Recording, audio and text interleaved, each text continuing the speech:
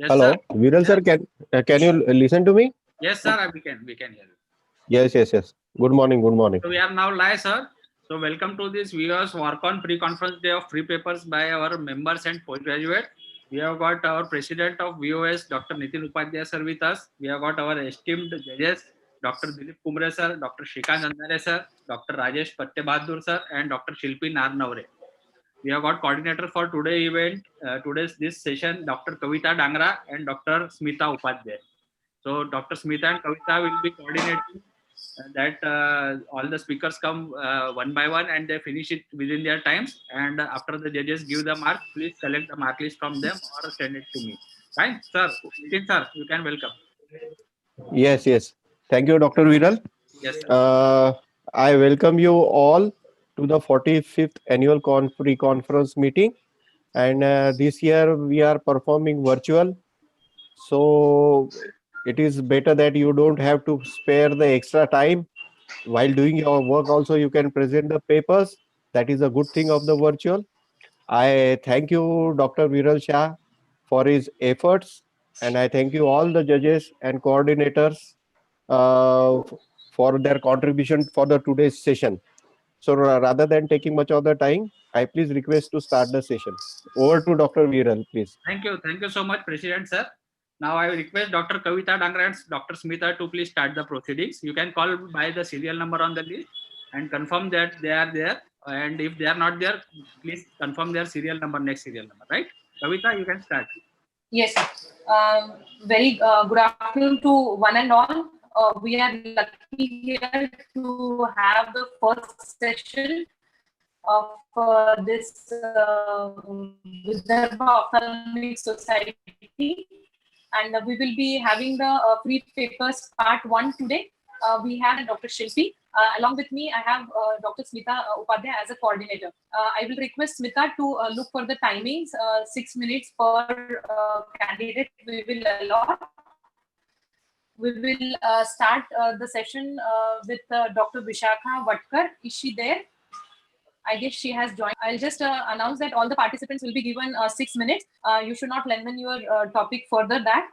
You have to share your screen from your side, and her number could be is serial number 1. So I request all the judges to just proceed with the marking list they have with them, and I request Vishakha, and second is Roshni Ramteke. Is she there?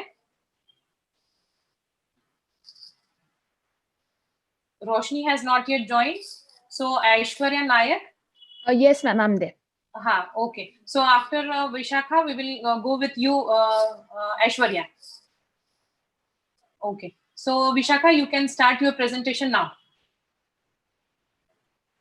Unmute yourself. Share your screen and then start presenting. You will be asked questions by your judges after you finish your presentation.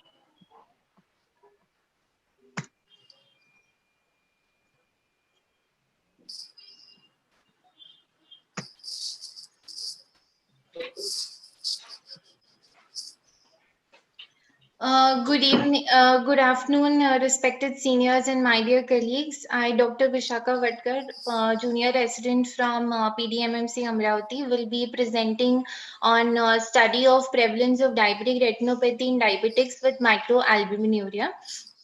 Diabetic retinopathy is the leading cause of new cases of legal blindness among working age individuals. The main risk factors for development or progression of diabetic retinopathy are duration of diabetes, poor glycemic control, and hypertension. The sensitive marker for detection of diabetic nephropathy is to estimate the excretion of microalbumin in urine, and for the detection of diabetic retinopathy is to have a fundus evaluation after pupillary dilatation. The concordance of microalbuminuria and DR has been well reported in persons with type 1, but for type 2 diabetics, there's paucity of such data. Diabetic retinopathy is responsible for 4 to 4.8% of the 37 million cases of blindness throughout the world. The present population-based study was carried out to estimate the prevalence of microalbuminuria in type 2 diabetes and reports its influence as a risk factor for the presence and severity of DR. This study was conducted on 160 patients with type 2 diabetes who came to Department of Ophthalmology in our hospital. Patients diagnosed with diabetes mellitus in accordance with WHO criteria where fasting BSL was greater than equal to 126 mg per deciliter or 2 as postprandial sugar level greater than equal to 200 milligrams per deciliter during an oral glucose tolerance test or symptoms of diabetes plus random blood sugar greater than equal to 200 milligrams per deciliter. Subsequent to completing preliminary data that include person questionnaire, patient's laboratory tests and ophthalmological examination were also done. All the patients with diabetes mellitus greater than 5 years of duration were included, whereas patients with macroalbuminuria, CCF, then hematuria, UTI, all acute and chronic kidney diseases were excluded from our study. 3 urine samples were taken during 3 to 6 months, and if 2 samples were positive, microalbuminuria was upformed. If the ratio of albumin to creatinine was less than 30, the patient was normal albumuric. Ratios between 30 to 300, it was microalbuminuric, whereas about 300 milligrams per gram revealed macroalbuminuria. Ophthalmological examination was done and patients were categorized as no retinopathy, mild non-proliferative diabetic retinopathy, moderate NPDR, severe NPDR, and proliferative diabetic retinopathy. Then a total of 160 patients with empty females where 87 males were included in this study. Average age was 62 plus minus 9 standard deviation years, and patients' duration of diabetes was between 5 to 25 years. The duration of diabetes was between 5 to 10 years in 40% of the patients, between 11 to 15 years in 35%, and more than 15 years in 25% of them. This table shows a relationship of duration of diabetes and different types of retinopathy. Overall prevalence of diabetic retinopathy was 30%, but prevalence of diabetic retinopathy in normoalbuminuric patient was 24.1%, whereas in microalbuminuric patients was 45.4%. 30% of the patients had retinopathy, out of which 12.5% had mild NPDR, 10% had moderate, whereas 2.5% had severe, and 5% had proliferative PDR. Out of 160, 20 patients had diabetic retinopathy with microalbuminuria, and the p-value came out to be 0.008. Association of microalbuminuria and DR was statistically significant. P-value was less than 0.05. Examination of urine samples in 116 subjects at 72.5% showed normal range of albumin excretion, normoalbuminuria, and 27.5% of the patients were microalbuminuric. The following table shows significant relationship between different grades of retinopathy and albuminuria. So here we can see that 116 patients were normoalbuminuric, 44 were microalbuminuric. Out of those 44, 9 had mild diabetic retinopathy, whereas 4 had proliferative type of diabetic retinopathy. Previously carried out studies yielded different rates between 16 to 53.4% for retinopathy, whereas this study shows overall prevalence rate of DR around 30%. Parving et al. Reported incidence rate of 22% of microalbuminuria and type 2 diabetes, whereas Lunet reported incidence rate of 15%, whereas 27.5% type 2 diabetes patients had microalbuminuria in this study. Erasmus et al. Showed that in 113 patients suffering from non-insulin dependent diabetes, the incidence rate of microalbuminuria is as high as 54% among males and 59% among females. Prevalence of retinopathy was 16%. They concluded that microalbuminuria may not predict retinopathy and occurs independently from either poor glycemic control or elevated blood pressure levels. The association between microalbuminuria and diabetic retinopathy observed in the present study could be explained by the view that microalbuminuria might represent a state of generalized vascular dysfunction. Further prospective studies should be carried out to evaluate the effect of lowering albumin excretion on the reduction of blood vessel damage.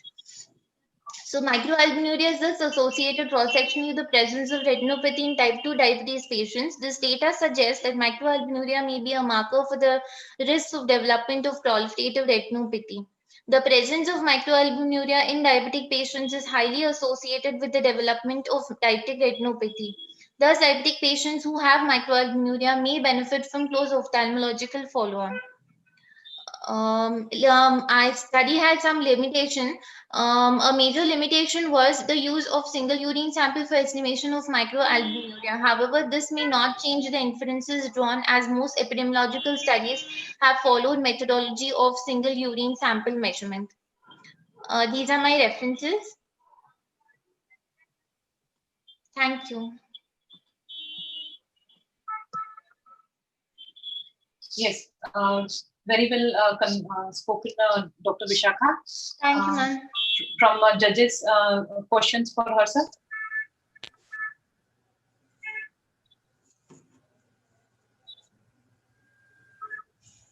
Andhare, sir. So unmute yourself. Sir. No, nothing specific. Thank you. Dr. Shilpi. Yes. I just wanted to ask, see, this is proven that presence of microalbuminuria is predisposing to the development of diabetic retinopathy. It would be better if you have done a prospective study in which you must have taken whether it is, if it is taken care of, so you see the progression in the diabetic retinopathy or not. Because this factor specifically. Okay, rest, everything is okay. It's a good presentation.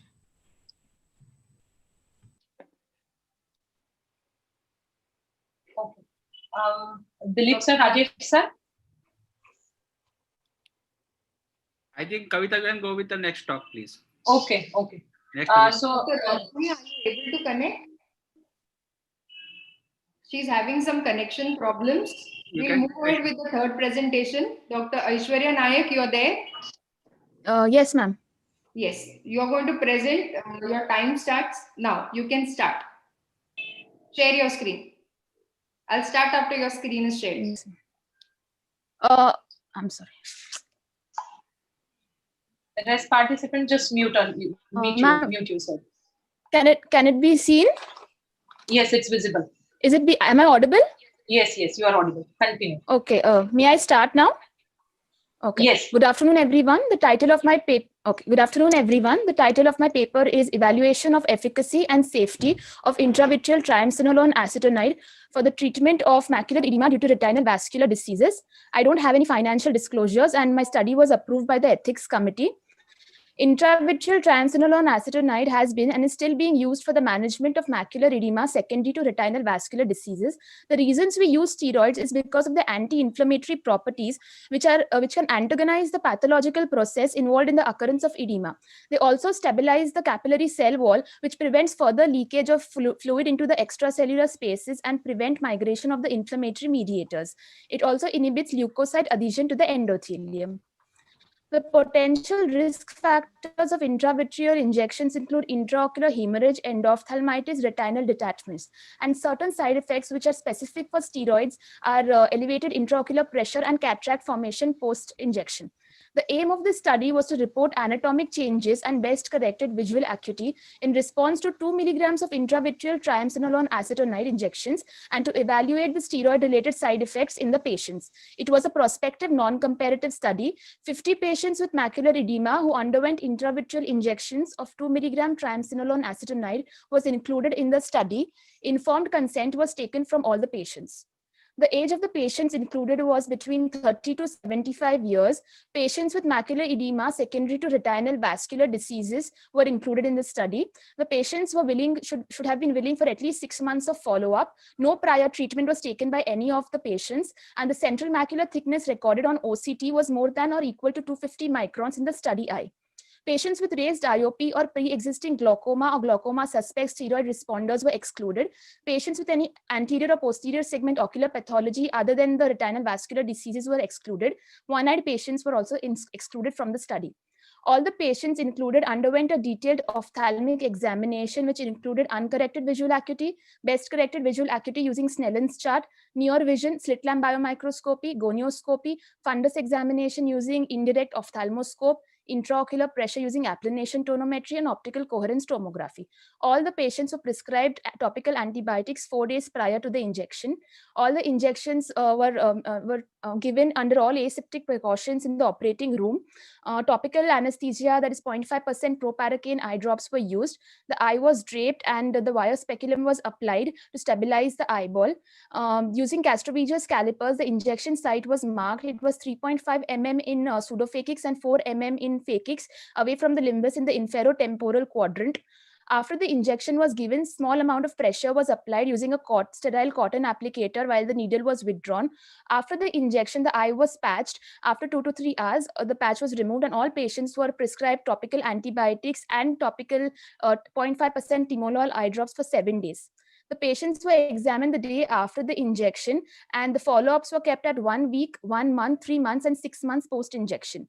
The main assessment on follow-up was best corrected visual acuity, intraocular pressure, and optical coherence tomography. Slit lamp microscope done to demonstrate and monitor the progression of lens opacities. Re-injections were performed in case needed. All injections were administered by the same surgeon, and recurrence was defined as a decrease in best corrected visual acuity and increase in macular thickness on optical coherence tomography. The chi-square test was used to compare categorical values, and the student's t-test was used to compare numerical variables. A p-value of less than 0.05 was considered to be statistically significant.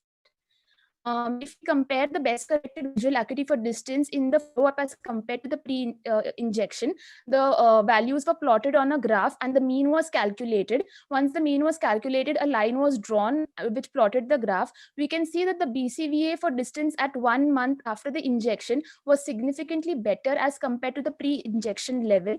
However, the BCVA at 3 months and 6 months did not improve as compared to the 1 month best corrected visual acuity. The 23 patients out of 50 patients required a second injection at the end of 3 months. However, we can see that the visual acuity did not improve that much at the end of 6 months. However, if we see the BCVA at 6 months and the BCVA at pre-injection level, it was statistically significant and the p-value was less than 0.05. The central macular thickness record OCT in the follow-ups was compared to the initial CMT, and again the mean value was calculated and a graph was plotted. We can see that the CMT has reduced significantly in the first month. However, many patients did have a recurrence in the macular edema at 3 months post-op. However, 23 patients who underwent a second injection, we can see that the CMT has reduced at 6 months follow-up. If we see this difference in between the 6 months central macular thickness and the pre-injection CMT, we can see that there is a significant reduction and it was statistically found to be significant. This is the OCT image of a patient pre-injection where the CMT was 856 microns and the OCT of the same patient at 1 month follow-up, which shows a 484 micron CMT. There was a significant improvement. However, this patient did require another injection. Increase in the intraocular pressure was recorded. We can see that at 1 month and 3 months, there has been an increase in the intraocular pressure as compared to the pre-injection level. However, it was not statistically significant. 2 patients did require medical management because their intraocular pressure went about 30 millimeters of mercury. However, they were medically managed and no surgical interventions were required. Out of 50 eyes, 36 eyes were phakic at the beginning of the study. 22 eyes had mild to moderate lenticular opacities. There was progression of lens opacities in 13 eyes during the follow-up. No cases of endophthalmitis or retinal detachment were noted in my study. The patients in my study showed a significant improvement in the best corrected visual acuity for distance and near after intravitreal triamcinolone. However, the improvement was not significant after repeated injections. Increase in the IOP was not statistically significant. I would just like to say that intravitreal triamcinolone is useful in stabilizing. Yes, I just want to conclude by saying that in a poor country like ours, where majority of the people cannot afford the anti-VEGF, so intravitreal triamcinolone can be a good option. Right. Okay, so we invite questions from the judges now. Dr. Andare, sir. I think Dr. Rajesh Pattebadur sir has joined. He can ask some. Rajesh, Dr. Rajesh sir. Yeah, you have to unmute. Yeah, please, sir. Any questions? No, sir. Right now, I don't have any questions. Okay. Andare, sir. Yeah. Sir, please unmute. Ah. Aishwarya, Yes, sir. you check IOP at how many intervals after injections? So I checked it at the first week, at the end of 1 month, 3 months, and 6 months, till the end of my study, which was at 6 months. Okay. Means first checkup was done after injection. No, sir. The first checkup was done the day next to the injection. That is day 1 post-op. I did not check the IOP on that day. Only digitally it was felt, but actual measurements were done only after the first week. After first week. Yes, sir. Okay. So you thought that the IOP may not rise before 1 week. Sir, I had checked it. No, sir, it might increase before 1 week. However, I had felt the IOP only digitally. I did not record it on applanation on the first day. Okay. And you have given only timolol. Yes, sir. Timolol 0.5% eye drops. But suppose pressure rises in spite of timolol within first week. Nothing more was done. Yes, sir. Because you didn't check it. No, sir. If it does increase, then we can perform. We can also start medical management, like give oral acetazolamide, or we Then can how even will we know that it is increased or not unless until we check it? yes, sir. So you deferred your checkup for 1 week post injection. Yeah, in this. We had checked the IOP also digitally on the first day post-op, but not a actual measurement. Okay. You have repeated the injection in cases of recurrent macular edema. You Yes, have done sir. the OCT at what follow-ups? First week, first month, third month, and 6 months. What is the effect of IVTA? For how much time it stays? In my study, I could find it was effective for 3 months. I found it effective for 3. I'm not asking in your study. What is the time?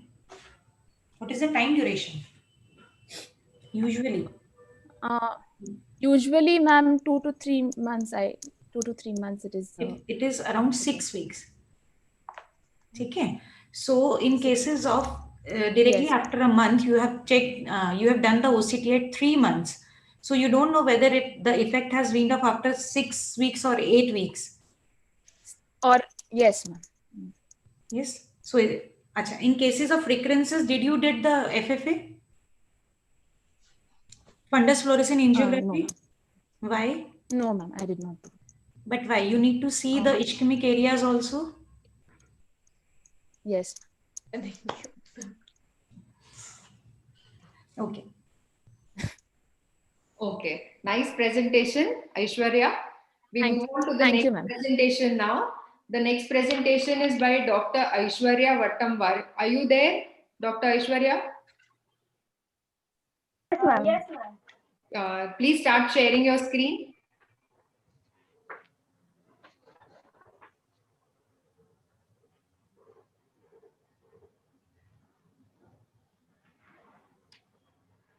नाम बोलने की जरूरत नहीं है, वो अपने नाम ले रहे अपने तारा खुल क्यों नहीं रहे हो?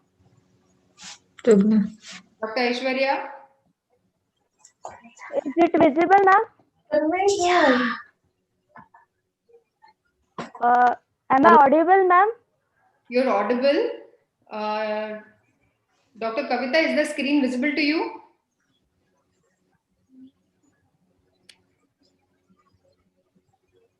Yes, it's visible from my side. Okay, then you can start. Okay, ma'am.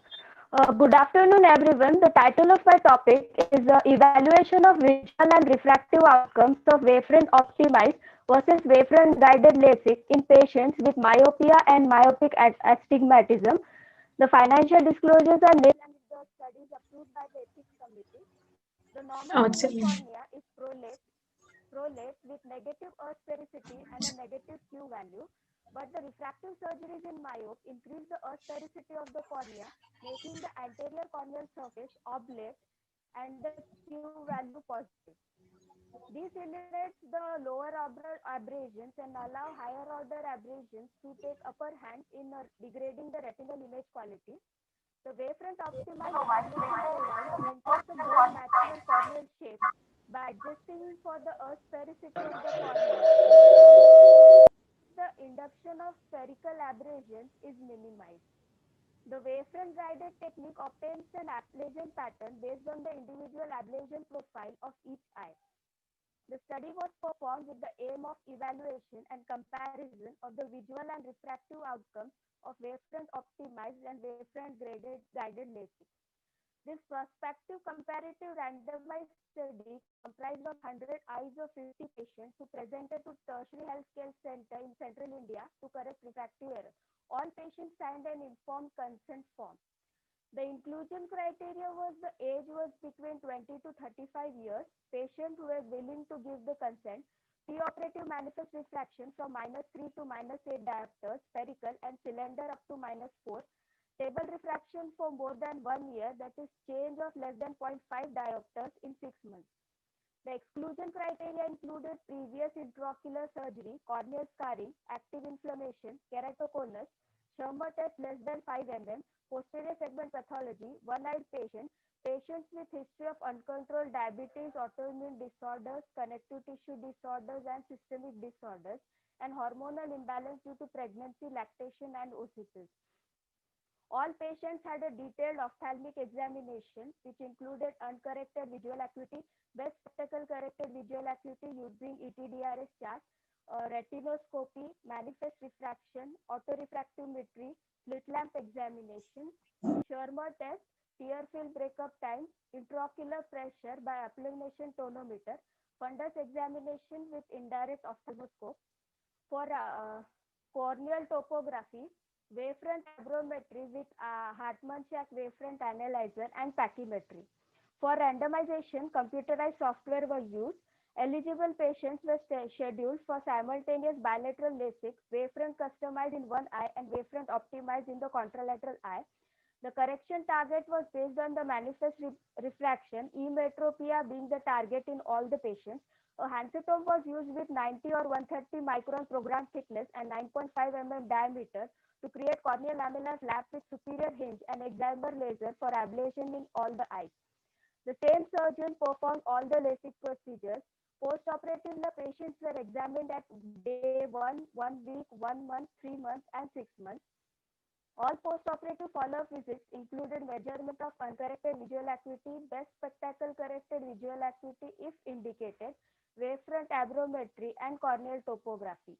Student t-test and chi-square test were used for the analysis, and p-value of less than 0.05 was considered as statistically significant.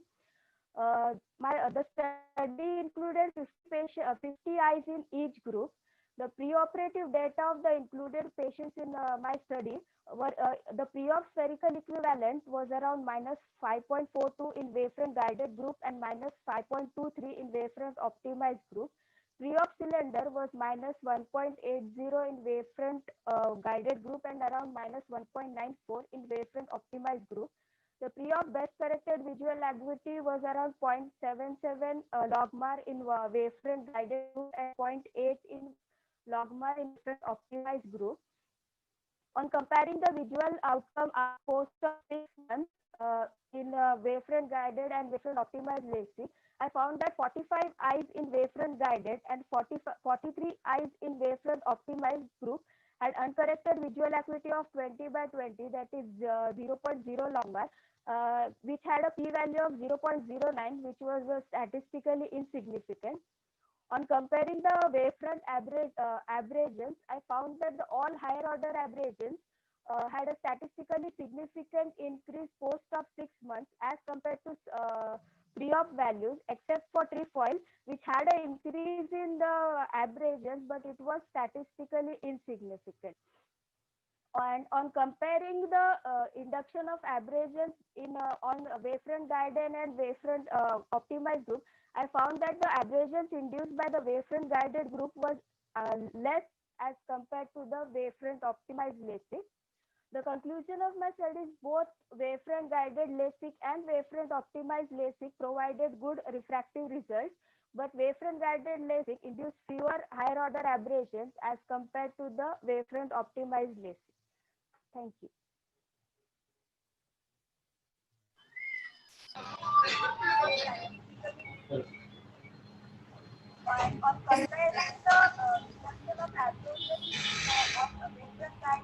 Nicely presented, Aishwarya.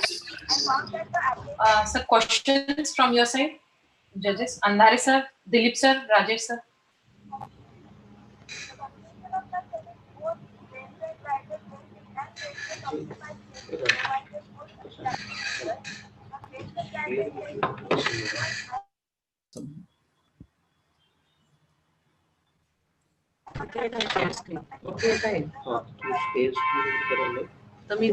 So, Any questions? should we proceed?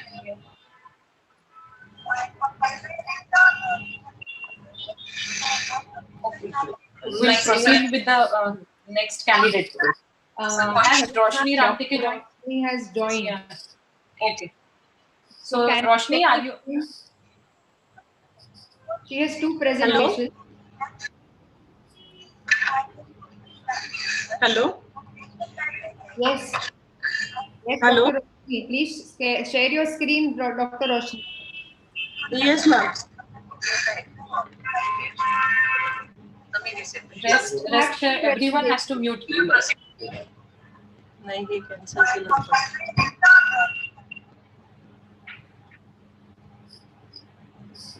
Is Dhanashri Taide joined? Dhanashri. So next is Aarti More. Has she joined? Aarti? Ma'am, Dhanashri is online. Achha, you are there, Dhanashri? Yes.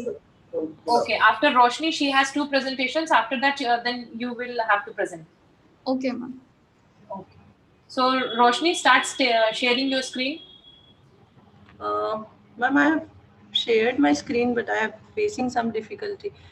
Just wait. Okay. By that time, should we start with Aarti More? Sorry, Dhanashri, are you there? Yes, ma'am. So, sir, then we will start with Dhanashri, sir. By the time, Roshni, just get the things done. So, Dhanashri starts sharing your screen.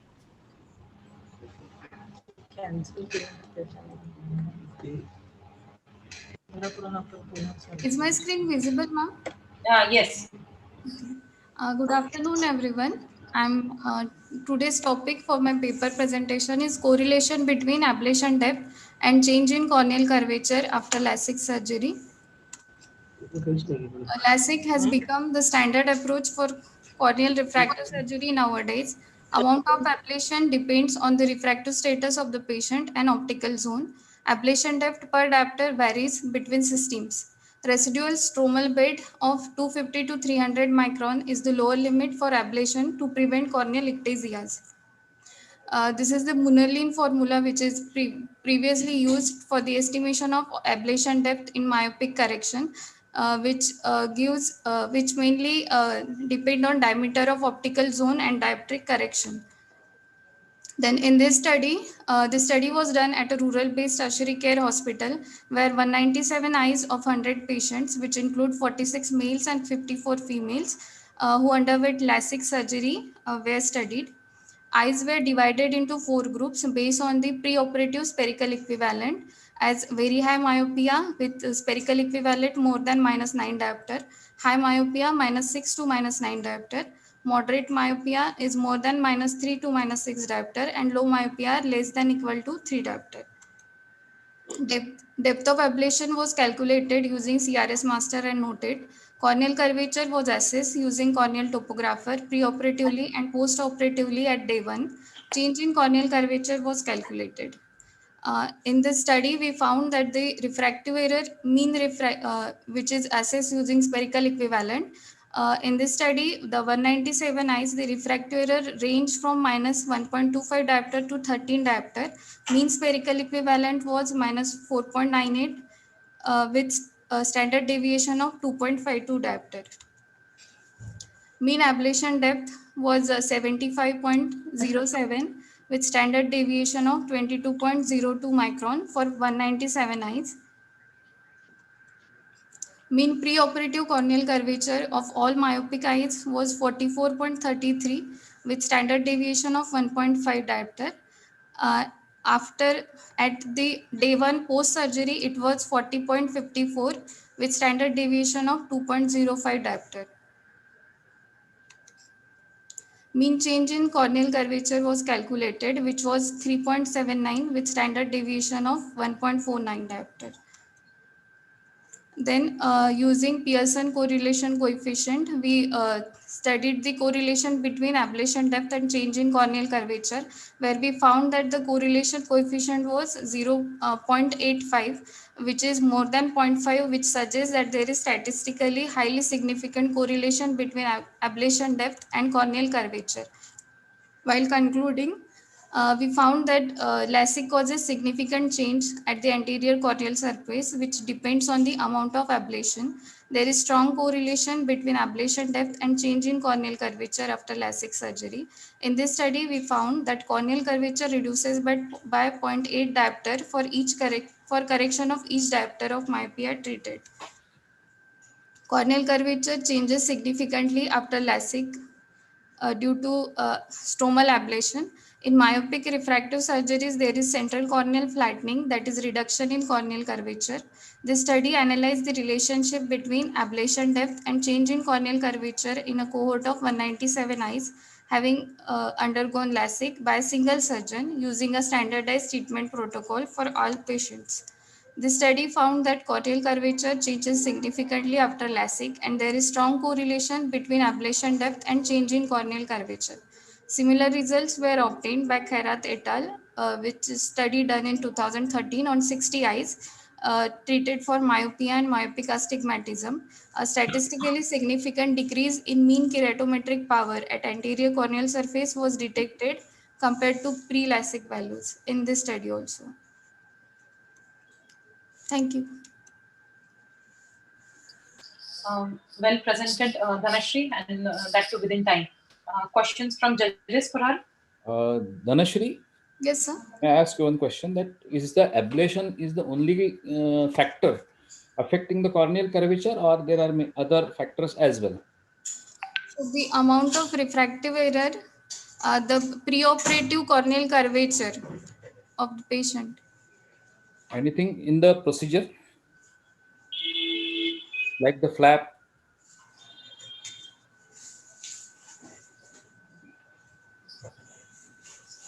So you took that only ablation and you study only that part of it. Yes, sir. I had one question, two questions basically. Yes, sir. Please continue. Nicely presented, but I had two questions. One is the message from your study or the presentation.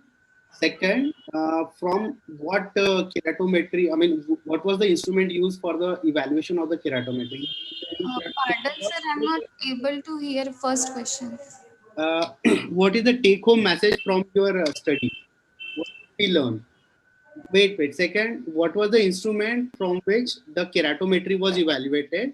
And after what keratometry you suspect a patient to have a keratoconus? These are three questions. Thank you. Sir, in this study, we found that for each diopter correction of refractive error, there is change in corneal curvature by 0.8 diopter. And ablation depth for the correction for the each diopteric correction, ablation is around 14 to 16 micron ablation depth. I think that would be take home message. And for the second question, we use a topographer for the measurement of corneal curvature. Which topographer? Topcon. Maybe what pentacam? What was that?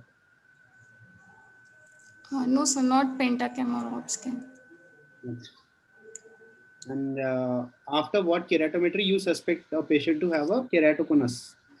That you have to. That is the main concern before doing the LASIK. When it is more than 47.2 diopter.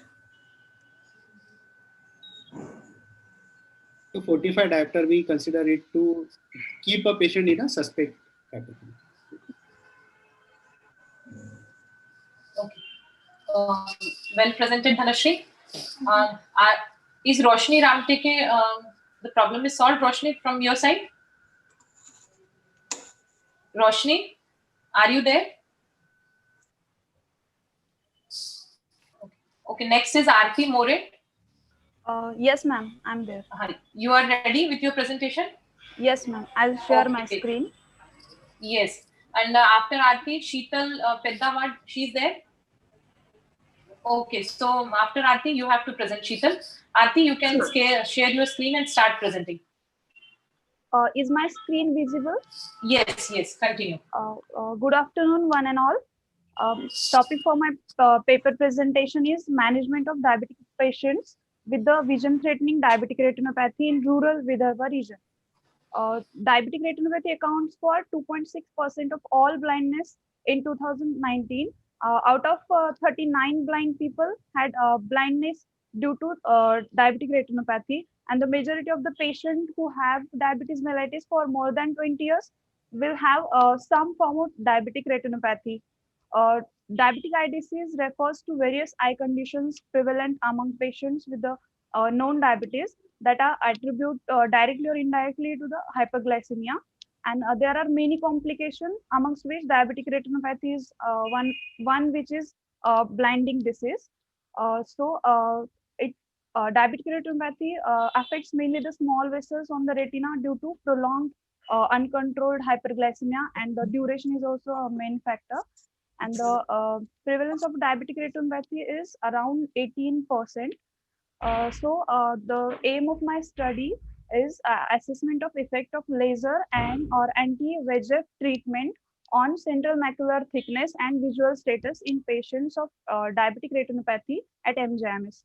The objectives were to assess the change in central macular thickness and the change in visual status before and after treatment.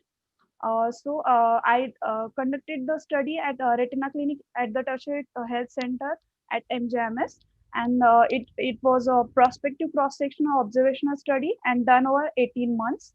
The study population was 220 eyes of 153 type 2 diabetic patients with the vision-threatening diabetic retinopathy. They were treated with anti-VEGF, pan-retinal photocoagulation, or both, and were followed up 3 to 4 months after that. And central macular thickness and visual acuity was assessed. The inclusion criteria were the newly diagnosed diabetic retinopathy patients who attended the retina clinic and who required laser treatment and anti-VEGF treatment, or both. And exclusion criteria were those who did not give consent, or the eyes with the hazy media because of corneal opacity or dense cataract, or and also the patients who received laser treatment earlier and also with the mixed retinopathy were excluded. And the medical and ocular history were taken, and preliminary eye examination was done, in which I recorded the visual acuity with the ETDRS chart, and also done a intraocular pressure and slit lamp examination was done to rule out the intersegment pathologies, and fundus examination done with the direct and indirect ophthalmoscope, and also with the slit lamp biomicroscopy with 90D to look for the diabetic macular edema, and which was further confirmed with the optical coherence tomography and also fundus fluorescent angiography and USG scan was done wherever indicated, and the severity scale was decided on the International Clinical Diabetic Retinopathy Disease Severity Scale. And the treatment was done with the for the severe non-proliferative diabetic retinopathy and proliferative diabetic retinopathy, pan-retinal photocoagulation was done, and those with the those having diabetic macular edema were treated with the anti-VEGFs, and patients were followed after 3 to 4 months. The data was collected on a pre-designed study performer, and the results were entered in an Excel sheet. Collected data was in coded form and was entered and managed on the IPN47 database. And the protocol was approved by the ethical committee. 306 eyes were included in the study, out of which vision threatening diabetic retinopathy was present in 220 eyes. 86 eyes were excluded as they were not fulfilling the inclusion criteria. Amongst 220 eyes, 206 eyes completed the follow-up, out of which 94 were treated with the laser treatment, 75 were with the intravitreal, and 37 required both. I have categorized these into laser into L group, intravitreal into I group, and both into B group. And amongst the study population, the majority of patients were in 50 to 70 age group, and the visual acuity was mainly majority of the people had a moderate vision impairment, and the more vision impairment was seen in patients with increased central macular thickness. And the out of the 306 eyes, the DME was present in 117 eyes. In laser group, the vision at the first follow-up, we found that the visual acuity change in visual acuity was statistically significant, also in the intravitreal group. But in the laser and intravitreal combination group, it was not statistically significant.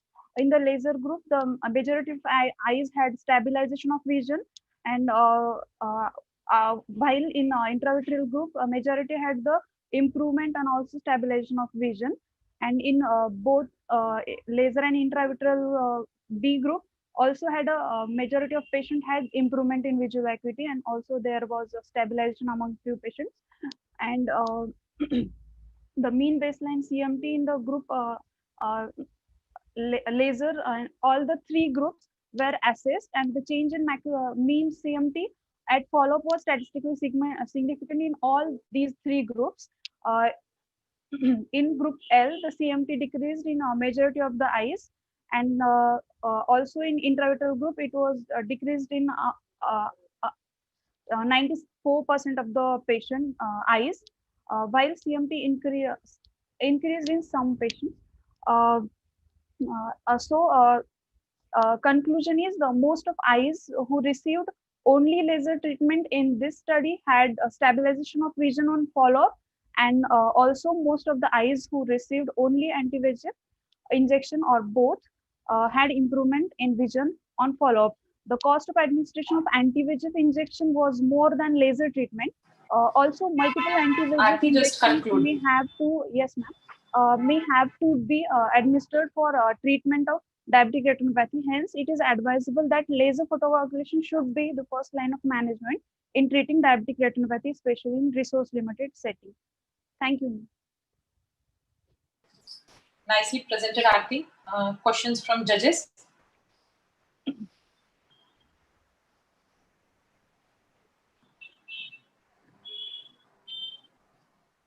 Aarti, which anti-VEGF injection was used? Is the same? The bevacizumab, Avastin, because it is affordable to the rural.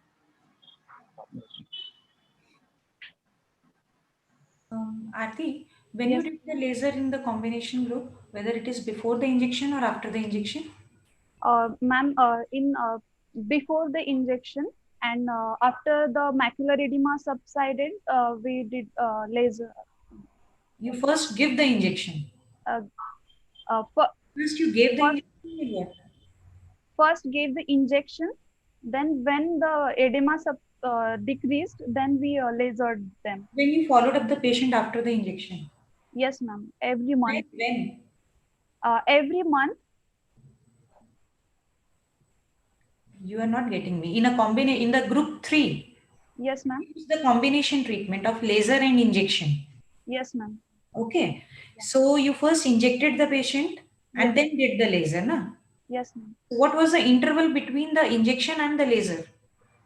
Ma'am, at every month we assessed the macular thickness on OCT, and whenever we find that the edema was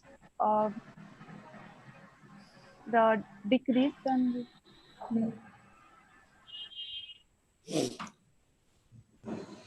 Okay, what you did in the group 2 where you only injected the anti-VEGF. So if there was edema after a month, because in your study you have written you have directly assessed the patients after 3 to 4 months. No, every month we assess the patient. Okay.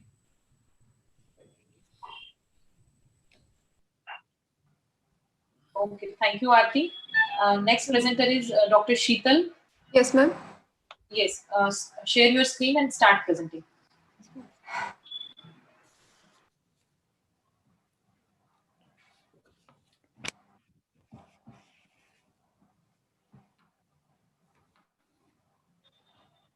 My screen is visible, ma'am. Yes, it is.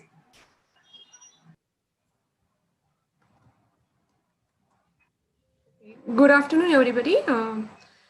My today's topic is screening of vitamin A deficiency in tribal Maharashtra, that is in Melghat. Vitamin A deficiency is an important nutritional disorder. Vitamin A is essential for vision, especially for the dark adaptation and normal epithelial growth and repair. Deficiency of vitamin A shows ocular signs and symptoms like light blindness, bitter spot, keratomalacia, and may land up in the blindness.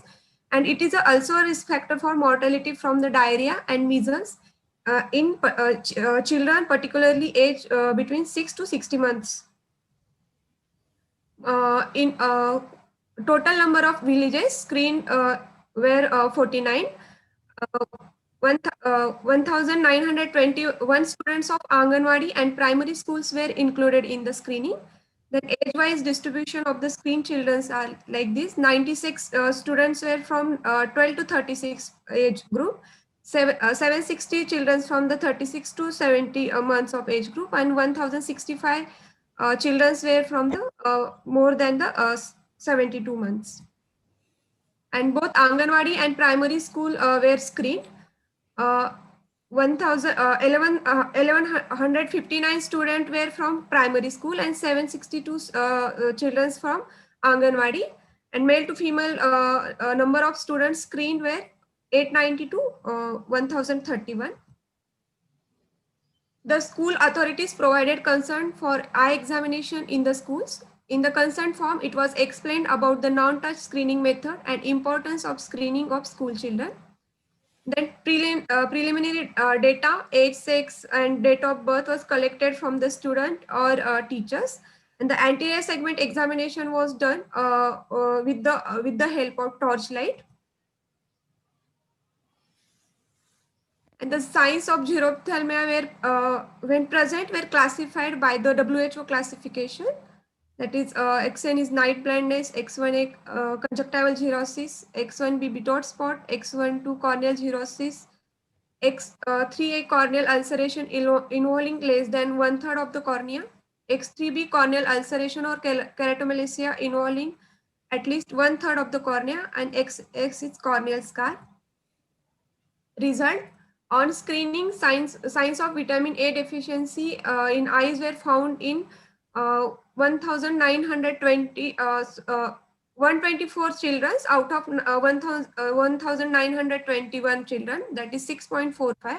Out of them, 118, that is 95.2 children were bilateral, and 4.8, that is 6 children were unilateral. And it was found that X1B is being most common stage of the vitamin A deficiency. Then it was found in bilateral cases, both eyes X1B 84, both eyes X1A 27, and one eye X1A and other eye X1B were found in 7 children.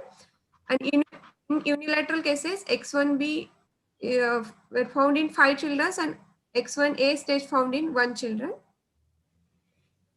In conclusion, early screening of vitamin A deficiency in Anganwadi and primary school is essential for taking appropriate action to avoid blindness due to the vitamin A deficiency.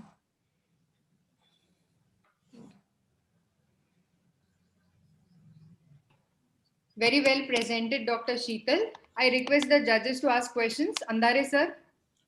Sheetal, you only Yes, statistically surveyed them, or you treated them as well? Yes, sir. We treated them also with the basically we referred them to the our hospital which is situated in the Melghat, Adharni, Utawli, and then we treated them with the vitamin A. When this Orally. study was done? Yes, sir. When was this study done? 2019, sir. Okay, 2019. Okay. Dilip sir, Rajesh sir, any questions? Dilip sir, we cannot hear you. Please unmute yourself.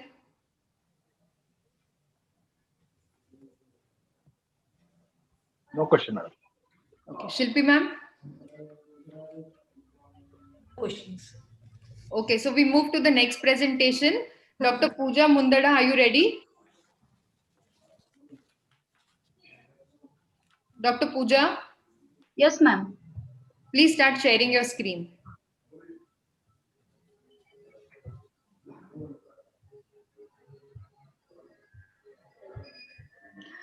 Am I audible, ma'am? You're audible. Share your screen.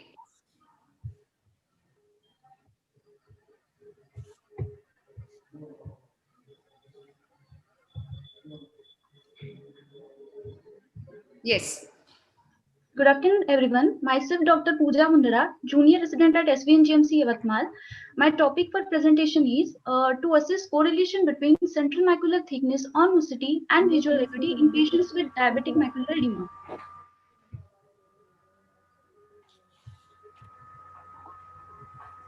Diabetic macular edema is the most common cause of visual impairment in patients with diabetes mellitus. It is caused by the breakdown of the blood retinal barrier, abnormal microvascular permeability, and consequent leakage of fluid and plasma constituents into the layers of macula.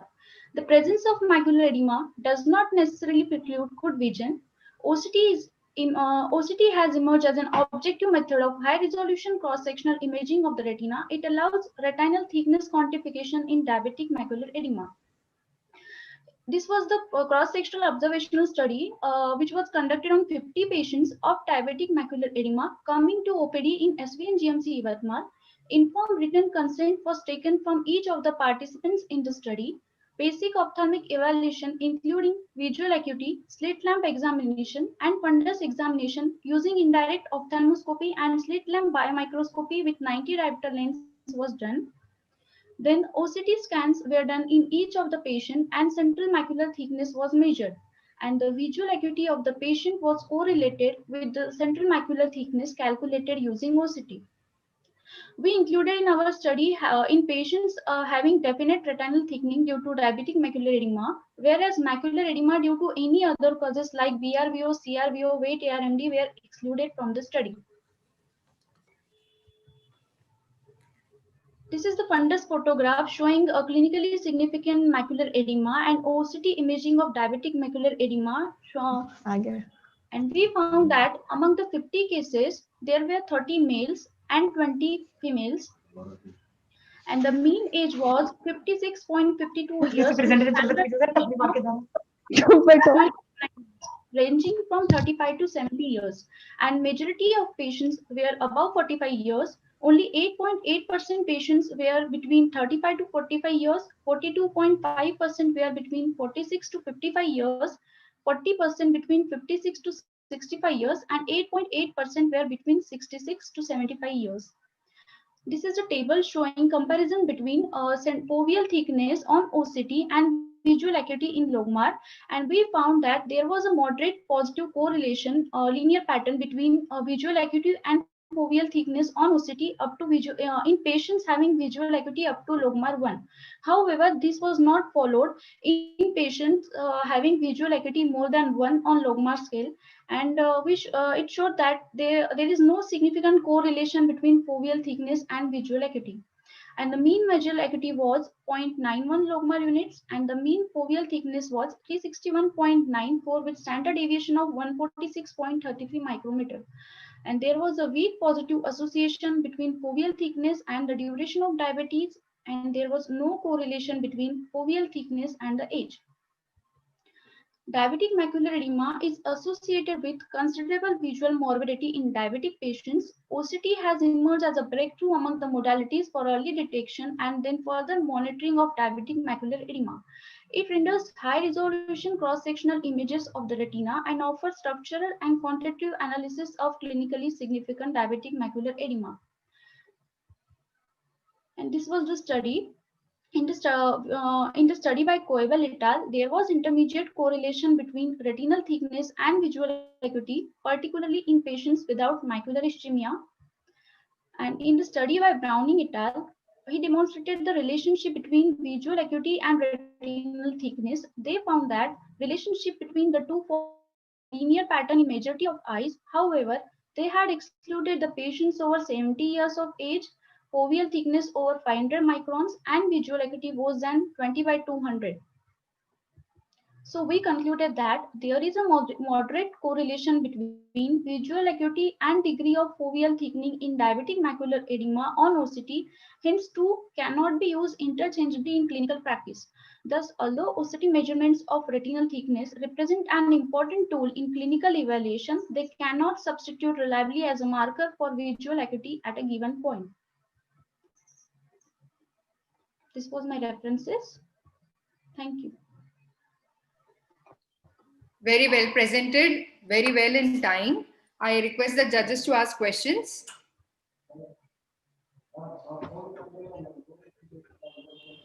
Dilip sir, Rajesh sir, Shilpi ma'am. I have a couple of questions. One is, what is the definite retinal thickness measurement means? Ma'am, retinal thickening within 500 micron of the center of the macula and hard exudate at or within 500 micrometer of the center of the macula, or retinal thickening of 1 disc diameter, at least one part of which within 1 disc diameter of the macula, where was considered as definite retinal thickening. CSME. I'm Yes. asking. Yes, I'm asking what was the lower limit when on OCT? What was the parameter that you said that it will be considered as a macular thickness or macular edema? More than 300 micron, ma'am. But in your study, you have shown 182 also, no?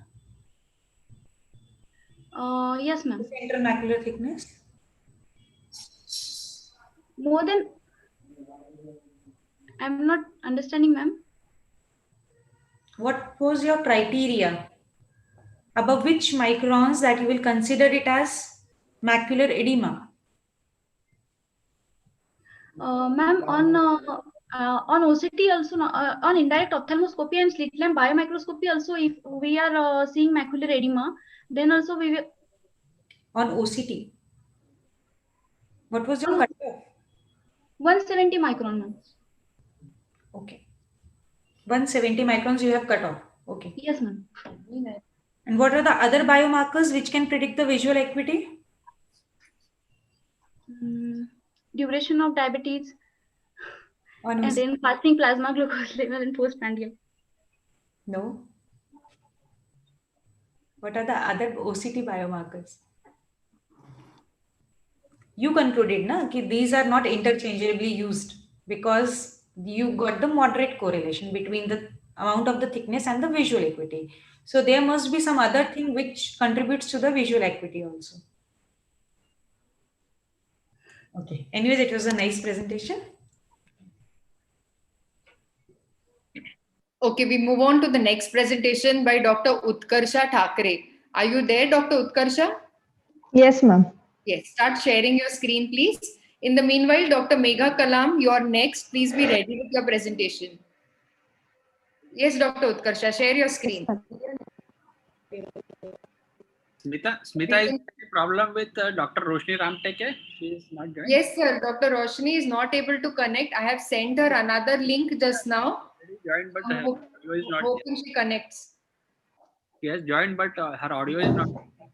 She has to reconnect from a different device. Yes, sir. So she is, I think, already connected with 2 devices. I can see 2 Roshni. But I have sent her one more link just now, just 2 minutes back, and asked her to reconnect. Ask her for the next presentation. We see if she's okay, sir. Yeah, please go ahead. Ma'am, is my screen visible? Yes, Utkarsha, doctor, you can start. Good afternoon, everyone. The topic for my today's presentation is surgically induced astigmatism in manual small incision cataract surgery done by junior residents. So, as we know, cataract surgery training forms the mainstay of residency teaching program. With continuous advances in cataract surgery, patients have higher expectations of surgical as well as visual outcomes. Surgically induced astigmatism has considerable impact on quality of vision, which is affected by surgical technique and the skill of surgeon. Obtaining proficiency in cataract surgical techniques therefore comprises one of the most important elements of the ophthalmology resident teaching program. Training of postgraduate medical students is the basis for all the ophthalmic surgeries because of longer learning curve. Hence, the study was conducted to estimate surgically induced astigmatism in manual small incision cataract surgeries done by junior residents to emphasize better surgical techniques. The aim of my study was to estimate surgically induced astigmatism in manual small incision cataract surgeries done by junior residents, that is JR2 and JR3, at the end of 1 month and 3 months. The study was conducted in Department of Ophthalmology of a tertiary eye care center. Patients of immature senile cataract with LOCS 3 grading of nuclear opacification 1, 2, 3, plus minus cortical, plus minus posterior subcapsular cataract, along with mature senile cataract were enrolled in the study. Patient with previous intraocular surgeries, that is keratoplasty, pre-existing astigmatism more than 2 diopters, corneal opacity, pterygium, prior diabetic or hypertensive retinopathy, complicated cataract were excluded from the study. Written informed consent was obtained from the patients. 28 patients were enrolled in the study with detailed ocular examination and systemic examination. Pre-operative ocular examination included keratometric estimation using autokeratometer GR 3300K. 28 patients underwent manual small incision cataract surgery by residents. All the surgeries were supervised by a single surgeon. Incision size, distance of the incision from limbus, and type of suturing technique was noted. Post-operatively, keratometric estimation was done at 1 month and 3 months. Surgically induced astigmatism was estimated using Hill's SI calculator version 2.0. So this is the Hill's SI calculator version 2.0.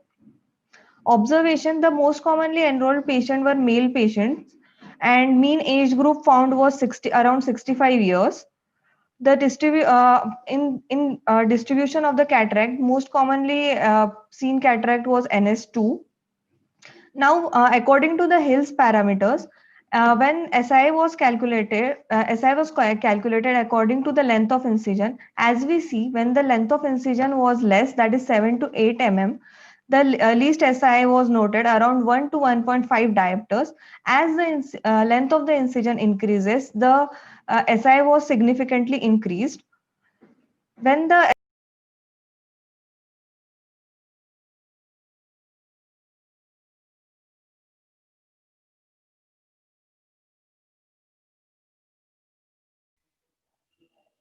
Please conclude. Utkarsha's mic is muted, I think. Am I audible, ma'am? Yes, you're audible and your time is nearly up. Please conclude. Yes, ma'am. So when SI was calculated at the post-operative 1 month and 3 months, the most commonly seen SI was 1.5 to 2.5 diopters. So from this study, I conclude that either due to greater incision length or suturing pattern or improper distance from the limbus, the SI in most of the cataract surgeries by junior residents was about 2 diopters. These are my references. Thank you. Okay, Dr. Andari sir, any questions? All the surgeons use the same length of incision or different? Sir, it was noted different incisions, like we calculated different length and yes, different sir. distance from the limbus. Yes, sir. So obviously all the results are then accordingly. Yes, sir. Dr. Shilpi, any questions? Did you took the keratometric readings, whether to take the incision superiorly or temporally or anything?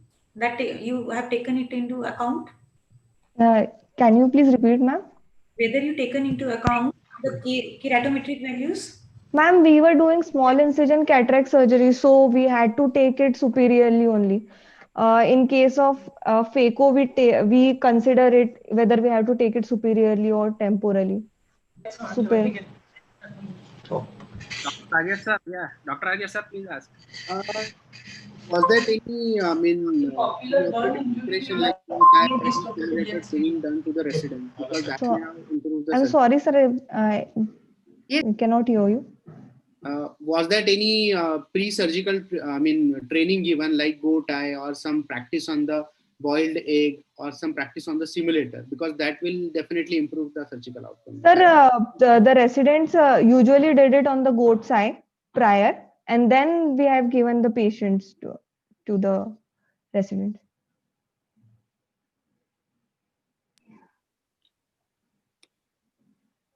Okay, thank you, Dr. Utkarsha. Dr. Roshni, are you able to connect? Thank you. Well done. Dr. Roshni?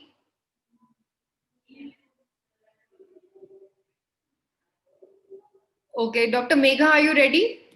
Yes, ma'am. Yes, Dr. Megha, please share your screen.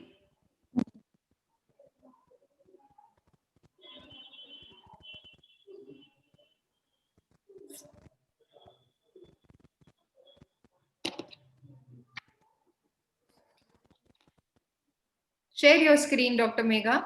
Yes, ma'am. Yes, ma'am. Dr. Riddhi Vora, please be ready.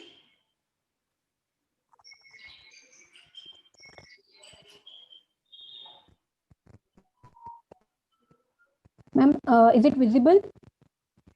Yes, it is visible. Ma'am, am I audible? You're audible. Please start. Okay. Good afternoon, everyone. Myself, Dr. Megha Kalam from Indira Gandhi Government Medical College, Nagpur. I'm presenting a paper on clinical profile of open-angle glaucoma patients at tertiary care center. Glaucoma is a group of eye disease with multifactorial etiology characterized by acquired loss of retinal ganglion cells, progressive optic neuropathy with morphological abnormalities in the optic nerve head, visual field defects. Raised intraocular pressure is a major risk factor. Glaucoma is still today a mystery, leading cause of irreversible blindness, second leading cause of blindness after cataract worldwide, heavier burden in the least developed countries. According to study done by H.A. Quigley in year 2020, 79.6 million people will suffer from glaucoma and 5.9 million people with open-angle glaucoma will develop bilateral blindness. According to study done by George R. Vijaya L. Glaucoma in India, in year 2010, it was estimated 11.2 million people were suffering from glaucoma and 6.48 million people were affected by open-angle glaucoma. Population-based studies report prevalence of glaucoma in between 2 to 3%.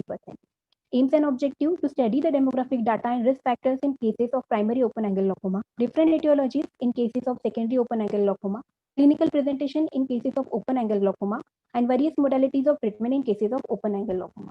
Material and methods: observational cross-sectional study. Study site was Tertiary Care Hospital, Nagpur. Study population was general population attending OPD. Sample size 129 and study duration was for 24 months. Inclusion criteria: patients of age greater than 40 years with suspected glaucomatous disc changes, intraocular pressure greater than 21 mmHg, successive automated perimetry suggestive of glaucomatous field defect, already diagnosed and on treatment of glaucoma, and open anterior chamber angle. Exclusion: patients not willing for enrollment, having anterior segment and posterior segment pathologies, having angle closure glaucoma. Patients were evaluated under following headings: patient details, presenting complaints, family history of glaucoma, history of any systemic risk factor, visual acuity and intraocular pressure, slit lamp examination and gonioscopy, fundus photography, OCT, visual fields, and treatment modality. Observation and results. In this study, primary open-angle glaucoma was more common than secondary open-angle glaucoma, that is 75.19% of primary open-angle glaucoma. Gender-wise distribution, female were more common than male, that is 56.58%. Pseudo-exfoliation syndrome was more common cause of secondary open-angle glaucoma, that is 46.87%, followed by pigmentary glaucoma, uveitic, neovascular, glaucoma due to trauma, and glaucoma due to corticosteroids.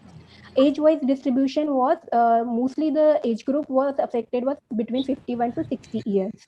Occupation-wise distribution, housewives were more commonly affected than laborers and professionals. Mostly the patients were asymptomatic, that is 63.56%, followed by diminution of vision, pain in eye, and headache. Then risk factors, hypertension was the most common cause associated, that is 43.41%, followed by diabetes, myopia, coronary artery disease, family history of primary open-angle glaucoma. Cup disc ratio was found greater than 0.5 in 100% patients, NRR thinning in 100% patients, and peripapillary atrophy, sign, and disc hemorrhages were also found. Average mean deviation and average RNFL thickness, they were divided into mild glaucoma, moderate glaucoma, severe glaucoma according to mean deviation, and these were the values. And accordingly, mild glaucoma, moderate glaucoma, severe glaucoma, the average RNFL thickness was calculated. Treatment modalities, 87% underwent medical treatment, 7% underwent surgical, and 6% underwent combined treatment. Conclusion, in our study, open angle glaucoma, the primary cases were more than the secondary glaucoma, though in our study, men to women ratio was 1.3:1, which is not very significant. Women can be an important risk factor for primary open angle glaucoma. Though myopia and family history were less common risk factors, these patients should be evaluated in timing and educated regarding the risk of primary open angle glaucoma. Most of our patients were asymptomatic, so the patients with above mentioned multiple risk factors must be made aware of primary open angle glaucoma. And 43% patients were hypertensive and 37.20% were diabetic. So these patients can be considered as a primary open angle glaucoma high risk population. In this patient, more efforts are required for early screening and education in primary open angle glaucoma. So the take home message is the patient should be aware of various risk factors they may have, which may alter the course of primary open angle glaucoma. Thank you. Nice presentation, doctor. Questions from the judges, please.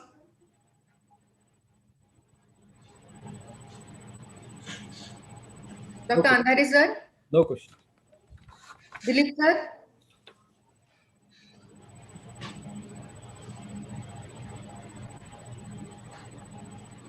Rajesh sir? Shilpi ma'am? No questions. Okay, we move on to the next presentation then. Dr. Riddhi Vora? Yes, ma'am. Yes, please start sharing your screen. Yes, ma'am. Megha, stop your screen sharing. Yes, ma'am.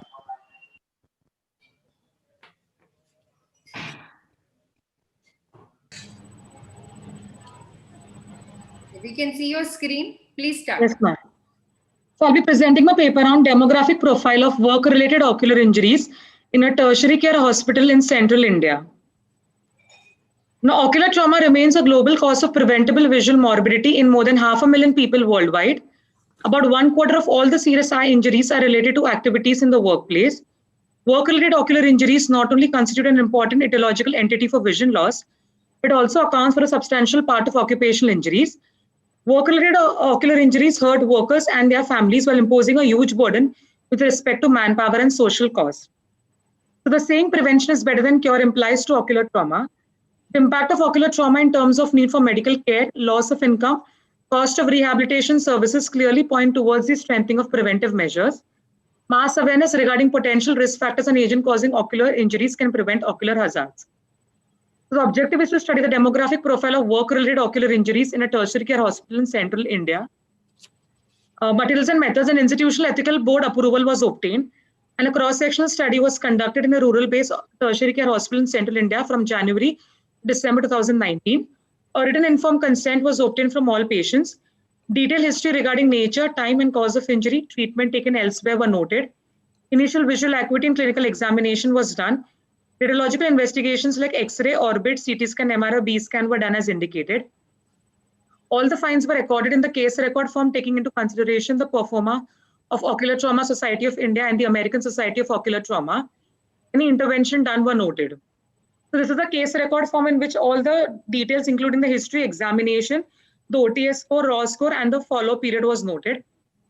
The inclusion criteria were all patients presenting with work-related eye injuries, that is agricultural, iron, steel industry, mining, and small-scale industry within 1 month since the time of injury.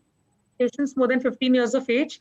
The exclusion criteria were patients suffering from fatal accidents, assault-related trauma, pre-existing underlying eye pathology, and injuries not occurring in work premises. Now, my observations were total number of 23 cases were reported in the time period of 1 year, out of which 14 cases were due to industrial work and 9 were due to farming. The age distribution, you can see the majority of the patient occurred in working age group of 30 to 45 years, with a mean age group of 43.43 plus or minus 12.73 years. Sex distribution majority, that is around 87% of the cases were males and 13% were female, with a male to female ratio of 6.6:1. Now, object causing injury, the most common object causing injury was metal, present in 44% of cases. 26% cases had injury occurring due to wood, 18% due to animal horn, and 4% due to plastic, stone, or glass. Time since injury, now around 57% of the cases, that is more than half the cases presenting within 2 days since the time of injury, whereas around 43% cases presented after 2 days of injury. Mechanism of injury, now about 90% of the patients suffered from open globe injuries as compared to around 10% which suffered from closed globe injury.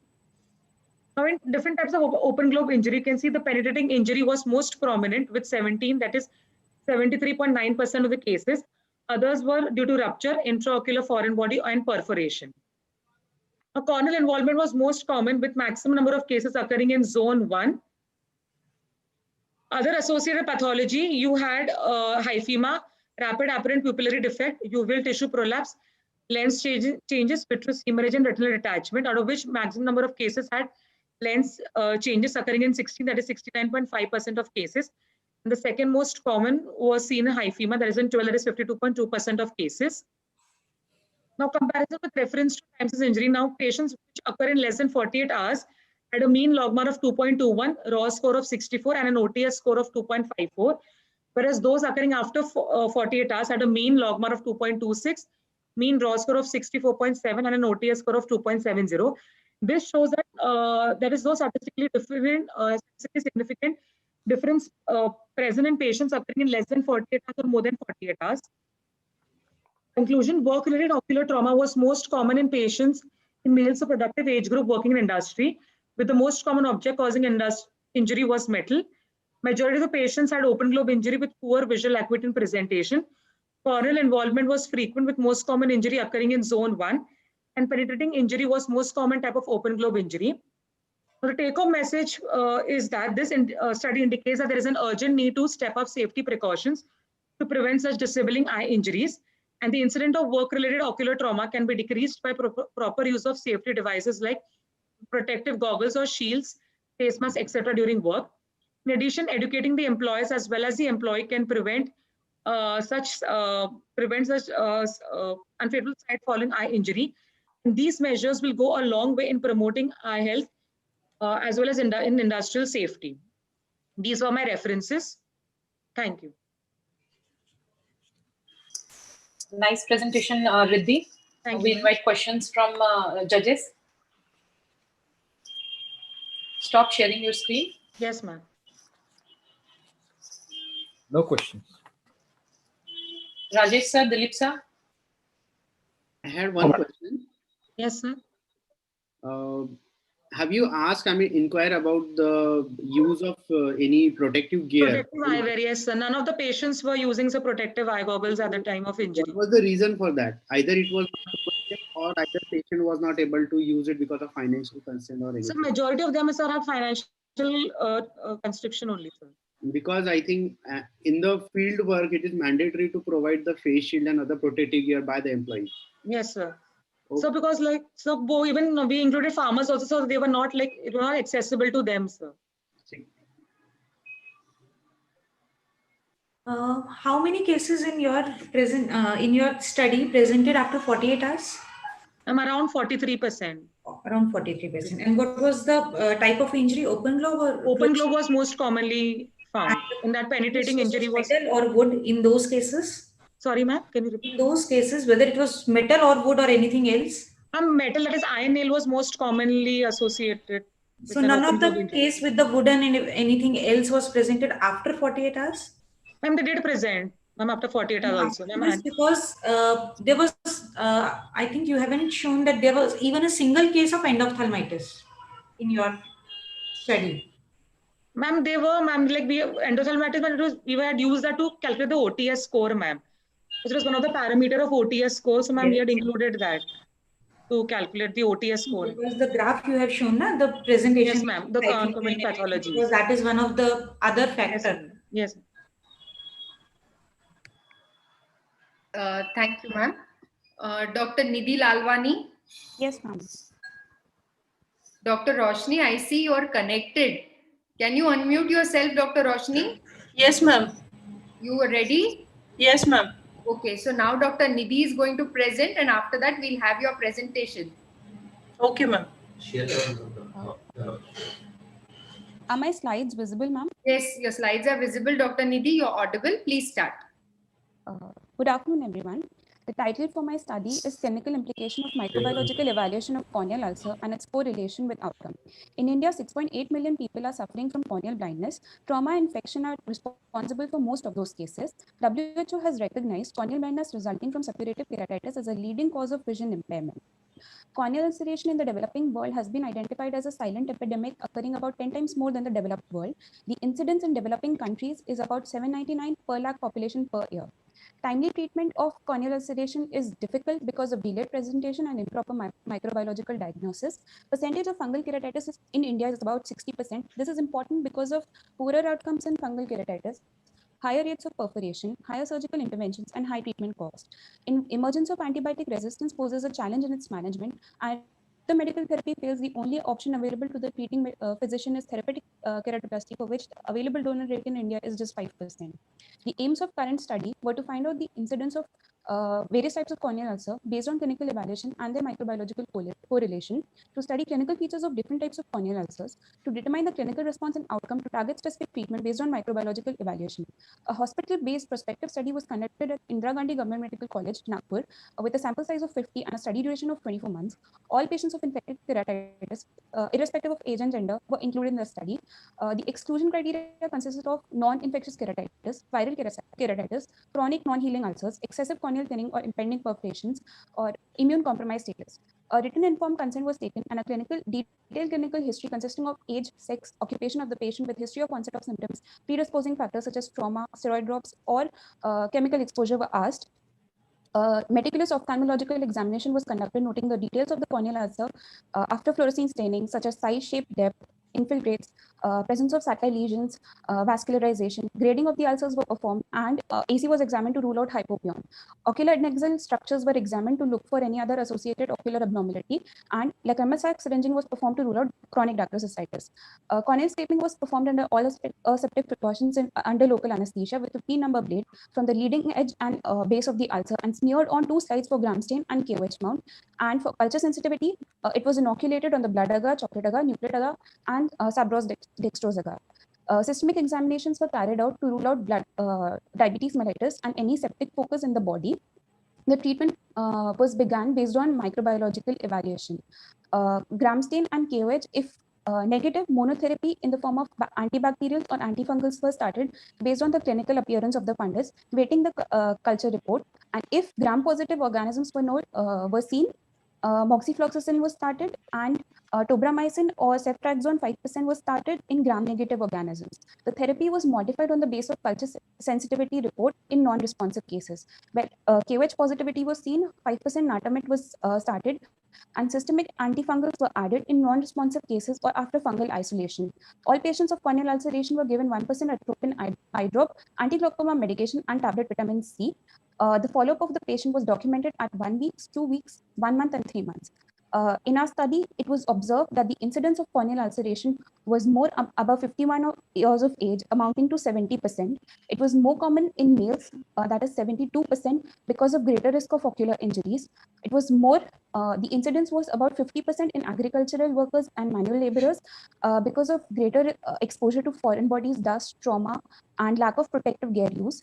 Ocular injury was one of the major predisposing factors in causation of corneal ulcers, amounting to 62% in our study. The nature of traumatic agent was mostly seen to be vegetative, amounting to 42% in our study. Among local risk factors, the use of inadvertent use of steroids was seen in about 16% of the cases. 12% had pre-existing ocular disease, 8% chronic darker cystitis. Microbiological etiological diagnosis could be established in 58% in our study based on growth on their culture. 58.6% were fungal in etiology and 41.4% were bacterial. The most commonly isolated fungus was Aspergillus, and the most commonly isolated gram-positive bacteria was Staphylococcus aureus, and gram-negative was Pseudomonas aeruginosa. The treatment outcome was said to be successful. The treatment outcome was said to be successful if corneal infiltrates resolved with or without subsequent scarring. It was seen in 64% of our cases. The visual acuity was compared at presentation and 3-month follow-ups. The percentage of patients who had vision more than 6/60 at 3-month follow-up was significantly more than the percentage who had vision more than 6/60 at the time of presentation. The percentage of culture-positive patients who had a healed scar was also significantly more than the percentage of culture-negative patients who had a healed scar. In conclusion, corneal ulcers were commonly seen above 50 years in males involved in agricultural work in rural areas. Vegetative trauma was the most important predisposing factor. Microbial growth was seen in 58% patients, with Pseudomonas being the most common bacterial isolate and Aspergillus the most common fungal species grown. Complete healing of corneal ulcer was seen in 82% of patients who were culture positive.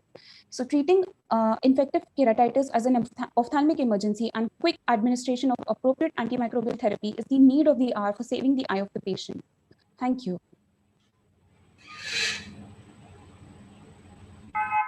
Well, please. Maybe you did study pathological, histopathological study of all the ulcers, or excluded traumatic ones, or all the ulcers? So we studied microbiological, we can all patients, right? Okay. And then after scraping, you send all of them to culture, or only which were non-responsive to treatment? No, sir, all of them. All of them were simultaneously inoculated for Gram-stain KOH and culture as well. Okay.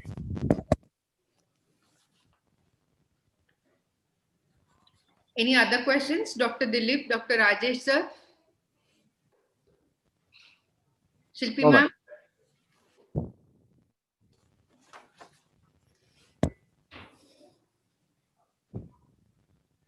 Okay. So we move on to the next presentation. Dr. Roshni, we start with your first presentation, ma'am. Unmute yourself.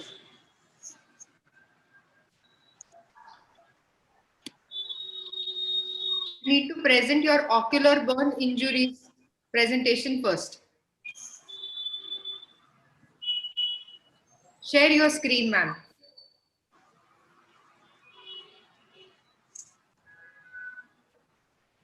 Unmute yourself. Yes, ma'am. Yes.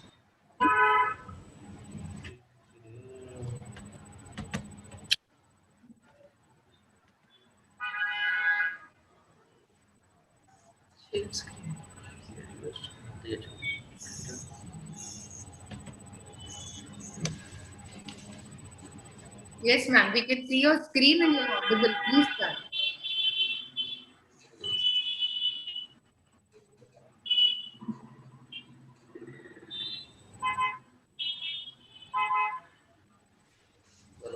Hello, everyone. I'm presenting a paper on ocular burn injuries caused by agri-cannon gun containing calcium carbide. Calcium carbide has been routinely used for the fruit ripening process in our agricultural industry. Recently, scientists at Indian Council of Agricultural Research have made a new mechanical device in which they have used this chemical compound, calcium carbide. And this mechanical device has been made to save our farms from monkeys. They have named it agri-cannon gun. Damage caused to our crop fields from birds, monkeys, pigs, and other vertebrates is high. It's significant, and it's more than 50% of the total crop. And this has become a huge concern to our farmers across the country. This gun uses small pieces of calcium carbide, few drops of water, and a gas lighter for ignition. Calcium carbide, when ignited, produces highly inflammable acetylene gas, which makes huge sound, and it deters the monkeys from fields. But this same acetylene gas can cause severe ocular and facial burns to the farmers when used inadvertently. The objective of our study was to determine the characteristics and the extent of injuries caused by this chemical in the carbide gun. We included all such patients injured with this gun, and we conducted a prospective study. We documented the features of injury and recorded the management done by us and recorded the clinical outcomes. Our conclusion was the farmers were using this calcium carbide gun in their fields are prone for severe ocular injuries, and they can have irreparable damage with visual disabilities. This is the original gun made by the scientists. It is made up of MS steel and it is plated with cadmium. The cost of this gun is rupees 3,500. It contains of 4 main parts. This is the cannon drum, and this is cannon bore.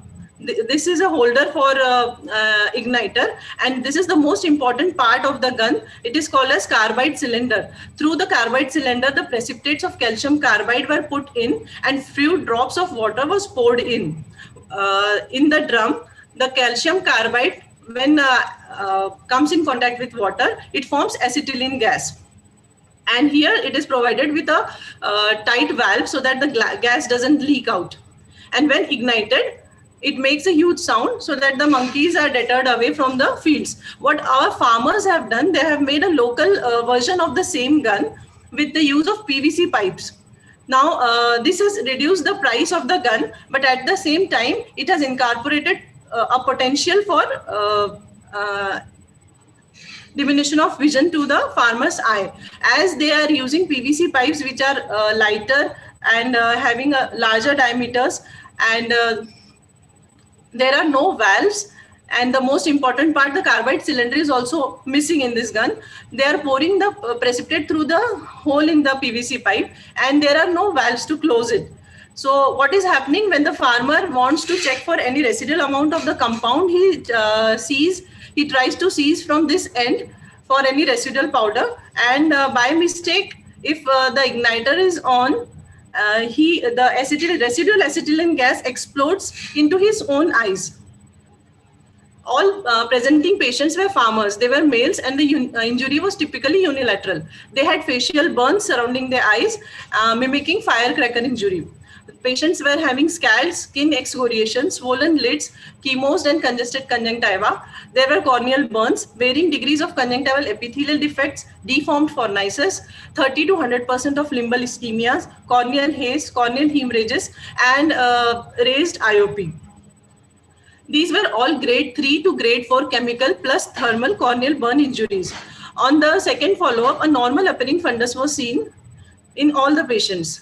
We managed these cases with profuse eye wash with isotonic saline for about 60 to 90 minutes. We gave oral and local steroids, fortified vitamin C solution, oral vitamin C, oral and local antibiotics, and anti-glaucoma drugs. After quietening the eye, we posted them for surgery, and for rapid healing and restoration of epithelial damage, we used amniotic membrane graft. We placed the amniotic membrane over cornea, sutured it with 6-0 Vicryl, and we also formed the fornices using same amniotic membrane, which was sutured from the limbus to the lid margins. We used some silicone bands in the fornices to maintain them.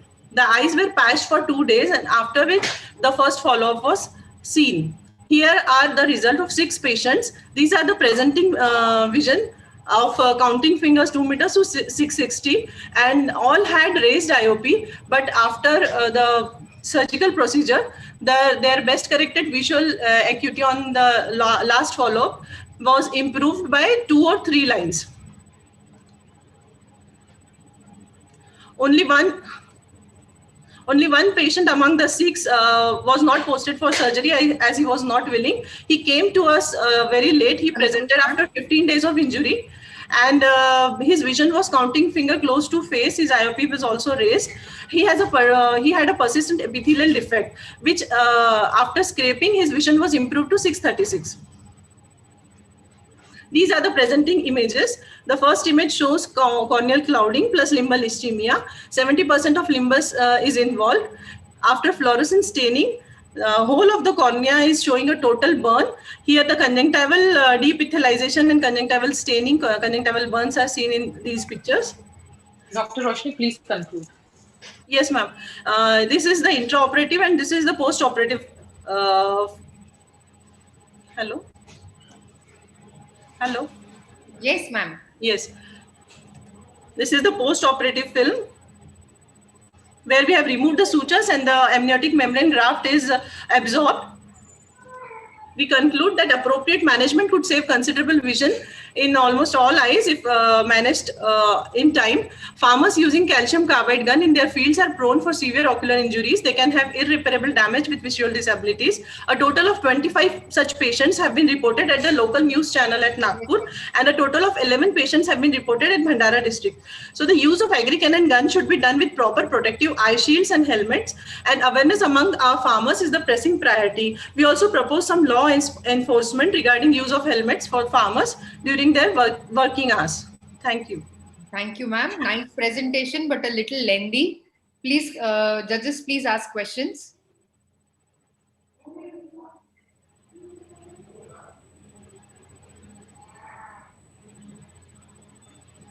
It was a good presentation, only you exceeded some time. Take care of that in future. Sure, sir. Shilpi ma'am. Please unshare your screen. No questions. I think she has one more presentation. Yes. You can take it in continuation. Rita? Yes, she has one more presentation. Let us start the next presentation. Yes, ma'am. Roshni ma'am, please share your screen and start the next presentation. Yes, ma'am. Try to finish in within 6 minutes.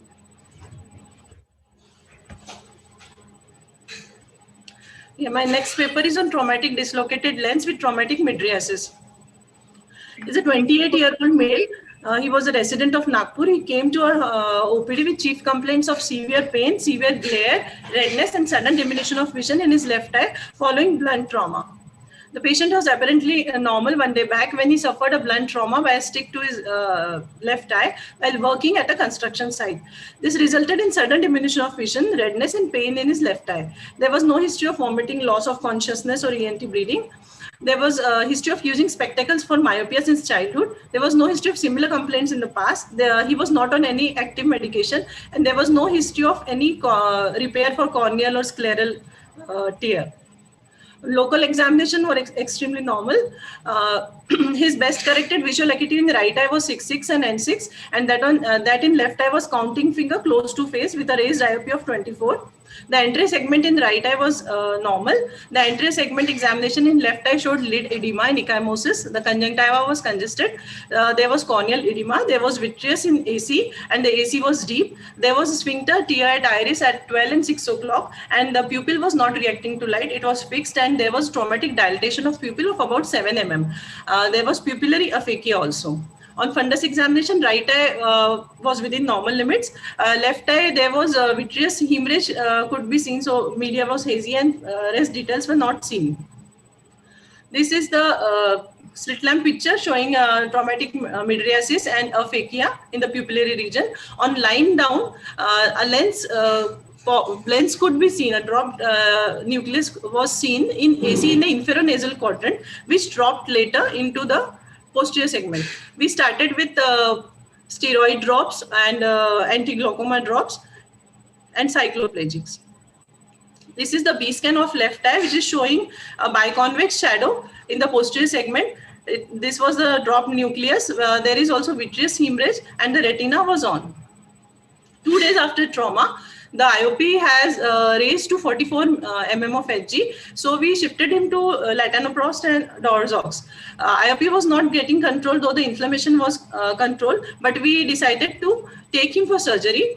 And the diagnosis made was he was a known case of myopia, which had aphakia with posterior dislocation of lens with vitreous hemorrhage, status post trauma, and was having secondary glaucoma. So we did a pars plana vitrectomy, pars plana lensectomy, plus a sutureless SFIL was put in, and a pupilloplasty was also done. This is the post-op picture where the patient had a visual acuity of 6/24. The IOP was normal, and he was on Brimocom eye drop. At presentation and post-operatively, after doing the pupilloplasty, we could reduce the glare of the patient, and cosmetically he was much better. So the take-home message is early surgical intervention in uncontrolled secondary glaucoma helps to control IOP. Pupilloplasty improved the cosmetic appearance, also elevated glare, and Yemen laced haptic technique should be done in such cases where there is no capsular support and where you are foresighting any glaucoma filtration surgery in the future. Thank you. Well presented, finished much in advance. The second presentation. Questions, please. Andhare sir. No question. Dr. Dilip sir. Rajesh sir. Ma'am, I had one question. Stop sharing your screen, Dr. Roshni. Ma'am, you said patient had a trauma. Initially, you used one anti-glaucoma. Later, you shifted on latanoprost.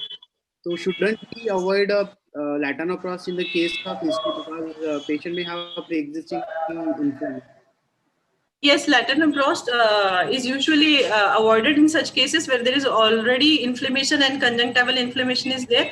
But since even after starting anti-glaucoma drugs and already 2 days had passed, but his IOP was on continuous rise. So we had to change the drug and we shifted him on Dorzox plus latanoprost. But ma'am, you had started Dimox also. Was that not control on the Dimox also? No, he was not getting control. Dimox was given for day 1. For day 1 only? Yes, 2 stat and 1 BD for day 1. And he was called after surgery with latanoprost on or off? With latanoprost on. But after surgery, since the pressures were controlled, we shifted him to brimonidine. So he was on 16 mm of Hg on brimonidine. I have one question. What was the IOP on the day of surgery? IOP on the day of surgery, ma'am, it was 44. So in such cases of trauma with IOP of 44 on the day of the surgery, is it advisable to put SFILs?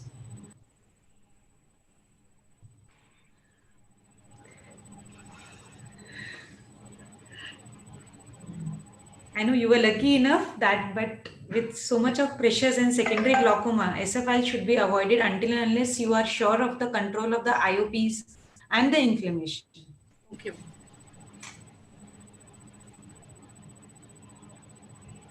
Thank you, everyone. The next presenter is Dr. Akansha. Dr. Akansha, are you there? Yes, ma'am. Dr. Aditi, please be ready.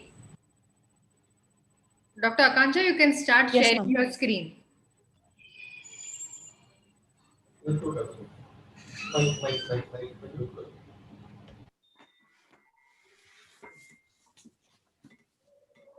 Right. We can see your presentation. Make it full screen and please start. Yes, ma'am.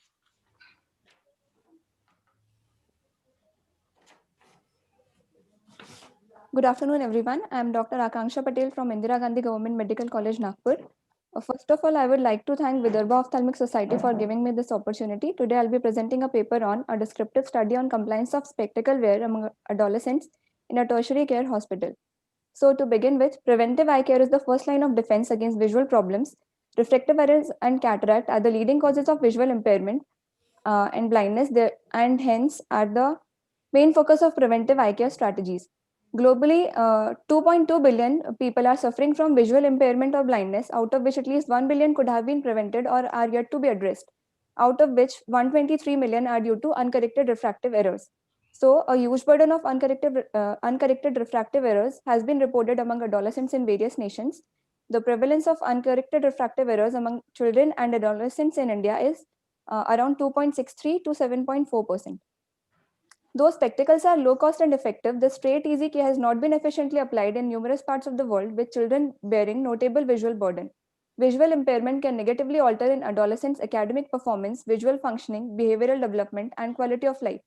This warrants early detection and treatment to prevent permanent disability.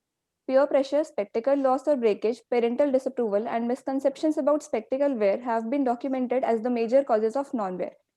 Hence, analyzing these factors is important to ensure better compliance and to achieve optimal vision. The various factors influencing spectacle wear compliance can be classified as biomedical factors and socio-demographic factors. The biomedical factors include age, gender, type of uncorrected refractive error, degree of ametropia, and lines of improvement in visual acuity after spectacle correction. The socio-demographic factors include cost and accessibility of spectacles and parental level of education. Various barriers for spectacle compliance are poor awareness, spectacle-related barriers, psychosocial barriers, and financial barriers. The aims and objectives of my study were to document the actual rates of spectacle compliance among adolescents, to assess the principal determinants of spectacle wear, and to determine the reasons for non-compliance. So a hospital-based prospective observational study was conducted at Indira Gandhi Government Medical College, Nagpur, from June 2018 to October 2020 on 365 cases for which the approval was taken from Institutional Ethics Committee. My inclusion criteria was spectacle wearers in the age group 10 to 19 years, adolescents with uncorrected visual acuity less than 6/9 in NEI, and those who gave written informed consent. The patients less than 10 years of age and more than 19 years of age were excluded, and children with other ocular comorbidities or contact lens users were excluded from this study. My study design included history taking, which involved name, age, gender, demographic data, and ocular history, followed by ophthalmic examination, followed by retinoscopy, which was done in all cases, and cycloplegic refraction was performed whenever required. It was followed by subjective correction and proper counseling of patients and their parents regarding importance of spectacle wear. Follow-up visits were conducted after 6 months, at which questionnaire-based interviews were conducted to assess the actual rates of compliance and the reasons for non-compliance.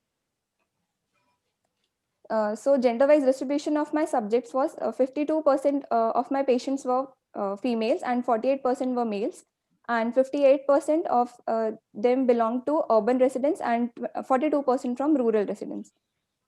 The overall compliance of spectacle use was found to be 47%. That is, out of 365, only 172 were found to be compliant for spectacle wear.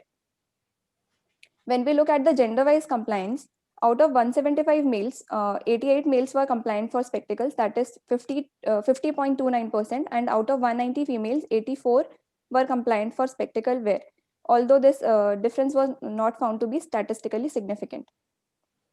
The levels of parental education also affected the compliance rates, as it was found that in children whose parents were either illiterate or had just primary education, the spectacle compliance rate was found as low as 29.84%, and in patients whose parents were postgraduates, the compliance rates were much higher. The compliance rates also varied according to the levels of uncorrected visual acuity. In patients where the uncorrected visual acuity was better than 6/18, the compliance rates were very low, and in patients where the uncorrected visual acuity was worse than 6/18, the compliance rates were much higher, and this difference was also statistically significant.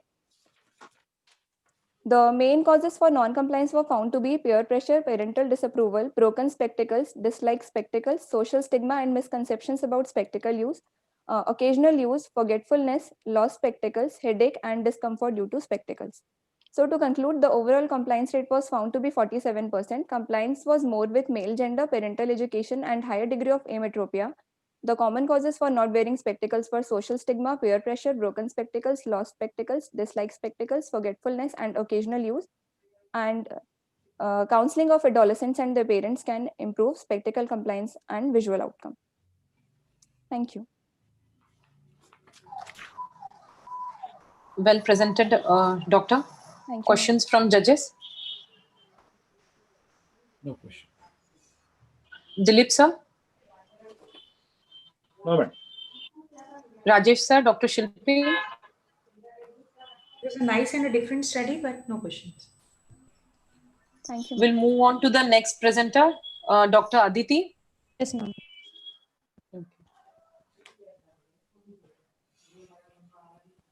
Start sharing your screen. Yes, ma'am. Good afternoon, everyone.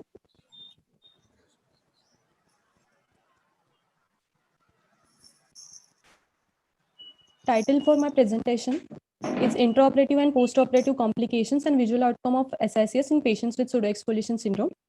Pseudoexfoliation syndrome is an age-related systemic microfibrillopathy involving eyes through gradual deposition of abnormal gray-white dandruff-like fibrillar material in ocular tissues. Its prevalence in India is 0.69% to 6%. It is associated with increased incidence of nuclear cataract, which appear earlier and progresses faster.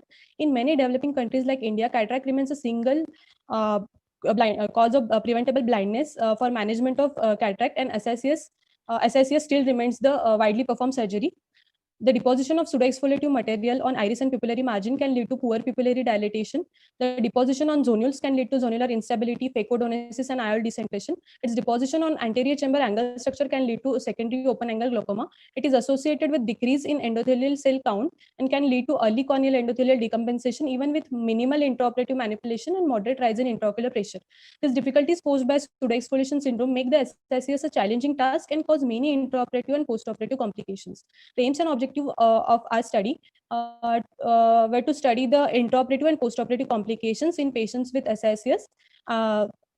In patients with pseudoexfoliation syndrome undergoing SICS, and to study the visual outcome of SICS in patients with pseudoexfoliation syndrome. A hospital-based prospective interventional study was carried out at Indira Gandhi Government Medical College, Nagpur, on 30 eyes over a period of 2 years. We included all OPD cataract patients with pseudoexfoliation syndrome and excluded established cases of glaucoma, previous intraocular surgery, ocular trauma, and patients with ocular comorbidities and posterior segment pathology, and patients with diabetes mellitus. 30 cataract patients with pseudoexfoliation syndrome were admitted 1 day prior to the surgery, and written informed consent, preoperative BCVA, IOP by Goldman applanation, tonometry, slit lamp examination before and after pupillary dilatation, gonioscopy, keratometry, and fundus examination were done. All the patient underwent manual small incision cataract surgery performed by a single surgeon with standard operative protocol, and follow-up was done at day 1, day 7, 6 weeks, and 6 months. We observed that 46.7% cases were in the age group of 71 to 80 years, 40% were in the age group of 61 to 70 years, 56.7% were females. Preoperatively, we found pseudoexfoliative deposits on lens capsule in 40% cases and deposits on pupillary margin iris lens capsule in 30% cases. Inadequate mydriasis was found in 73.3% cases. 6.67% cases had phacodonesis and 6.67% cases had zonular dialysis. Intraoperatively, we found difficulty in capsular access in 13 cases. Zonular dialysis intraoperatively was seen in 1 case, and 2 patients had pre-existing zonular dialysis. PC rent with vitreous loss was found in 2 cases, out of which in 1 case we performed anterior vitrectomy and IOL was placed in sulcus, and the 1 case was posted for secondary SF IOL after 2 months. And we can see here hello, am I audible? Yes, you continue. All the patients with intraoperative complications had insufficient mydriasis, and none of the patients with sufficient pupillary dilatation developed any complication. We used intracameral epinephrine in 9 patients, iris hooks in 4 patients. Both intracameral epinephrine and iris hooks were used in 2 patients, and no intervention was done in 7 patients. Hello? You continue. No intervention was done in 7 cases other than routine mydriasis. For zonular dialysis, we use CTR in 3 cases, all 3 cases, that is 2 cases with pre-existing zonular dialysis and 1 case with intraoperative zonular dialysis. Post-operatively, we found corneal edema in 20% cases, retained cortical matter in 20% cases, iritis in 10% cases, elevated IOP in 3.3% cases, IOL decentration in 3.3% cases, and PCO in 3.3% cases. On day 1, 76.67% cases had visual acuity between 6/6 to 6/12, 10% had visual acuity between 6/18 to 6/36, and 13.33% cases had visual acuity less than 6/60. On day 7, 90% cases had visual acuity better than equal to 6/12, 10% had visual acuity between 6/18 to 6/36, and none of the patient had visual acuity less than 6/60. This improvement from day 1 was due to the resolution of corneal edema and iritis.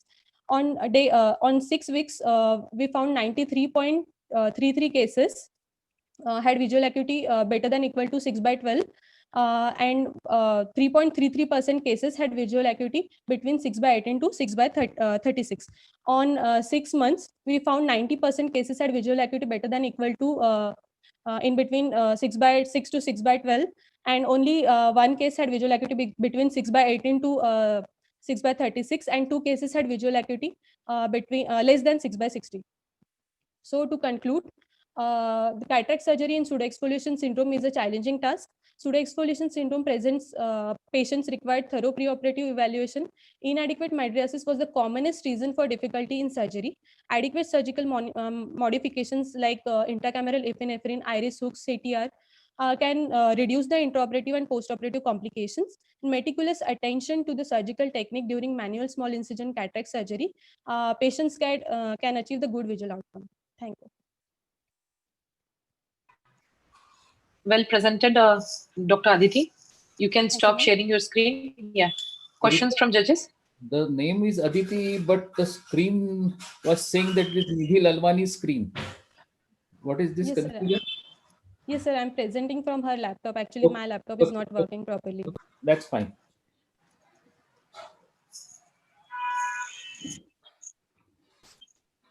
Did you find out why there is a reduction in the vision in 2 patients at 6 months? Yes, ma'am. In one case, there was development of PCO, which was central and involving the visual axis. And in one case, the patient developed CME. So that's why the vision was less.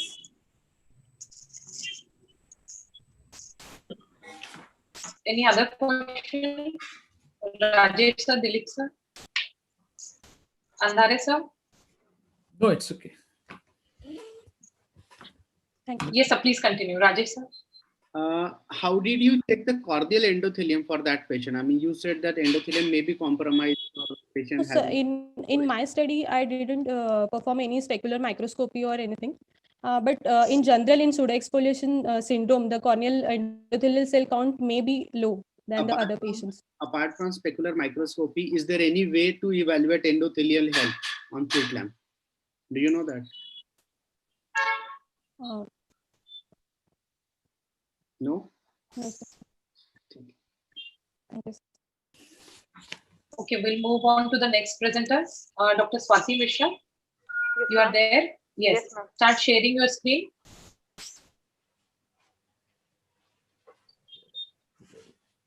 Can you see it, ma'am? Yes, yes. Good afternoon, Just everyone. make it full screen and start. Good afternoon, Yes. everyone, and thank you for giving me a chance to present in VOS.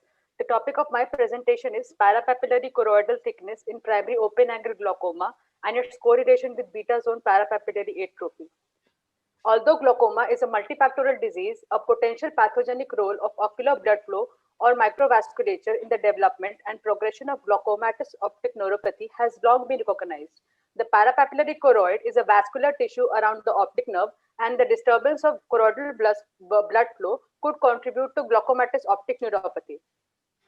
The development of spectral domain OCT with enhanced imaging has facilitated greater resolution of deeper structures of the posterior segment. Parapapillary choroid lies directly adjacent to the optic nerve. Investigation of this region might provide more specific and direct evidence regarding the relationship between choroidal thickness and glaucoma.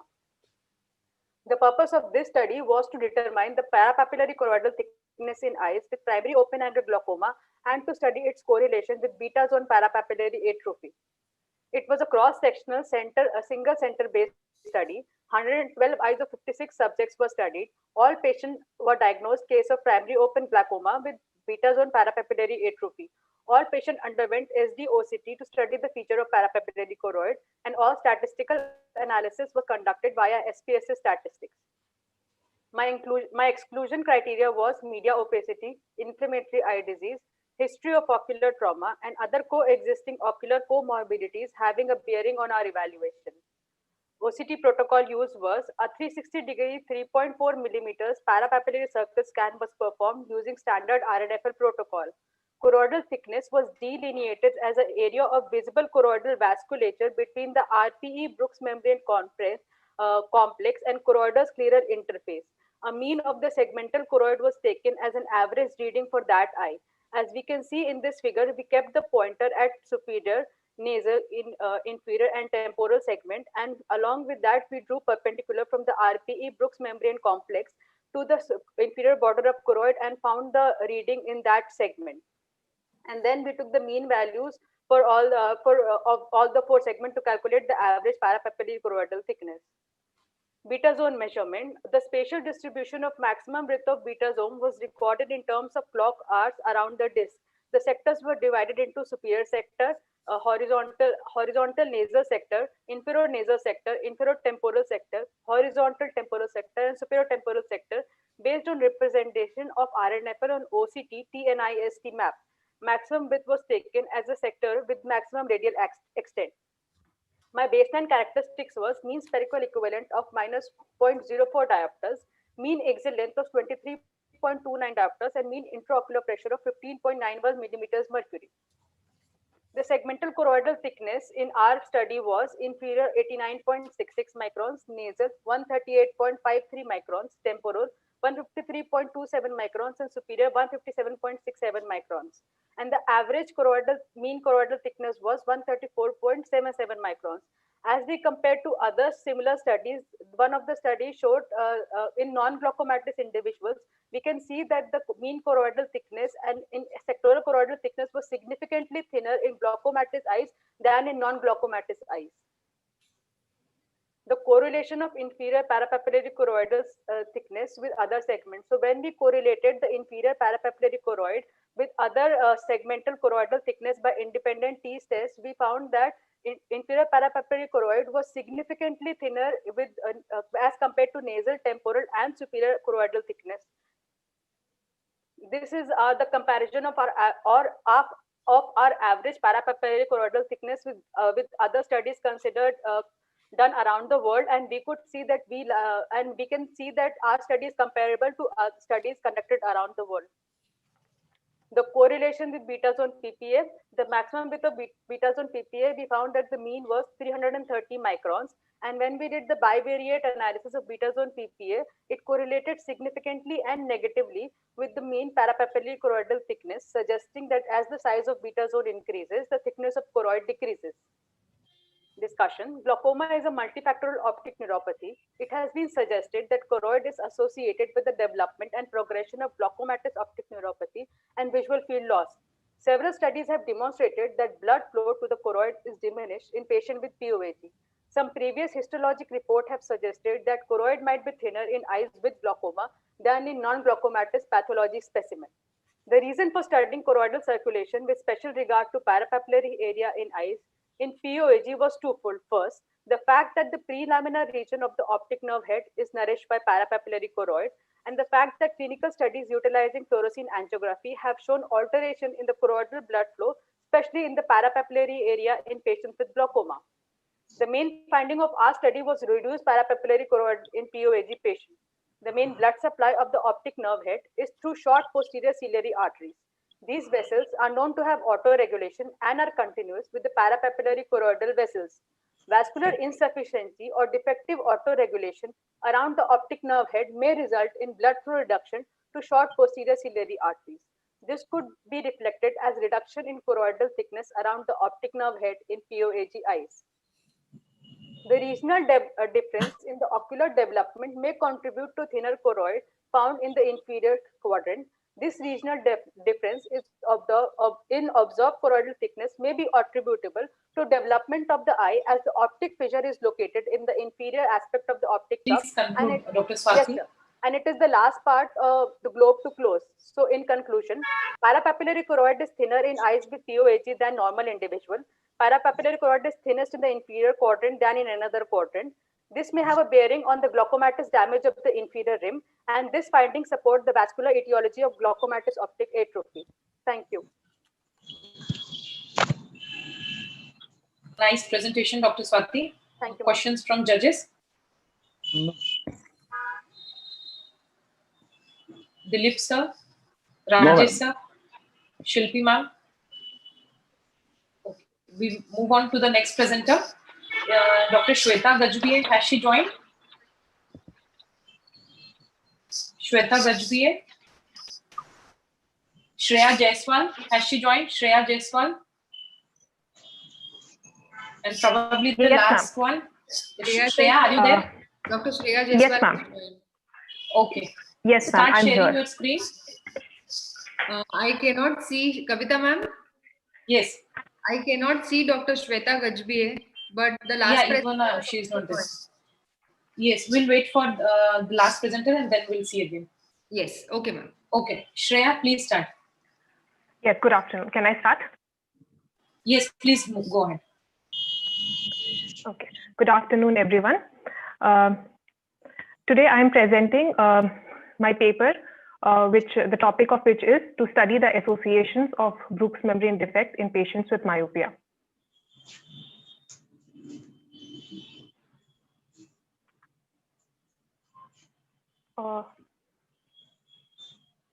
I'm unable to change the. You have stopped sharing the screen. You have to, yeah. And I'm unable to move ahead. From the cursor, you are not able to move ahead, ma'am.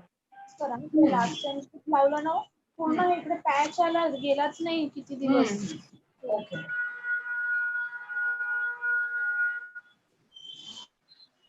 I think you just leave the meeting and try joining again. By that time, we'll take another presenter. Shreya, I think yes, your slideshow is not working. Your slideshow is not working. So we'll ask her to leave and join again. Rejoin, yeah, I'll rejoin the meeting in a couple of. Okay, sir. Yes, sir. Yeah.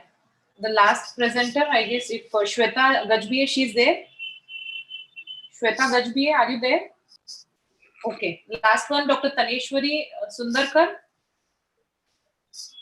Dr. Taneshwari Sundarkar. Is she there? Has she joined? Yeah, yes, she has joined. Please unmute yourself.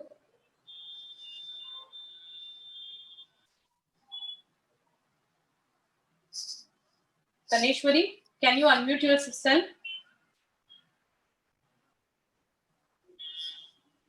Yes, ma'am. Yes, please start sharing your screen, doctor.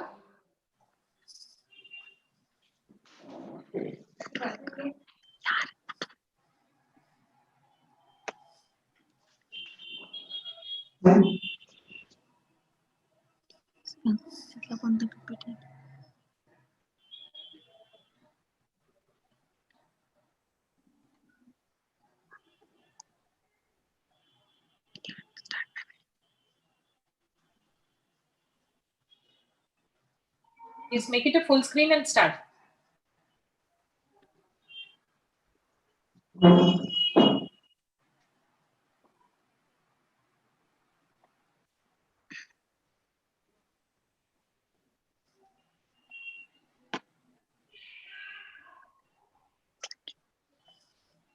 Make it a slideshow.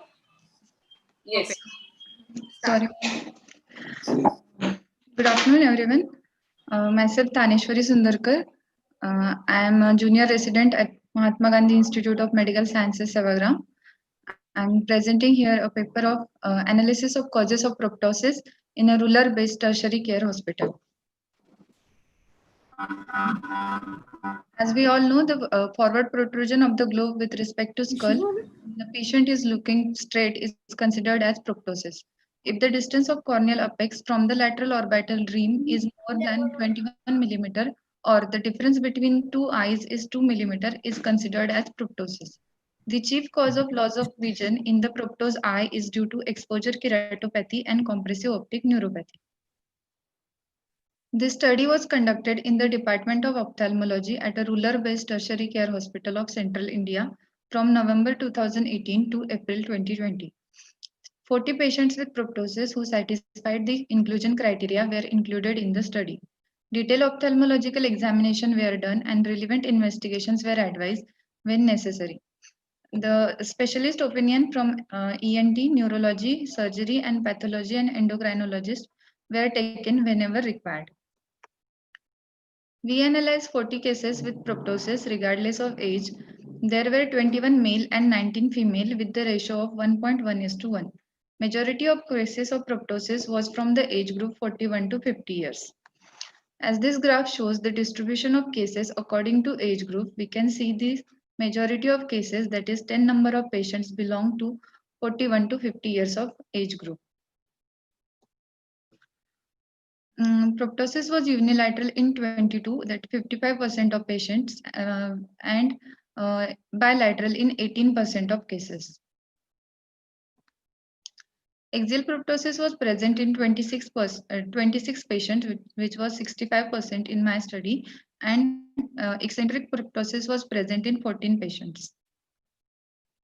Proptosis was graded in 3 grades. Grade 1 proptosis was considered when it is 21 to 23 millimeter. Grade 2 was considered when it is 24 to 27 millimeters, and grade 3 when it is more than 27 millimeter. In this study, we found grade 1 proptosis in 17 patients, grade 2 in 15 patients, and grade 3 proptosis in 8 patients. Proptosis was acute in 3 patients, that means which was within a week, subacute in 3 patients, and chronic in 34 patients. The disease pattern was divided into congenital, inflammatory, infectious, neoplastic, vascular, and traumatic. Highest number of patients, like 20, suffered from inflammatory lesions, out of which thyroid-associated orbitopathy was most common, seen in 16 patients, and remaining 4 patients were diagnosed of having orbital pseudotumor. Infection was a cause of proptosis, contributed in 4 patients, with 1 patient of each orbital cellulitis secondary to dacryocystitis, orbital cellulitis due to leukemia, frontal mucosal, and chronic invasive fungal sinusitis. These are the few photographs of my patients who presented with proptosis during the study. Neoplasia contributed to 8 patients. Neoplasia of sinuses was the most common among the neoplastic category. Whereas 1 patient of lacrimal gland adenoma, 1 patient of retinoblastoma, 1 with lacrimal gland lymphoma, and 1 of neurofibroma was present in my study. Trauma account for 2 cases, and vascular etiology contributed for 3 patients. 1 case of craniosynostosis and 2 patients with Rosette-Orphan syndrome was diagnosed during the study. This graph shows the distribution of patients according to the etiology. With this graph, the inflammation was most common cause, which was found in my study with 20 patients, followed neoplastic cases, then infection, vascular trauma, Rosette-Orphan syndrome, and craniosynostosis. Proptosis was a common manifestation of wide variety of diseases of the structure in and around the orbit and in some systemic diseases. As the bony wall of orbit are firm, and any situation which reduces the space within bony orbit will result in proptosis. Causes of proptosis include infection, inflammation, tumor, trauma, metastasis, endocrine lesions, and vascular diseases.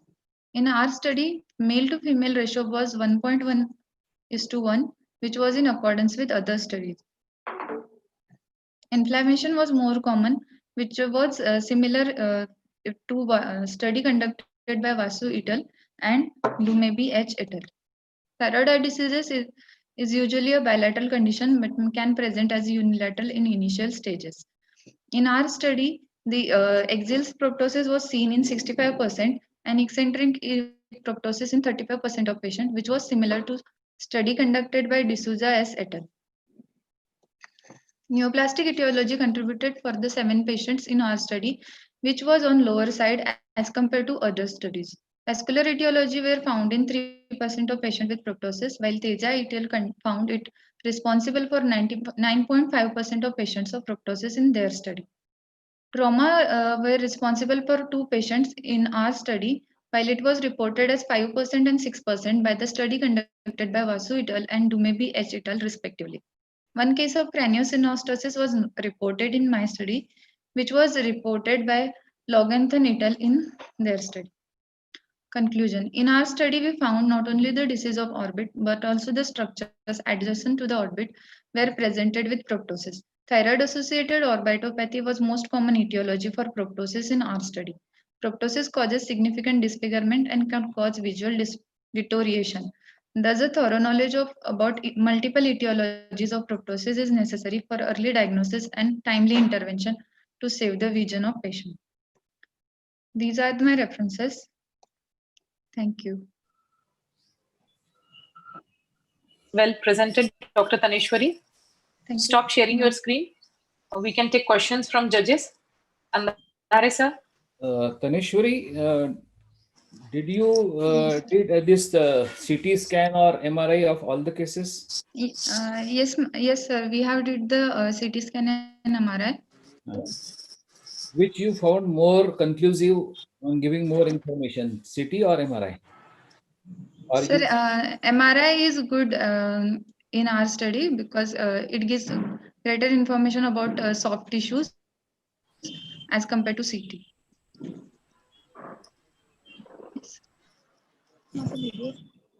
Any other questions, judges?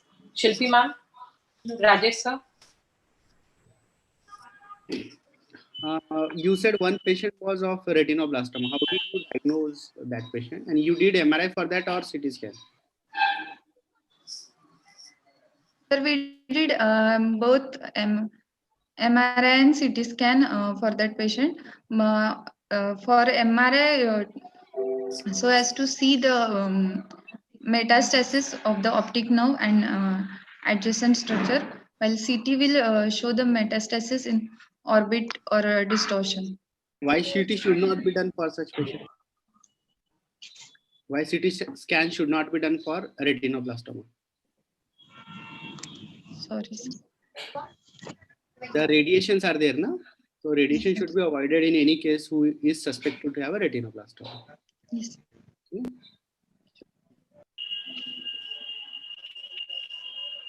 Dilip sir, any other question? We'll move Alright. on to next presenter. Shreya, have you rejoined? Thank you, sir. Yes, ma'am, I've rejoined. Yes. Start I will- sharing your screen. Yes, ma'am.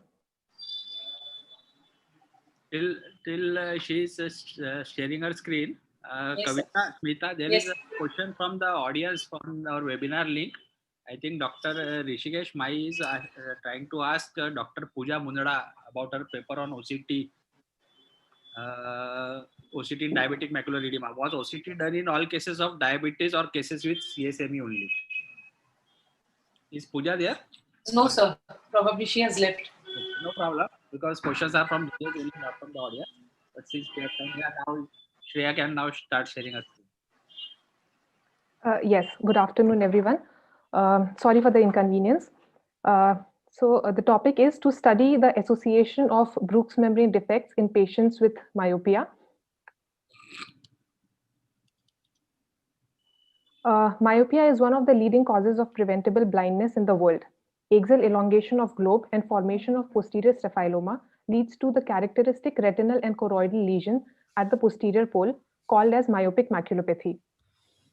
Few typical features of pathological or degenerative myopia are parapapillary atrophy, diffuse chorioretinal atrophy, patchy chorioretinal atrophy, formation of lacquer cracks, choroidal neovascular membrane, or Fuchs spots. The aim was to study the association of Brooks membrane defects in patients with myopia. The study was conducted at Surova Institute, Nagpur. It was a prospective cross-sectional clinic-based descriptive study. We included 364 eyes of 184 myopic patients. Patients who fulfilled the inclusion and the exclusion criteria were enrolled in the study. Participants underwent complete ophthalmic examination, including spectral domain optical coherence tomography with enhanced depth imaging of the macula. Brooks membrane defect were defined on SD-OCT as break in the continuity of the Brooks membrane with loss of retinal pigment epithelium and outer layers of the retina, along with choroidal thinning. This is image of SD-OCT of a line scan through an area of Brooks membrane defect, shown between the two yellow arrows. Data was analyzed with SPSS version 26. A bivariate analysis was done to find the association of the Brooks membrane defect in the study group, and a p-value of p less than 0.05 was considered statistically significant. This is a color fundus photograph of left eye of a subject aged 45 years of age and an axial length of 26.67. Here we can see presence of parapapillary atrophy, diffuse chorioretinal atrophy, patchy atrophy, lacquer cracks, and a Fuchs spot. On color fundus photography, diffuse atrophy is seen as ill-defined chorioatrophic area, while patchy atrophy are well-defined areas which are yellow-white in appearance.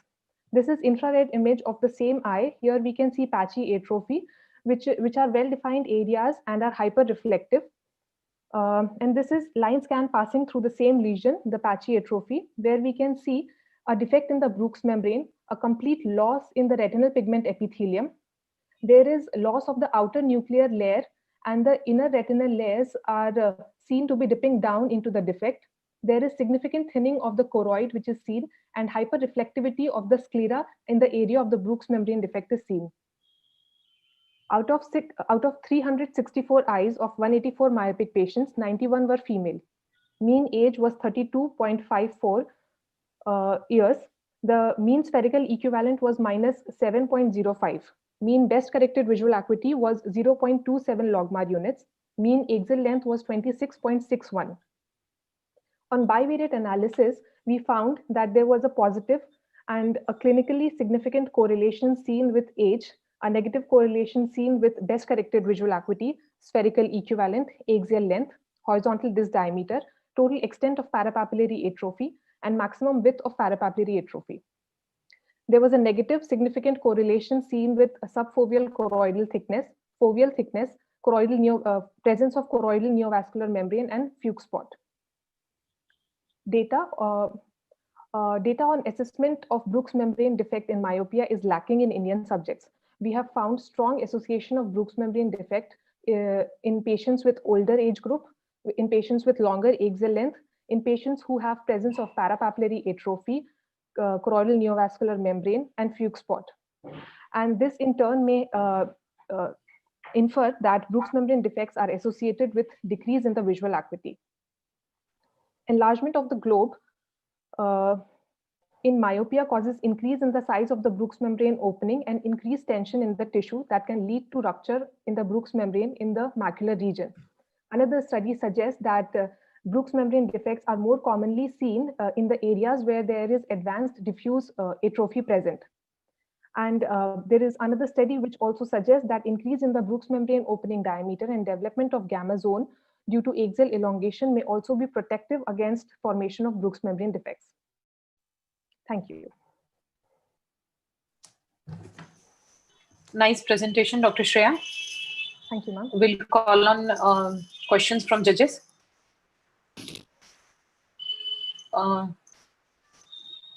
Rajesh sir, Dilip sir, Dr. Shilpi.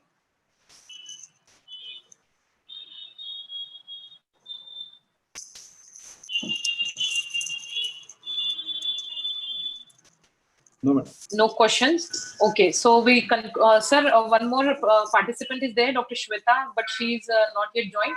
So probably we'll mark her absent and we'll conclude the program here. We thank VOS, Dr. Viral Shah sir, all the esteemed judges, Dr. Andhare sir, Dr. Dilip sir, Dr. Rajesh sir, and Dr. Shilpi. And Viral Shah sir, Yeah. are you there? Yeah, Yes, yeah. we can.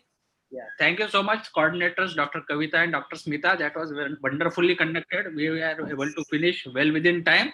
And all the papers were there, except I think Dr. Shweta Gajbee, her contact number is not there in her abstract form, so we are not able to contact her. So I thank the judges for this session, Dr. Shrikant Andhare sir, Dr. Dilip Kumre sir, Dr. Rajesh Patte Bahadur sir, and Dr. Shilpi Narnavre. I thank all the participants, and I thank the VOS organizing committee and the president of VOS, Dr. Nitin Upadhyay sir, for allowing us this session. And I request the judges to please give their final marks and send the mark lists individually on our private messages, either to Kavita, Smita, or myself. And we will then collate both the sessions and publish the final mark list and declare the results on Sunday. So thank you so much, judges, for this session, and the coordinators. We had a wonderful session, and we'll see you soon tomorrow in our conference. So I request the second session to please start. So we have got coordinators for the second session also logged in. Dr. Trupti. Dr. Trupti Lambert is the coordinator with Dr. Varada. I request both of them to unmute themselves, and I request the admin to please make Dr. Trupti and Dr. Varada as the co-host now. And Dr. Kavita and Dr. Smita are most welcome to stay if they want to stay, or if they have some other commitments, they can go ahead with their commitments. Now we have the judges for this session, Dr. Mala Kamble Madam, Dr. Bhavesh Gurdasani from Akola, Dr. Gunjan Deshpande, and Dr. Milind Pangole. So I think all of them have joined. Dr. Milind is joining, sir. Milind is also joining, and I think Dr. Gunjan has joined. So we have got President of VOS, Dr. Nitin Upadhyay, sir. Please, sir, welcome all the judges and start. We will start with the first lecture, first present. Thank you, Dr. Viral. Good afternoon, all. This is our first virtual conference of the Vidarbha Ophthalmic Society. So I welcome you all to the virtual PG paper presentation and the P paper presentation, the first pre-conference session of the annual conference. I thank you all the respected judges who have spared their time and the coordinators for the conference, and best luck for the presenters. Over to you, Dr. Viral. Thank you so much, sir. Thank you for allowing us to conduct this session on the pre-conference day. Today being 25th December, Merry Christmas to all the participants, judges and coordinators. And I think we should start our session with the first talk. I think it is Dr. Nikita Bhosle. So I will hand over to the coordinators, Dr. Trupti and Dr. Varada. And I welcome all the judges. And I request them to, all the participants, to stick to their time of 6 minutes allotted. And I also request the coordinators to be a little bit strict about timing. Thank you. Thank you. Trupti, Varada, please go ahead. Yeah, good afternoon, everyone. I welcome you for the 45th annual conference of VOS. This time is the first time we are conducting online. It's a big achievement for all of us. Without much delay, we conduct our program. We have judges Dr. Mala Kamble Madam, Dr. Bhavesh, Dr. Gunjan, and Dr. Milind Changole. This would be our 4 judges for today. We have almost 20 papers, I guess, just now to go about. I request judges, I think we have posted the sheets. Please mark it and distribute the marks to the students according to their performance. Just we have a request that we have 2 senior consultants around, Dr. Rahul Tiwari and Dr. Shilpi. So Dr. Shilpi will be presenting first, and later we have our other team of members who are going to present. Each member is being allotted 6 minutes time. 2 minutes is for discussion. I request the presenters to adhere to their timings. There shouldn't be any delay. If they have any problem, please let us know in advance. Now I invite Dr. Shilpi to present her presentation. Next presenter would be Dr. Nikita Bhosle. So now, Dr. Shilpi, are you there? Yes, ma'am. Yeah, please. Yeah, I'm sharing my screen. And thank you for the consideration. I request all the rest of the participants to, Shilpi. Yes, sir.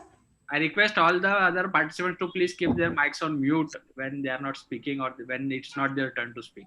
Yeah, kindly maintain the decorum. All the delegates to please, all the presenters to please mute their mic. Yeah, thank you so much.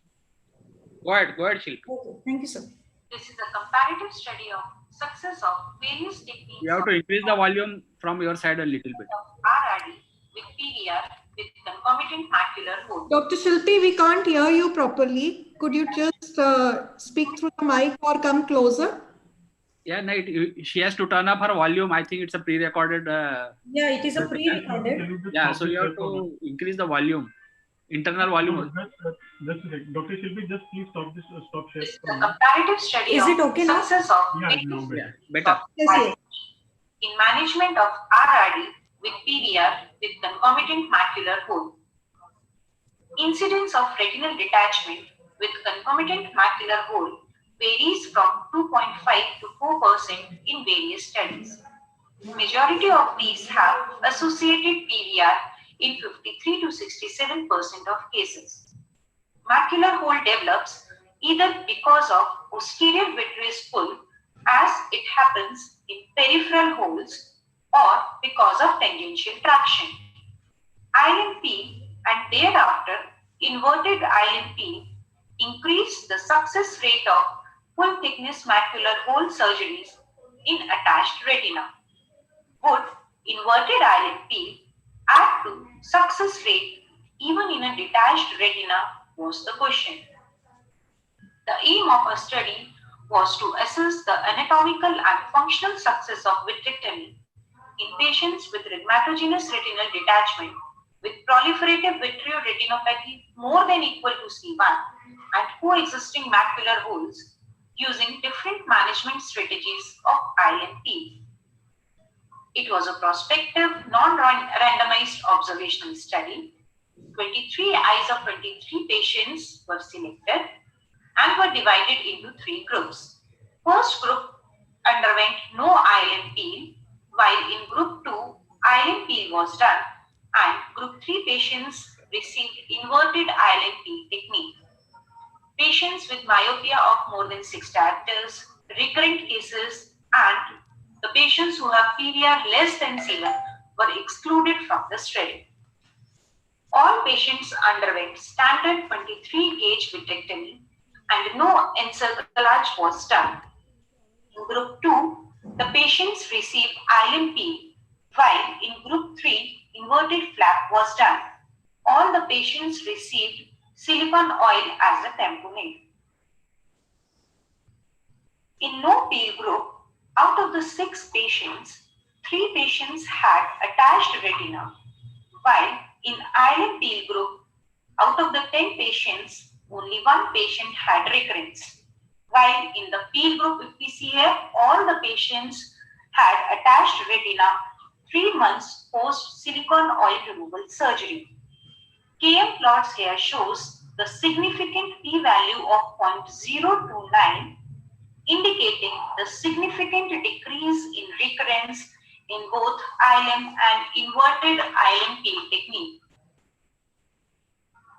1 case each in no peel and ILM peel group had recurrence because of peripheral PVR changes. Recurrent macular hole was noted in 2 cases in no peel group, of which 1 had recurrence only because of reopening of macular hole with no peripheral break, while 1 patient had associated peripheral break. When we look at the visual acuity gain in 3 groups, maximum gain was seen in inverted flap group, though it did not achieve statistical significance. This is a representative preoperative OCT of a patient of retinal detachment who was diagnosed to have associated macular hole. While these photographs are intra-photographs of the patients whose macular hole was noted during the surgery. Post-operative OCT at 1 month in various groups are demonstrated here. So, to conclude, better macular hole closure and retinal attachment rates can be achieved with inverted ILM flap technique in cases of rheumatogenious retinal detachment with concomitant macular hole and significant PVR changes. Visual gain was seen more in the inverted ILM peel group compared to the no peel group. Though challenging and not free of complications, inverted ILM peel can be considered as a procedure of choice in such cases. Yes, our study has limitations. The sample group was small and large randomized studies are definitely needed to confirm the better results with ILM flap inverted technique in this subset of retinal detachment. Thank you. Good afternoon, everyone. This is a comparative study of success of various techniques of ILM. Could you just... Yes, ma'am. RRD with PVR with concomitant. Yeah, thank you for finishing in time. I request the judges, if anyone have questions, please ask Dr. Shilpi. Good afternoon, ma'am. I have 2 questions. How you explain that it's an observational study, not an interventional study? Why you are calling is as a prospective observational study, not a prospective interventional study. Though there is an intervention and there is a three groups are made according to intervention in this study. It is, yes, interventional, but yes, you are right. Yes, ma'am. And another is standard of care is nowadays standard of care. Most of the peeling is the standard of care. What I understand. Why there is no peeling was done in third group? Is there PVR changes are less or the group is not possible okay? Not possible. to peel them island. So, ma'am, what was the limitation was not explained. Why it was not possible in that particular group? Many severe PVR cases and with the So they are actually a worst case to be started with. That's what the one has to explain. So the grading should be like that: 1, 2, 3, and third group should be those group with a severe PVR. Means you should or you can manage to grade it like this, with less PVR or. It is not always the case that if the PVR is less, then you can peel. If the PVR is more, you cannot peel. The two cases amongst the no peel group were, one was the traumatic case. Yeah. With associated choroidal rupture also. So in such cases with atrophy and all, it is not possible always to peel. So it is not depending upon the PVR changes. Okay, but the success rate and functional changes will change because these are severe cases. But all were more than C1 cases. Okay, take care. Okay, thank you, ma'am. Nice presentation, ma'am. Do anyone have questions from the judges? Kamble madam, anything you want to ask? No question, please. Thank you, madam. Okay. Dr. Can Gunjan?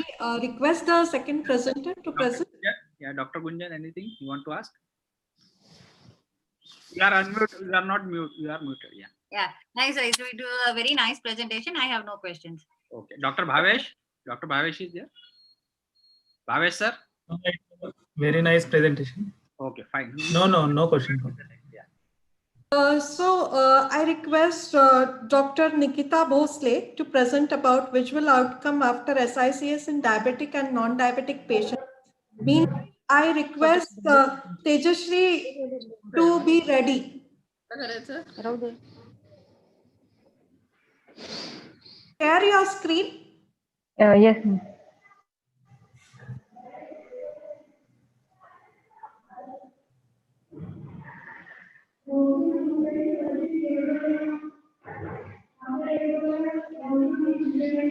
Is the screen visible, ma'am? Yes, it's visible. Good afternoon, everyone. I would like to thank VOS for giving me this opportunity to present the paper. My topic is visual outcome after small incision cataract surgery in diabetic and non-diabetic patients. Cataract is one of the principal causes of visual impairment globally as well as in India. In India, according to a survey in the Rapid Assessment of Avoidable Blindness study, cataract was responsible for 77.5% of the avoidable blindness. The global prevalence of diabetes was estimated to be 2.8% and is expected to reach 4.4% by 2030. The total number of people with diabetes mellitus worldwide is projected to rise from 171 million in 2000 to 366 million in 2030. Diabetes mellitus is a risk factor for the cataract, and development of cataract is the second most common ocular complication with diabetes mellitus. It is necessary and important to perform cataract surgery for visual rehabilitation and also for diagnostic and therapeutic reasons in diabetic patients. In this study, I have included 50 each of the diabetic patients without retinopathy and non-diabetic patients who were admitted for cataract surgery in tertiary care hospital. Exclusion criteria was patients with pre-existing ocular disorders affecting visual acuity other than cataract, patient with history of ocular trauma, uncooperative patient, and patient not giving consent for the study. All the necessary investigation and ocular examination was done. All these patients underwent small incision cataract surgery with posterior chamber intraocular lens implantation. Surgery was done by same surgeon. Visual acuity was recorded on day 1 and 4 to 6 weeks following surgery. In this study, out of 50 diabetic patients, I have included 22 were males and 28 were females, constituting 44% and 56% of total. In non-diabetic patients, 29 were males and 21 were females. The preoperative best-corrected visual acuity was grouped under ICD-11 visual impairment criteria, and most of the diabetic patients had a visual acuity between less than 6/18 to 660, that is 17, constituting 34% of the diabetic patient, and most of the non-diabetics were having visual acuity less than 660 to 3/60. Total of 21 patients constituting 42% were included. On day 1, patient gained visual acuity of less than 6/18 to 660, that is 24 patients, accounting maximum in the diabetic group, that is 48%, and in non-diabetic group, maximum were in the same group, accounting 42% of the non-diabetic patients. On 4 to 6 week follow, most of the patients had visual acuity 612 or better in both the groups.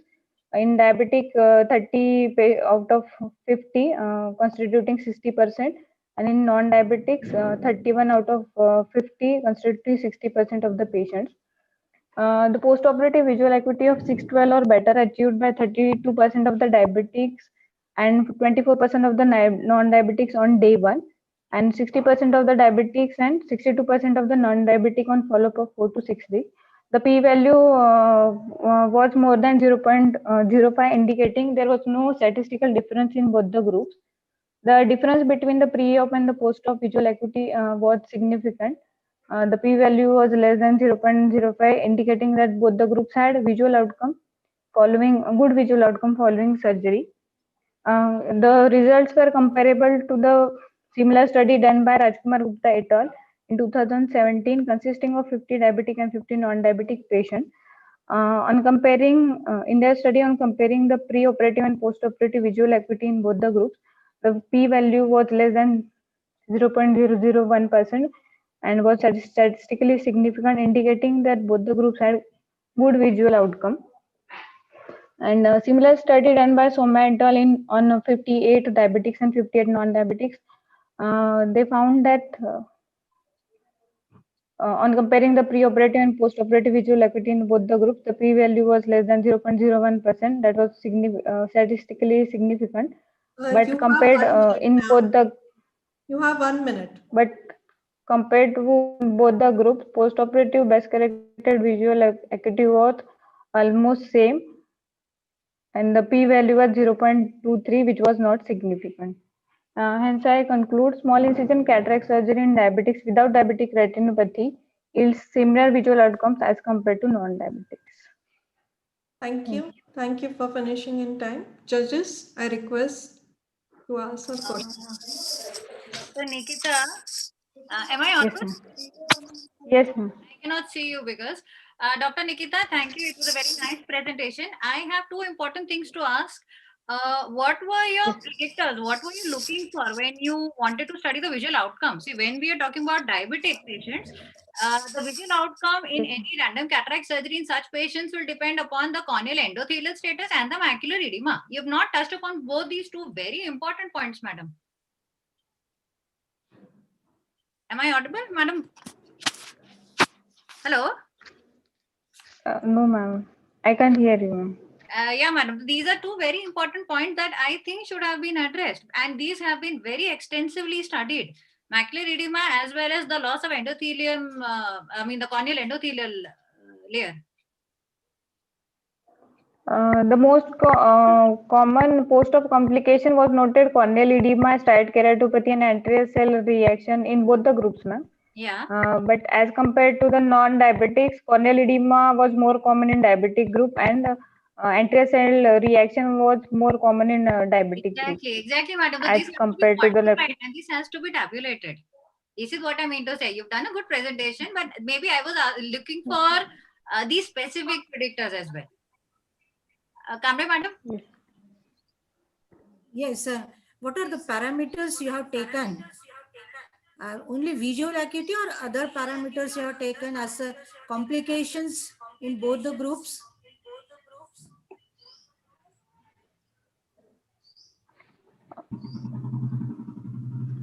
Would you get my question? Yes, ma'am. Madam is asking you about the different parameters that you have studied apart from the vision. Because madam, in diabetic patients, there are lot many parameters which are involved when we are deciding, when we are talking about the visual outcome of these patients. Yes, I have studied the visual acuity mainly, ma'am. Okay. You have taken only visual acuity, that is only one. Yes, ma'am. What are other parameters you have taken? Why you are not taken other things?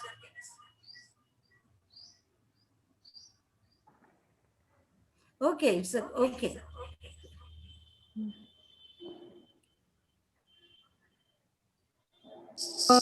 Can you answer further or you want to conclude? Nikita, if you don't know, please say that you can't answer. Yeah, I can answer, ma'am.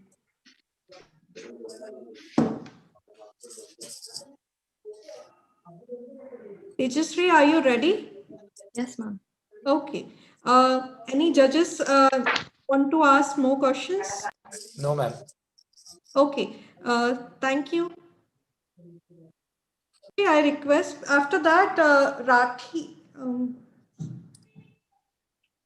There are two presentations by the same speaker, that is Nisha Rathi. Is she there around? Nisha Rathi? Dr. Zubin D'Souza? Dr. Zubin D'Souza? Dr. Vinita Yadav?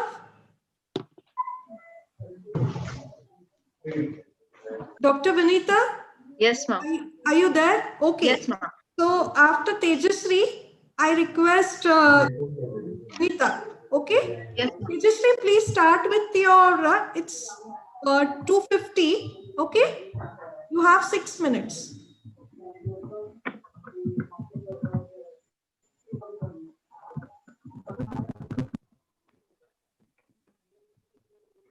Good afternoon, everyone. My name is Dr. Tejasri Sudhir Barghare, and the topic for my today's presentation is an insight into the burden of concomitant strabismus among primary school children in central India.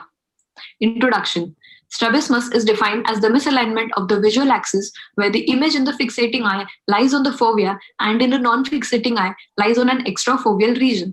Strabismus is an important ophthalmic condition in childhood in which early diagnosis and proper management is crucial for the development of binocular single vision and prevention of strabismic amblyopia. Globally, the prevalence of strabismus is estimated to be between 1.3 to 5.7% of all children, while in central India it is between 0.5 to 2%. This study was conducted to determine the prevalence of concomitant strabismus among the primary school children in central India. Material and methods. Primary school students from class 1 to class 5 were selected and demographic details were collected. Squint evaluation was done using the Hirschberg test and the cover test. Figure to the left shows a child with right esotropia approximately 30 degrees, while figure to the right indicates a child with right exotropia approximately 45 degrees. This figure shows the corneal light reflex test. A part showing the central light reflex. The B part, the reflex is touching the pupillary margin, which amounts for 15 degrees of deviation. In the C part, the reflex is midway between the pupillary margin and limbus, which is 30 degrees. And D part, the reflex is at the limbus, which amounts to 45 degrees of deviation. Refractive status was determined using a handheld Welsh-Allyn autorefractor, which works on the principle of photoretinoscopy. This image is a display screen of the Welsh-Allyn autorefractor, which shows the name, date and time of examination, interpupillary distance in the center, pupil size in the top corner, magnitude of deviation, and refractive status of the student. Results. A total of 6,033 primary school students were screened. 52% females is 48% for males. The prevalence of concomitant strabismus was 1.1% overall and among males and females. Request Of the 66 students found to have strabismus, a lot of majority, disturbance. that is almost 32%, belong to the age group of 8 to 9 years, that is class 4, followed by 28% who were in the age group of 5 to 6 years, that is standard 1. The graph at the bottom left shows gender-wise distribution of students in each class. 54.54% of the students had esotropia, followed by 34.84% with exotropia, while vertical deviations accounted for approximately 9% of the cases. 36.36% of students had squint ranging between 5 to 10 degrees, 30% between 10 to 15 degrees, 27% between 15 to 20 degrees. Large angle strabismus was seen only among 6% of the students.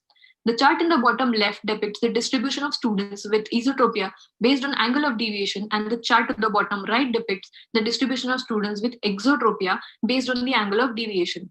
Both these charts shows that 58% of esotropes and 76% of exotropes have squint less than 15 degrees. Majority of the students having strabismus were emetropic, 30% were myopic, and only 4% were hypermetropic. Discussion. Previous school-based studies have reported varying prevalence of strabismus due to variation in the geographic location of the study, age of the study population, methodology, race and ethnicity of the population. This survey provides reliable evidence that the prevalence of concomitant strabismus among primary school children in central India is 1.1%, which is lower than the global prevalence, but similar to previous studies done by Akpe, Bharati, Jamali, Cutoff, etc. Studies done by Graham, Friedman, and Williams have reported a higher prevalence. Prevalence among boys and girls was almost similar, which was in accordance with most of the other studies. The study reported an increased prevalence in the age group of 5 to 6 years and 8 to 9 years, which was not statistically significant. Similarly, Akpe, Han, Pan, and Matsuo reported increased prevalence in the 9 to 10 years age group. A greater prevalence of esotropia, 55%, was noted than exotropia, which is 38%, while vertical deviations accounted for about 8% of the deviations. Similar patterns were recorded by Graham, Quanstrom, Atada, SMS Australia, ALS-PSC study in UK. Studies like Multi-Ethnic Pediatric Eye Disease Survey USA, STARS Singapore, and PVP China reported otherwise. The probable reason for increased incidence of exotropia in these studies would be the age group of the study population, which was less than 5 years. Majority of the deviations were less than 15 degrees, 66%. 27% students had squint ranging between 15 to 20 degrees. Large angle strabismus, that is more than 20 degrees, was seen only in 4 students. Similar results were documented by Zhu, Horwood, Han, and many others. But Sarosh in Kashmir reported more than 70% of children above 15 degrees because the study was probably a hospital-based study. In conclusion, the distribution of males and females was fairly equal among the children screened. This equal enrollment of girls and boys in primary schools can be attributable to various public awareness campaigns resulting in the rise of girl-child education in rural India. The risk of developing amblyopia grows with age. It has an extensive socio-economic impact, poor scholastic performance, leading to limited employment opportunities, which mirrors as poor quality of life. This study stresses on the need for public education about the burden of strabismus. Early diagnosis and proper management can prevent blindness attributable to strabismus. Thank you. Thank you. Thank you. That was a good observational study. I request judges to ask the question. Meanwhile, Dr. Vinita to get ready. Dr. Tejashree, am I audible? Dr. Tejashree? Yes, ma'am. A very nice presentation. I just have 2 things to ask. One is, was cycloplegic refraction done for all patients? Ma'am, actually the 66 students, the parents were called to the school. Tejashree, just be louder. We can't hear you. Come closer to the screen. Microphone. The judges have this queries that they are not able to hear you properly. Yes, ma'am. Am I audible, ma'am? Yeah, a bit louder, please. Yes, ma'am. Ma'am, the 66 students which were found to have strabismus, the parents were called in the school right on the day of the examination, and they were counseled that they will need further evaluation for squint. And subsequently, they were followed up in the OPD, and cycloplegic refraction was done. And out of these 66 students, we managed to operate 22 of them, and we compared the preoperative and postoperative angle of deviation, and binocular status and post-op visual acuity. And the second one was any specific reason why you chose not to do a retinoscopy and take the patients for autokeratometry? I mean, sorry, auto-refraction? Ma'am, because of the time involved, because we screened about 60 to 70 students in one day, because we had to cover one school each day. I'm sure. I mean, I think Trupti madam will be able to add a lot on that. The benefits of retinoscopy, both dry and cycloplegic versus autorefraction. Yes, ma'am. Tejasri? And ma'am, the autorefractive which was used, it showed lesser amount of deviation. But when we asked the patients to come and do retinoscopy in the OPD, the deviation was the degree of deviation was significantly greater than what was found on the refractometer, ma'am. Okay. And you think this could have changed your results? Retinoscopic values? Yeah. Yeah. Thank you. Nice presentation. Thank you, ma'am. Dr. Milind, do you have any questions?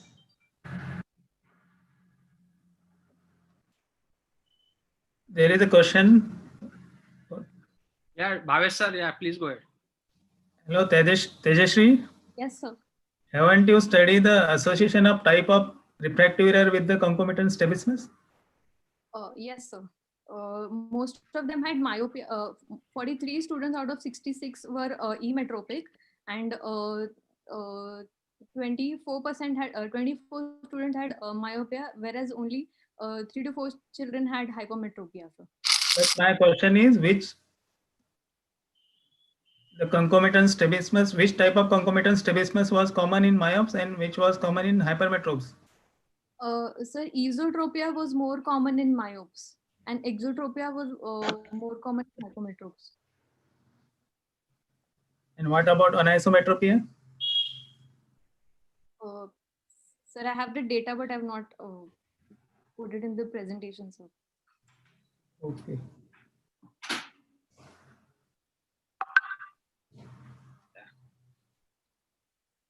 Yeah, Trupti, I think next presentation is by Dr. Vinita. Yeah, yes, sir. I think also Dr. Zubin has also joined, and Dr. Rahul Tiwari, I am also able to see that he has joined. So you can take it according to you. Yeah, I'll ask Dr. Vinita to present, later Dr. Rahul, and then Dr. Zubin. This would be the order we would be taking it up. Dr. Vinita, Yes, please start with your yes, ma'am. presentation. Good afternoon, everyone. So my 3-1. Okay. Am I audible to everyone? Yes, you are. Good afternoon, everyone. So this hello. So this paper is to study the presentation in contrast sensitivity. Finish it. Yes. To study the change in contrast sensitivity and color vision in the patients undergoing conventional laser in situ keratomyeliosis.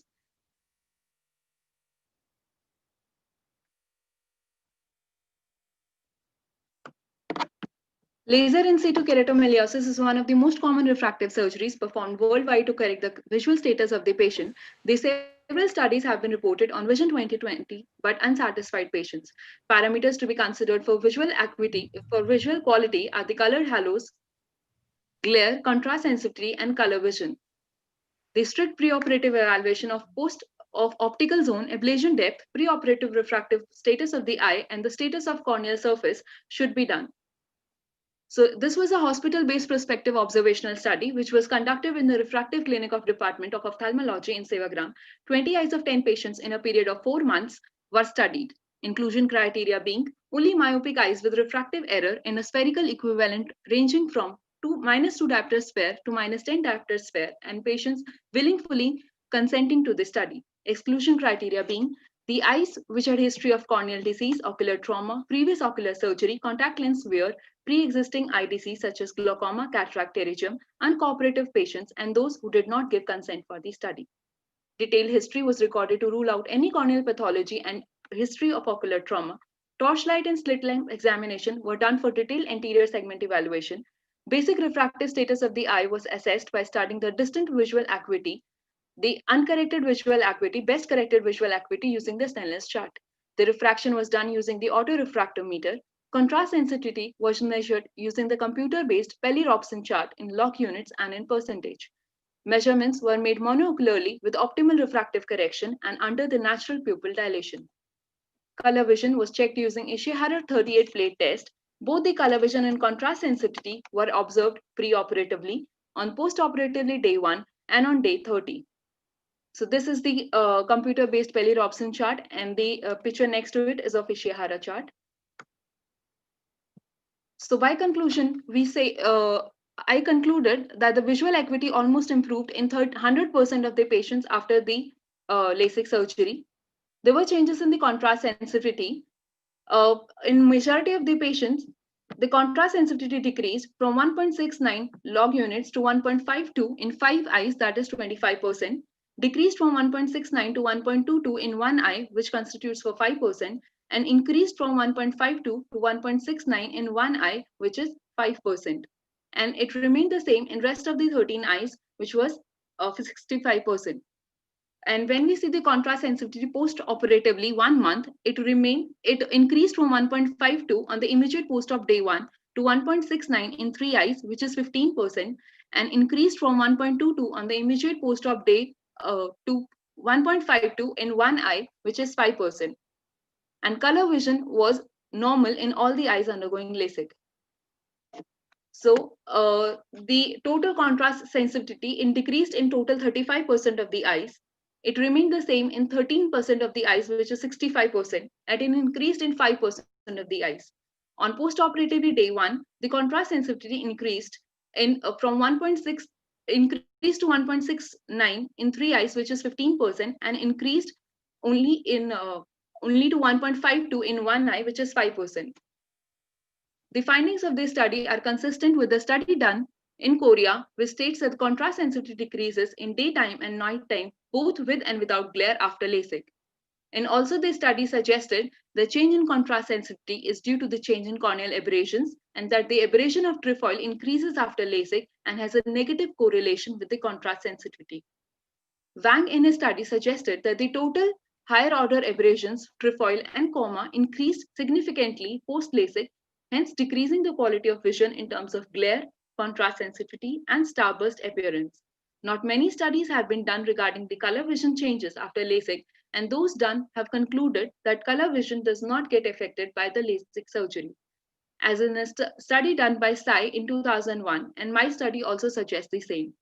The more the pre-op refractive error, the more is the depth of ablation, and more is the change in corneal aberrations, and hence the change in contrast sensitivity.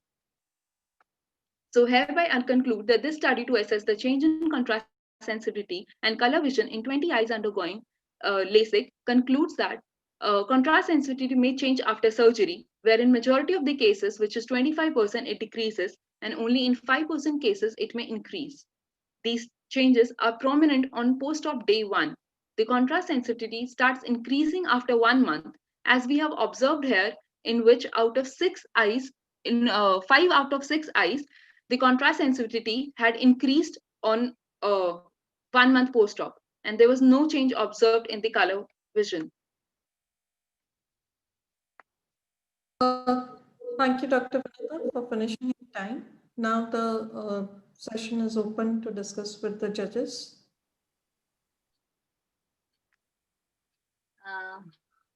Madam, I have very 2 basic questions for you. Why do you think that the color vision did not change in all your patients? Could you just give me a very simple answer? Yes, ma'am. Ma'am, basically it was thought that because of the change in corneal aberrations and the changes in the dry film of the eye. No, I don't want to go there. I'm talking about something very basic.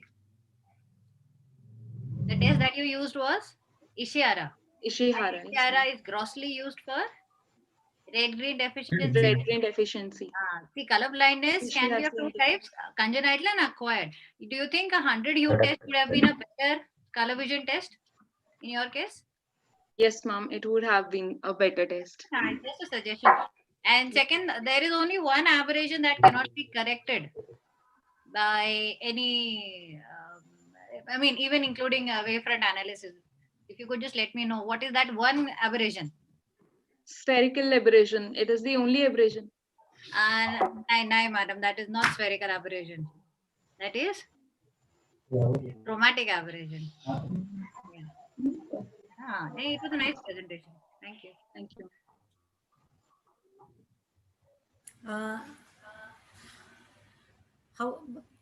How the corneal abrasion causes a change in the contrast sensitivity? Ma'am, corneal aberration basically refers to the irregularity of the corneal surface. So when the corneal surface became irregular, there becomes a problem in differentiating between the shades of red, white and black. So that is why how it is suggested that it might have changed the contrast sensitivity. Okay, thank you. Thank you, ma'am. Dr. Millen, you have any questions? Bhavesh sir, do you have any? No question. Okay. Thank you. Thank you, ma'am. Thank you, Vinita, for that lovely presentation. Now I request Dr. Rahul Tiwari to present, but before that I would request Dr. Zubin to get ready for his presentation as a next turn. And Nisha Rathi, has she joined? Yes, ma'am, I have joined the platform. Yeah, a bit late. Okay. Okay, after Zubin, your number, you have 2 presentations. Okay, ma'am. Sorry. So, Dr. Rahul, please go ahead. It's I'll just see. 3:10 is the time. Okay, 3:16 you need. Good evening, honorary judges, senior colleagues, and my dear friends. I am presenting my study on comparison of self versus assisted external scleral indentation for primary rhegmatogenous retinal detachment. The aim of my study was to compare the effects of scleral indentation during the chandelier-assisted peripheral vitrectomy on the incidence of trimming-induced retinal breaks and redetachment rate with the assisted scleral self-indentation. It was a retrospective cohort study of 87 eyes in which the study group comprised of 42 eyes in which the scleral self-indentation with the chandelier illumination was done. And 45 eyes had a comparison group where the assisted indentation without chandelier illumination was done. Eyes with less than 3 months of follow-up, choroidal detachment, uveitis, macular hole, giant retinal tears, retinal dialysis, traumatic retinal detachments, and PVR of more than grade C were excluded. The primary outcome measures were trimming-induced retinal breaks and retinal redetachment rate. Final logMAR BCVA and intraoperative complications were the secondary outcomes. As we can see, vitreous-based trimming causes retinal flutter and pulling of the vitreous and anterior flap of break. Indentation provides a better view of periphery and it stabilizes the anterior flap. A controlled dissection of anterior flap and complete base shaving becomes possible. But there is poor controlled predictability of depth of indentation by an assistant,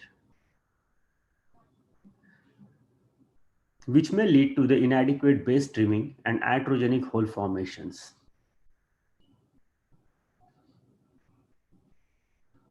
A chandelier illumination provides a stationary, wide-angle, uniform endo-illumination, better visualization, and it frees the surgeon's second hand for a well-controlled self-indentation during peripheral vitrectomy. We found that self-indentation allows for more complete vitreous-based shaving with minimal incidence of iatrogenic retinal breaks and post-operative retinal redetachments. The baseline demographic, clinical, and surgical data characteristics were fairly distributed among the study and the comparison group. The iatrogenic retinal break is an important complication which can affect the final outcome, and it happened in one case in the self-indentation group versus 9 eyes in the assisted indentation group. Rate of redetachment and bleeds were also less in self-assisted group, though not statistically significant. Both groups had similar postoperative visual outcomes. We also compared the relative risk of 3 parameters, which was low risk. To conclude, the chandelier-assisted peripheral vitrectomy enables self-indentation with more predictable outcomes, less probability of complications like trimming-induced retinal breaks and retinal hemorrhages. Complete and safer removal of the vitreous base due to self-indentation leads to higher retinal reattachment rates. To the best of our knowledge, this is the first study which is comparing head-to-head self and assisted indentation in a peripheral vitrectomy, and we found reduced incidence of TIRBs in self-indented groups similar to Evais et al., which published in 2019. Erdogan et al. Also reported less incidence of TIRB in patients not subjected to the self-assisted indentation similar to present study. And the present study's incidence of 20% of TIRB in assisted group is twice that of reported in the Erdogan et al. In 2006. This was the starting point of the study to say so. On the redetachment parameter, our incidence is 2.38% compared to the less favorable as in Evais et al. 1.3%. However, both the studies had a small sample size. The other parameters of BCVA did not show any statistically significant difference as compared to the previous reports. Thank you very much. Thank you, Rahul, for finishing in time. Now I request the judges, if they have queries, they can ask Rahul.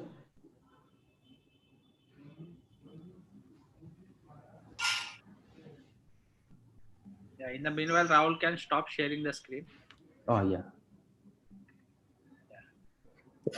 Nice presentation, Dr. Rahul. Thank you, sir. No question. Dr. Gunjan? No. Kamla, madam? No question. It's a very nice presentation. Lilith? We can proceed to next speaker. Okay, so Dr. Zubin, are you ready? And Yes, ma'am. Dr. Nisha Rathi would be the next. Yes, ma'am. After Dr. Zubin, okay? Okay, ma'am. You have two presentation, Nisha. So we'll take Yes, ma'am. presentation, then we'll have question and then we'll take your second presentation. Is it okay? Okay, ma'am. Ma'am, is my screen visible? Hello? No, not yet. Please share your screen.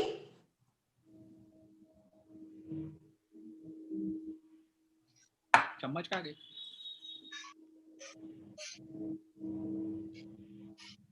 How about now, ma'am? Yeah. Yes. Yeah. Good evening. Good afternoon, everyone. My topic for today is surgical outcome of pars plana vitrectomy with scleral buckle versus pars plana vitrectomy in cases of regmatogenous retinal detachment, a randomized control. Retinal detachment occurs when the neurosensory retina separates from the retinal pigment epithelium and the ocular fluid dissects under a full thickness retinal tear. Scleral buckling, pars plana vitrectomy, and pneumatic retinopexy are the three most common surgical procedures available for the treatment with diagnosis in patients of primary regmatogenous retinal detachment. The adjuvant use of an encircling scleral buckle to pars plana vitrectomy remains controversial and offers potential advantages and disadvantages to PPV alone. Some surgeons propose the addition of a scleral buckle results in improved success rates, particularly when the retinal detachment occurs in pseudophakic eyes involving unseen breaks or with inferior pathology. The objective of the study was to compare the surgical outcome of pars plana vitrectomy with scleral buckle versus pars plana vitrectomy alone at the end of 3 months in patients with non-complex regmatogenous retinal detachment in relation to the anatomical success, the functional success, and the post-operative complications. Materials and methods, institutional ethics board approval was obtained. Informed consent was obtained from all the patients. A prospective randomized controlled trial was carried out in a rural-based hospital. 36 eyes with primary rhegmatogenous retinal detachment were randomly allotted into two groups, one undergoing pars plana vitrectomy with scleral buckling and the others undergoing pars plana vitrectomy alone. All patients between the age of 20 to 60 years diagnosed with rhegmatogenous retinal detachment on clinical examination who were either pseudophakic or phakic were included in the study. Patients with fractional retinal detachment or retinal detachment in settings of an infectious retinitis, patients having combined retinal detachment, patients who had previous vitreoretinal surgeries or a giant retinal tear, a macular hole, patients with media opacities, patients having diabetes or any other systemic diseases that may have influenced the post-operative course of wound healing, and patients with bilateral proliferative vitreoretinopathy were excluded from the study. Surgical technique. The procedure was carried out under local anesthesia. The first group of patients underwent a standard 3-port 23-gauge pars plana vitrectomy using a wide-angle viewing system. Endolaser photocoagulation was applied to completely surround all the retinal breaks. Any 23-gauge sclerotomy site that was found to be leaking at the end of the surgery was sutured with 6-0 vicryl suture. A 360 degrees encircling band was used in pars plana vitrectomy with scleral buccal group. The intraocular tamponade was achieved with silicone oil injected into the vitreous cavity. Patients in the second group underwent the similar procedure without a 360 degrees encircling band. Post-operative visits were scheduled at day 1, day 7, 1 month, 3 months, and as and when needed in between. At each visit, best corrected visual acuity and the status of the retina were recorded using a Snellen's chart and an indirect ophthalmoscope respectively. Fundus examination was done using a 20D lens and an indirect ophthalmoscope. Single surgery anatomical success was defined as the reattachment of the retina with one surgical procedure not requiring any additional retinal procedures until the end of the follow-up period. From my demographic results, the age in both the groups were around the same, with 50 being the mean in the control group and 49.79 in the case group. Similarly, there was no difference in based on sex, eyes, or the phakic status of the patient. This graph shows the post-op logMAR visual acuity between the two groups at the end of 3 months was not significant. There was no difference in the post-op visual acuity between the two groups in the pre-op period and at the post-op at the end of 3 months. However, the pre-op, there was a significance, statistical significance between the pre-op and the post-op visual acuity with the p-value of less than 0.001. Similarly, there was no difference in between the two groups in patients with an inferior break. The same with patients having lattice, there was no significance, statistical significance in the visual acuity. Similarly, in patients with macula off, there was no statistical significance in both the groups. However, the pre-op and the post-op, there was an increase, there was a statistical significance in improvement in the visual acuity. There was no statistical significance in the visual acuity in phakic as well as pseudophakic patients in the two groups between 2 points in time, that is at the pre-op period and the post-op at 3 months. The complications, no complications. Last 1 minute.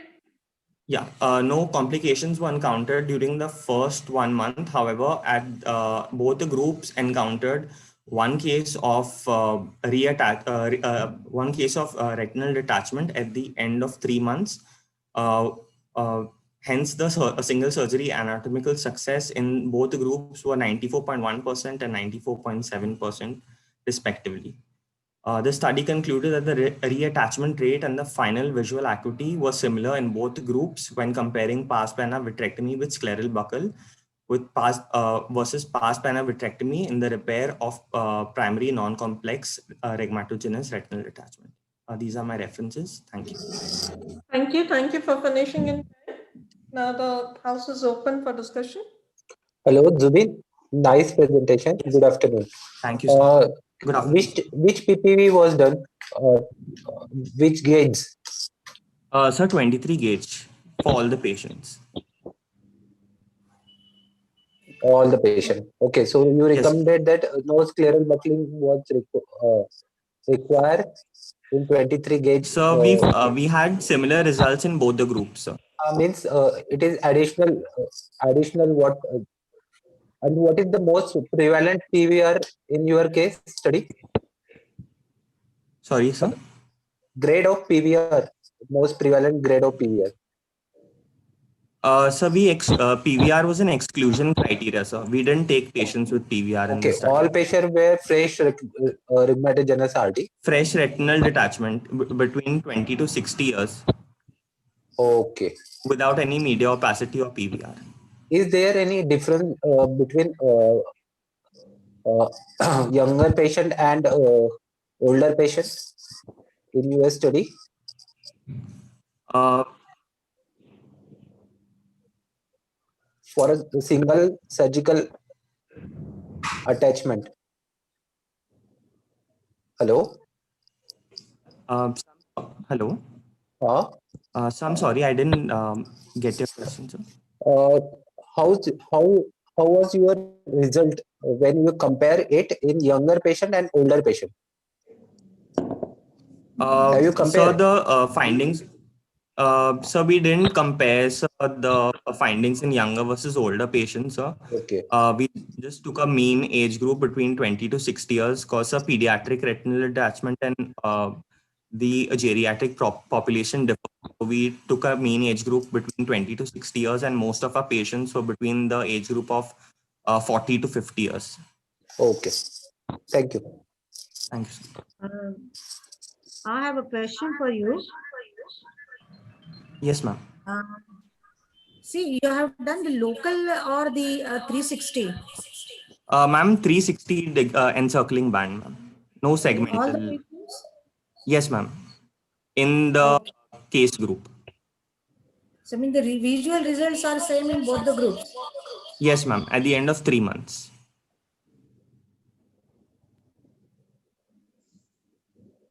Hello? Mala ma'am, we have lost your voice. Ma'am, you have to unmute yourself. Can you hear? Ma'am, please unmute yourself. Mala ma'am, please unmute yourself. You have not muted. Unmute. Yeah. Okay, so what is that when the results are same, okay, in both the groups, okay, so you only go for PPV and not for the SP. Madam, yeah, you have logged in from 2 devices in the same room. Log out from 1 device and continue from your mobile only, please. Then your voice won't echo. You have to log out from your computer. Leave the meeting. Okay. Yeah, now it's clear. Okay. Now can you hear me? Yes, ma'am. Okay. So my question is that the visual results, anatomical success, physiological success, they are the same in both the groups. Okay. Yes, ma'am. Yes, ma'am. Okay. So what do you think that we should only go for PPV and not for the SB and the? Ma'am, the use of a scleral buckle does have its disadvantages of buccal extrusion, buccal infection, but we were lucky not to experience it in any of our patients. However, in cases of pseudophakic patients, in patients wherein there are unseen breaks, the use of a scleral buckle has an added advantage, as thought by many of the surgeons. Yes, definitely. SB has an advantage specifically in the pseudophakic patients. Yes, ma'am. Okay, thank you. Thank you. Thank you, ma'am. For the presentation. Thank now, you, ma'am. request Nisha Rathi. But before that, can I just know that whether Aisha Sheikh has logged in? Dr. Aisha Sheikh? Yes, ma'am. Okay. So Nisha would be doing her 2 presentation. Later it's Aisha Sheikh. And after that, it is Ruta, Dr. Ruta. Okay? Okay, ma'am.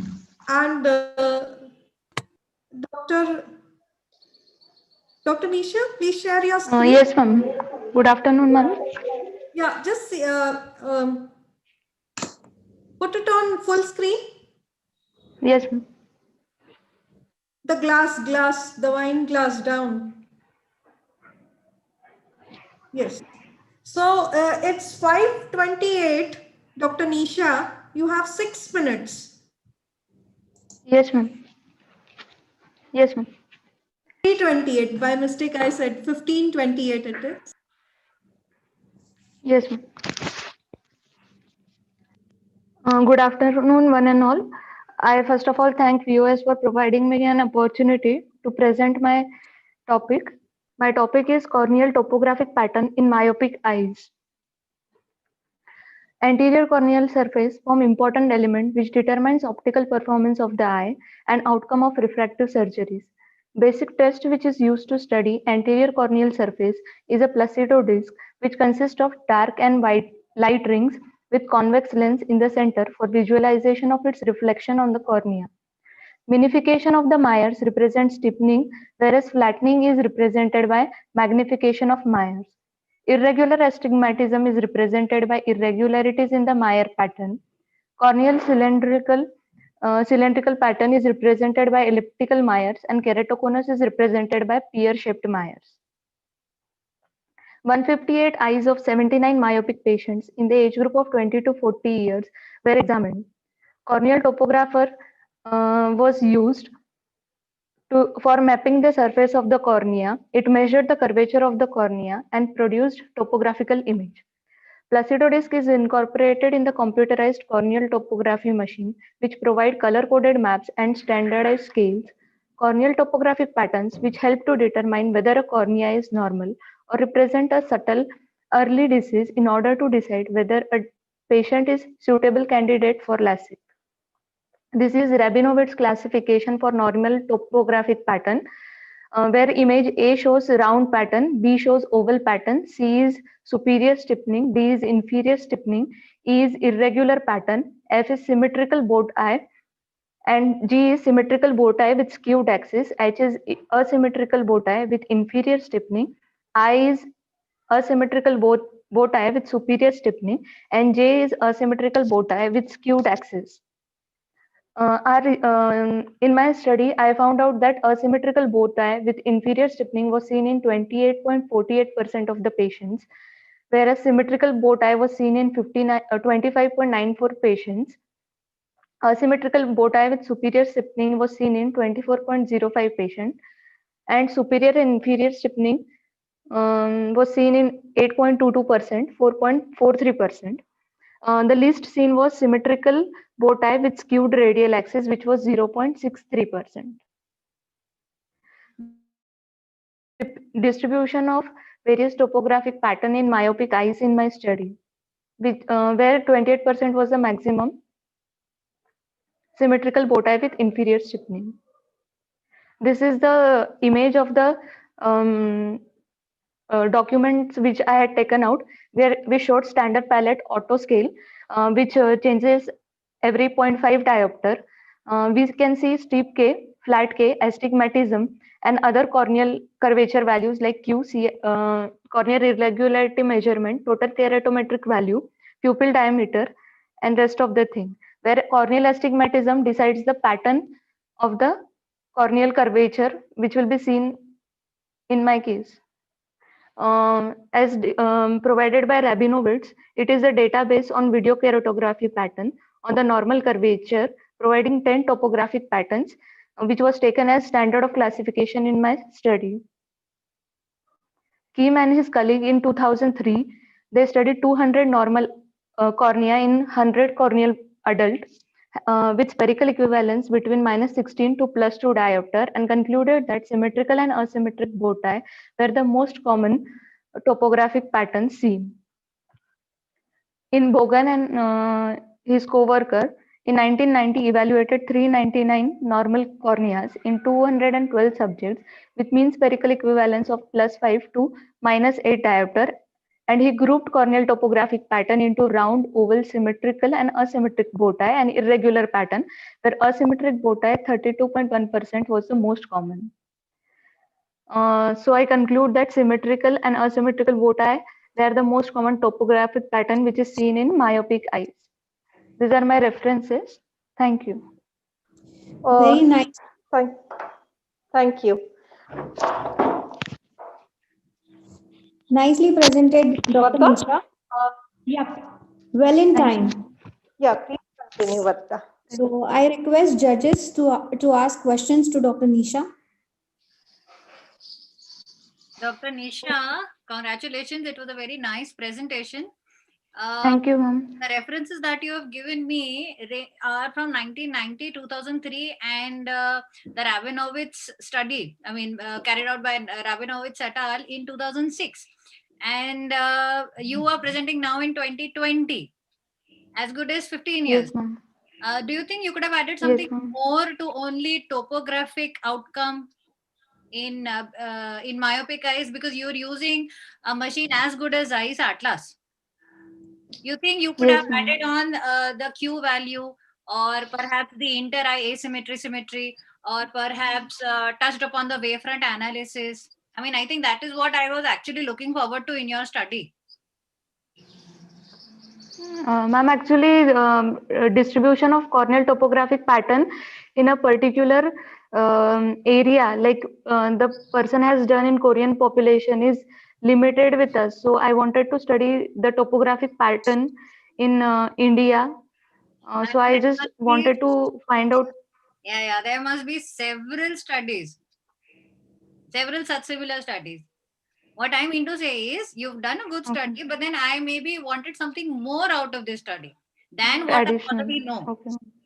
And you get my point. Yes, ma'am. Yes, ma'am. Any questions, Mala ma'am, Bhavesh sir? No question. Nice presentation. Thank you. Thank you, ma'am. So I think we will move on to Dr. Nisha's second paper. Nisha, you can continue your screen presentation. Yes, ma'am. Meanwhile, Dr. Aisha Sheikh is the next presenter. Please be ready. So I'm starting your time, Dr. Nisha.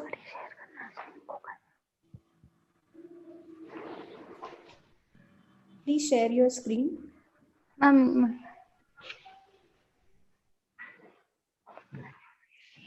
ma'am, 1 minute. Nikita, desktop पे जाना.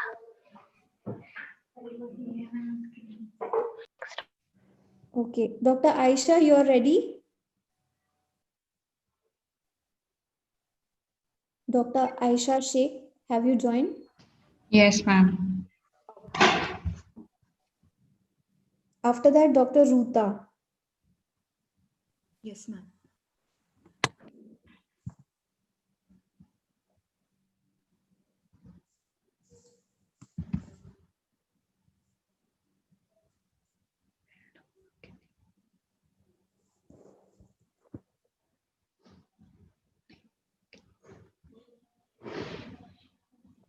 Is it taking more time, Dr. Nisha, to share your screen?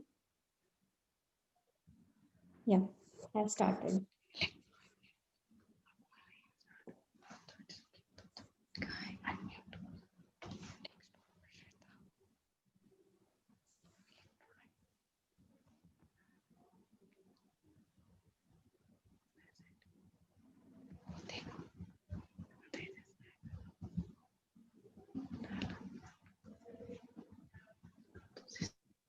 I think I'm seeing Dr. Aisha Sheikh's screen and not Dr. Rathi. Yes. So who will be speaking right now? Dr. Nisha Rathi will be presenting her second paper. Varda, please ask Dr. Aisha to stop sharing her screen. Stop sharing the Dr. Aisha, please stop sharing your screen.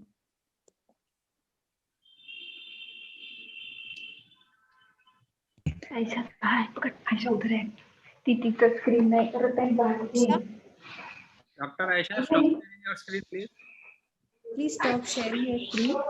Either mute yourself, please. We are able to hear whatever is being spoken.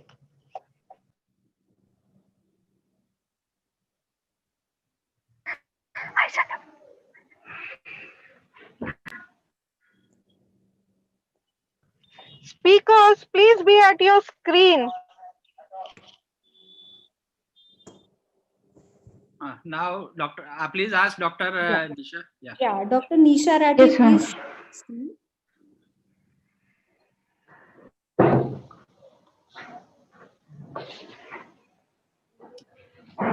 ahead, Go ahead. Yeah. We can Yeah. see you. We can. Now I'm starting her time. Dr. Nisha Rathi's. It's 15:38. Yes, ma'am. Okay. Good afternoon, all. I am presenting a topic which shows the study of change in axial length to corneal radius of curvature ratio after LASIK surgery in myopic eyes. The refractive status of eye is determined by refractive components, corneal power, lens power, anterior chamber depth, axial length, which are interdependent on each other. Interaction between axial length and corneal radius of curvature plays a major role towards attaining emmetropic state of the eye. In adults, normal axial length ranges from 22 to 25 mm. The average horizontal diameter is 11.5 to 12 mm and is about 1 mm larger than the vertical diameter. The refractive power of the anterior surface of the eye is 43 to 43.5 diopters. Axial length to corneal radius of curvature ratio determines the refractive status of the eye, and any change in this ratio may manifest in the form of refractive error. Normal range of corneal radius of curvature is 7.7 to 8 mm, and ratio of axial length to corneal radius of curvature is nearly 3 in emmetropic eyes. 92 myopic eyes in the age group of 20 to 40 years were studied, which underwent the LASIK surgery. Axial length and corneal radius of curvature were determined using optical biometry IOL master, which is a non-contact, accurate, and easy to operate. It offers advantages in accuracy, reproducibility of axial length determination, and is more comfortable for both patient and investigator as compared to the conventional ultrasonic biometry. The change in the ratio of axial length to corneal radius of curvature after LASIK was then calculated. The 92 myopic eyes were divided into 3 groups based on the dioptric power as low, moderate, and high myopia.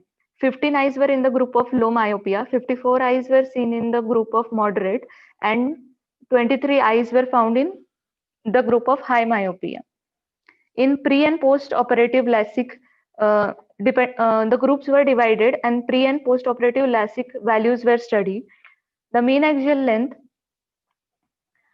in low myopic group pre-operative was 23.77 millimeter, which changed to 23.73. In moderate myopic group, it was 24.7, which changed to 24.62 mm. In high myopic group, the length was 26.07, which changed to 25.96.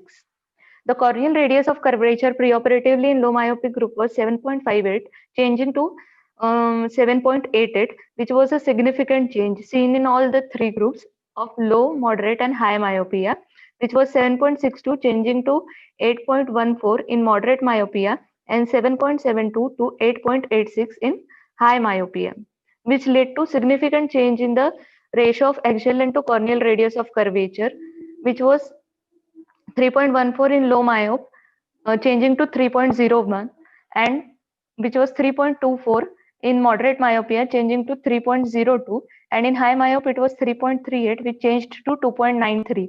All the 3 values of mean axial length to corneal radius of curvature ratio post-operatively was close to 3. This is a graphic presentation showing that in case of low, moderate, and high myopia, there was no significant change in axial length following the surgery. Corneal radius of curvature changed significantly depending upon the spherical equivalence. Axial length to corneal radius of curvature ratio shifted to 3, which was found in emmetropic eyes. In myopic laser surgery, central cornea is ablated, resulting in shortening of axial length, which is measured in millimeter using optical biometry, while amount of ablation in LASIK surgery is in microns. Hence, it is difficult to find out change in axial length following LASIK surgery. Fewer studies are done so far regarding this aspect. We found that preoperative mean axial length was 24.84 plus minus 1.13 standard deviation, which changed to 24.77 plus minus 1.2 standard deviation after LASIK, showing p-value of 0.43 in all the myopes, which is not significant. But there is significant change in corneal radius of curvature, which p-value less than 0.001, and which led to significant change in axial length to corneal radius of curvature. We also found that axial length to corneal radius of curvature in 3 group after LASIK was approximately 3, as seen in emetropic eyes. In a study conducted by Mazumdar and his co-worker in 2015 on 47 males, age group of 18 to 35, they found out that the axial length to corneal radius of curvature ratio was 2.99 plus minus 0.06. In low myope, it was 3.09 plus minus 0.07. In moderate myope, it was 3.23 plus minus 0.07 diopters. And it was 3.35 plus minus 0.07 in high myope. Axial length to corneal radius of curvature ratio is a better index for categorizing the refractive status of the individual. Similar results were found in our study. Hence, I conclude that LASIK causes emetropic shift in axial length to corneal radius of curvature ratio. Thank you. Very well presented, Dr. Nisha. Well in time also. I request judges to ask her question on her second paper.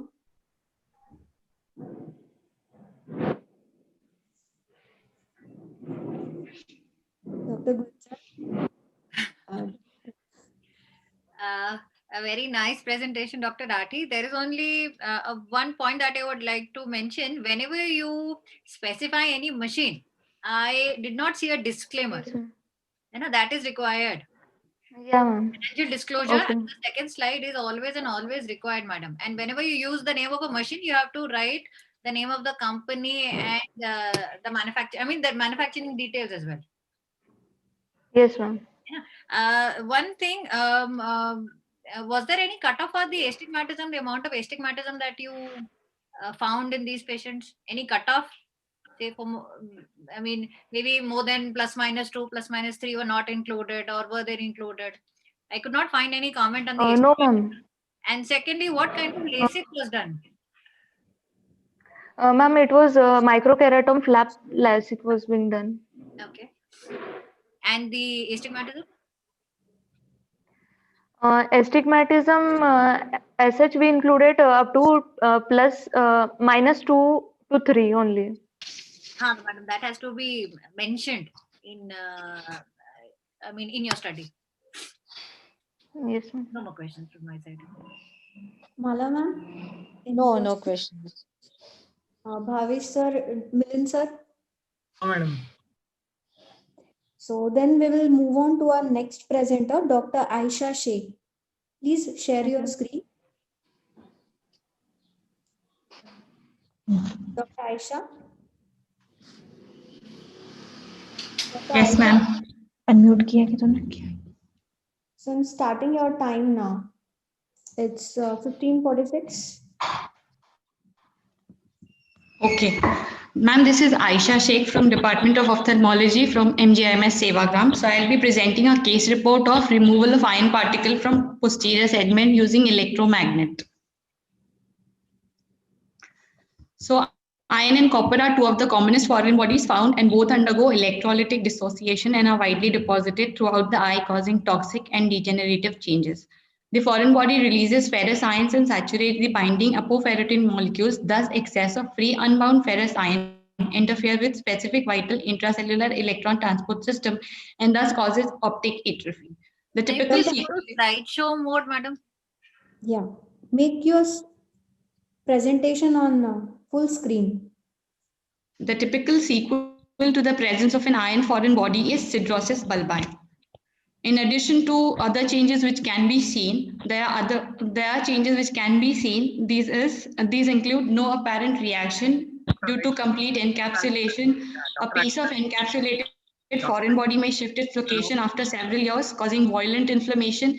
It can cause recurrent inflammation with episodes of hypopion and recurrent iridocyclitis, ending in shrinkage of the globe. Spontaneous expulsion from the globe can occur. A small foreign body may occasionally dissolve away completely, and it also can result into sympathetic ophthalmitis.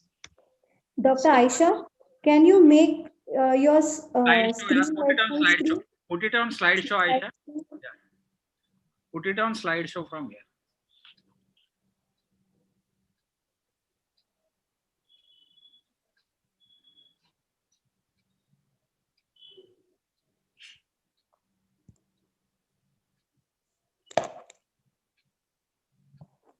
Dr. Aisha, you can see slideshow on the taskbar. Dr. Aisha?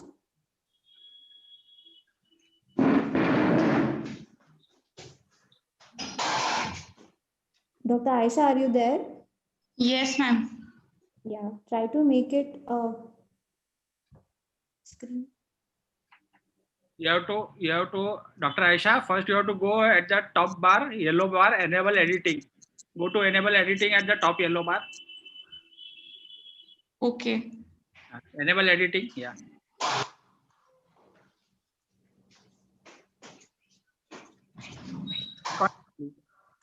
Madam, you're losing on your time. Let it be, show it as it is. Let her show Yeah. like. Okay. Go ahead, Aisha, Dr. Aisha, please go ahead. Yes, ma'am. So I'm going to present a case report wherein a 32-year-old presented to our OPD.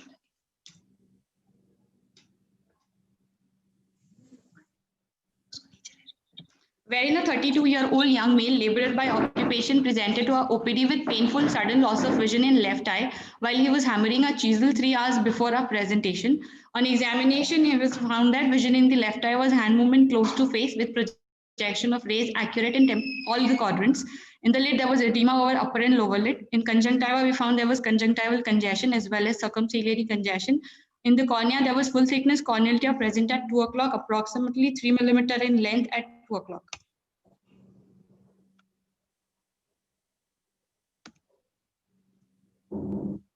In iris, there was an iris hole at 2 o'clock with RAPD grade 2. There was subluxated cataractus lens. In indirect ophthalmoscopy, there was no glow and there was no sign of iridocyclitis or sympathetic ophthalmitis.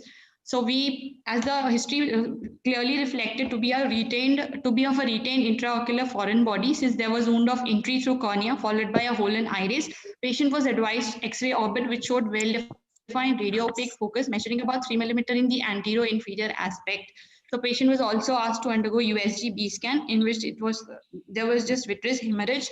So as the patient had a radio-opaque shadow in X-ray, patient was also asked to undergo CECT orbit to ascertain the location of foreign body, which showed well-defined hyperdense area producing streak artifacts in intraocular region in vitreous chamber, which appeared like this. I can't see your slide.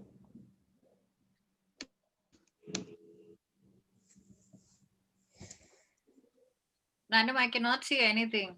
Yeah. I can see only the slide with the introduction. Please continue with your case. After ensuring the location of the foreign body with X-ray as well as CECT, surgery was planned. An electromagnet was used to carefully remove the iron particle from vitreous after repairing the corneal tear with 10-0 nylon suture. 2 ports were made using MVR, one to pass the electromagnet and the other to pass endoilluminator. An iron particle of size 3.2 by 2.7 millimeter was removed. Post-operatively, vision of the patient was finger count 3 meter with no improvement on pinhole with PR accurate in all quadrants. So this was the iron particle, which was approximately 3.2 by 2.7 millimeter, which was removed. And this is the electromagnet which was used. So in discussion, in all cases of retained intraocular foreign body, prognosis is always guarded. Clinical management depends on accurate localization of the foreign body, composition, size, and shape of the foreign body, precise assessment of the extent of damage to the eye, decision to remove the foreign body or not. So the management of posterior segment foreign bodies is most problematic as they are frequently associated with extensive ocular damage. The route of removal of foreign body from the posterior segment is determined by its location, size, magnetic property, clarity of media. Attempts to remove them blindly or through the entry site is extremely dangerous. Good visualization of the foreign body, and the foreign body is clearly visible in the vitreous cavity or on the retina with no encapsulation. A magnetic foreign body can be successfully removed with an electromagnet after a pars plana sclerotomy. So a pars plana sclerotomy was done in this case, and 2 ports were made, and after localizing the foreign body, and the foreign body was removed. So I conclude that the magnet is the safest method, like we use electromagnet for the removal of iron particle from the intraocular which was lodged. So if magnet removal is magnet can be used successfully without vitrectomy, which need not be mandatorily done unless vitreoretinal problem is there. Thank you, Dr. Aisha. Good presentation. Unfortunately, we could not see your slides. So, any I just questions? have a request to other members that if whatever you are presenting, please make sure that your devices is running properly. Check it twice or thrice. And after you log in, you have to do full screen. Just avoid all these technical errors. Judges, any question to Dr. Aisha? What's the post-operative vision? And finger count 3 meters with no improvement on pinhole. Why there is no improvement of? Because there was corneal edema, iritis. There was iritis and there was a corneal edema. Corneal and there edema. was cataractus lens was left behind. Ma'am, cataractus lens was not removed in the first sitting. Patient was followed up after 6 months when he came back to us, and then the lens extraction was done. So that time the vision improved. Is it? Yes, ma'am. Yes. Okay. Thank you. Meanwhile, Dr. Ruta, please share your screen and be ready with your presentation. Judges, Dr. Bhavesh, Dr. Gunjan, Dr. Milind, do you have any questions for Dr. Aisha? Madam, at one point of time, you've mentioned Dr. Aisha. Yes, ma'am. Yes, ma'am. Just see all the speakers, please. It'll be lovely to see everybody speaking. So there was at one point in time in your presentation, you mentioned that you may leave foreign bodies if required at times in the eye. So what do you think could have been the scenario in which you would like to leave the foreign body in the eye? If the foreign body is inert, and you always outweigh the risk with the benefit. If the benefit is more to the patient, then we go removing it. Because if the foreign body is inert, and if it is not touching the retina, or is it touching the retina, which may cause RD in the process of removing it, then it would be better we leave it. Okay, it doesn't touch the retina, but it touches my lens.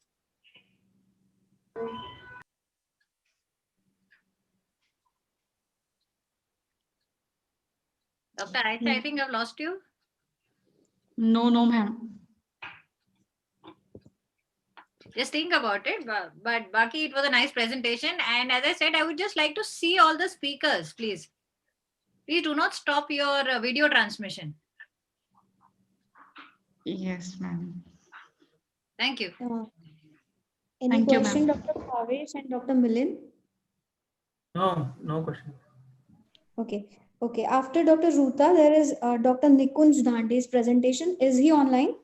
Yes, ma'am. Okay. Be ready with your presentation. And I think Dr. Ruta, you can start your presentation. I'm starting your time. It's 15:56. Yes, ma'am.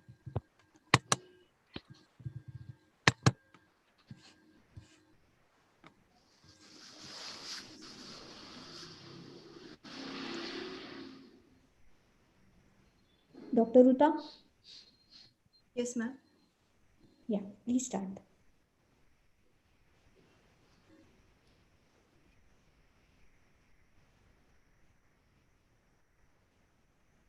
We can see your screen.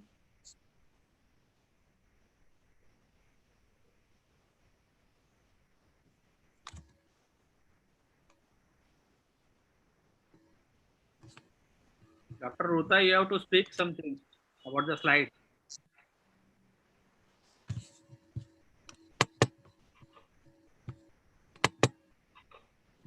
Is Please start your slides and speak.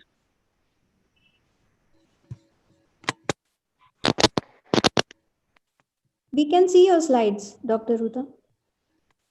okay, ma'am. Dr. Ruta. Yes, blood pressure and heart rate alterations through music in patients undergoing cataract surgery.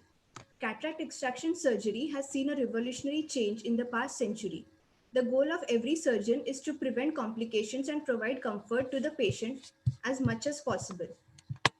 Having said so, the innate nature of performing cataract surgery under local or topical anesthesia, where the patient is fully aware of his surroundings during surgery, can prove to be a bane, especially for the older populations the eye surgeon deals with.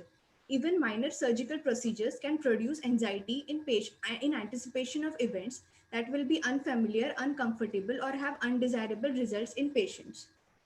Aims to find out whether the utilization of the above mentioned properties of music be done effectively in reducing the anxiety among patients undergoing cataract extraction.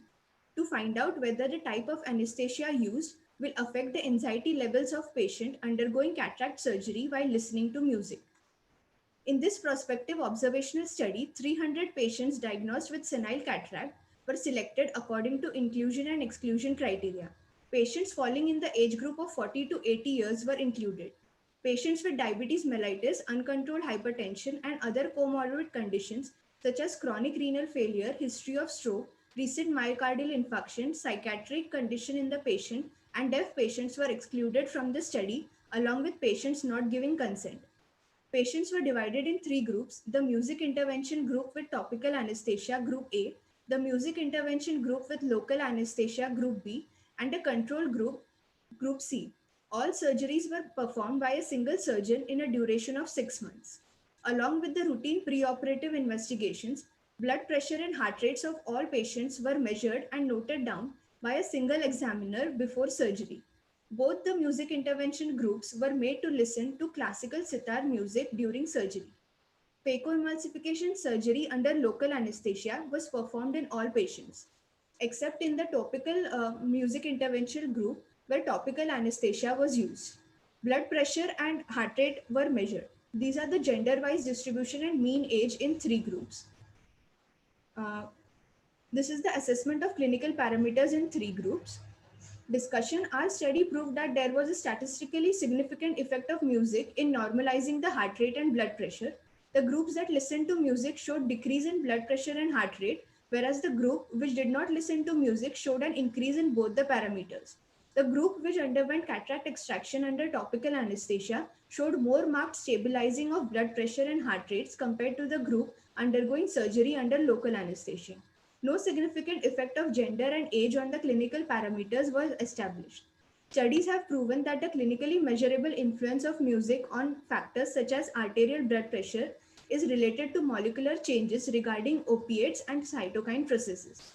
The distraction that music offers from the surgical procedure has been reported as a favorable effect of music, which becomes even more valuable when patients listen to music of their preference. This may offer them a sense of personal control and reminds them of a familiar home environment. The effect of topical anesthesia on decreasing the anxiety in patients in our study could be due to the lack of discomfort and pain caused due to the periverbal drop.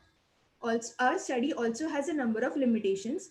The major limitation was that no cortisol and serological tests were applied to patients, as these tests are the most reliable indicators of stress measurement.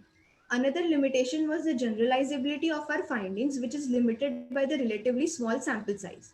Additionally, the selected piece of music was determined by the researchers but not by the patients themselves.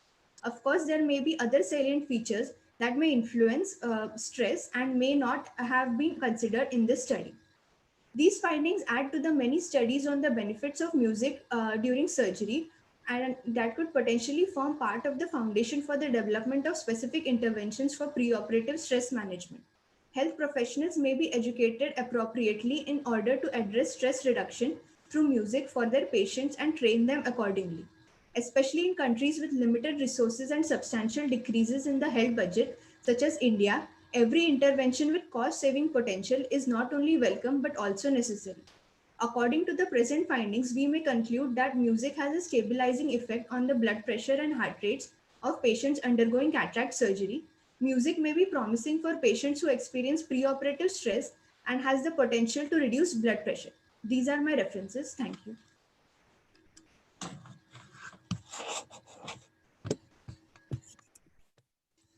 Nice presentation, Dr. Ruta. Thank you, ma'am. Any questions for Dr. Ruta? Judges, please. Do you provided headphones to the patients? No, sir, we did not provide headphones because during surgery it may hamper the position of the patient.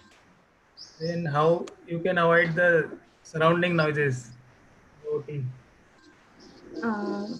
The volume of the music was loud enough. Loud.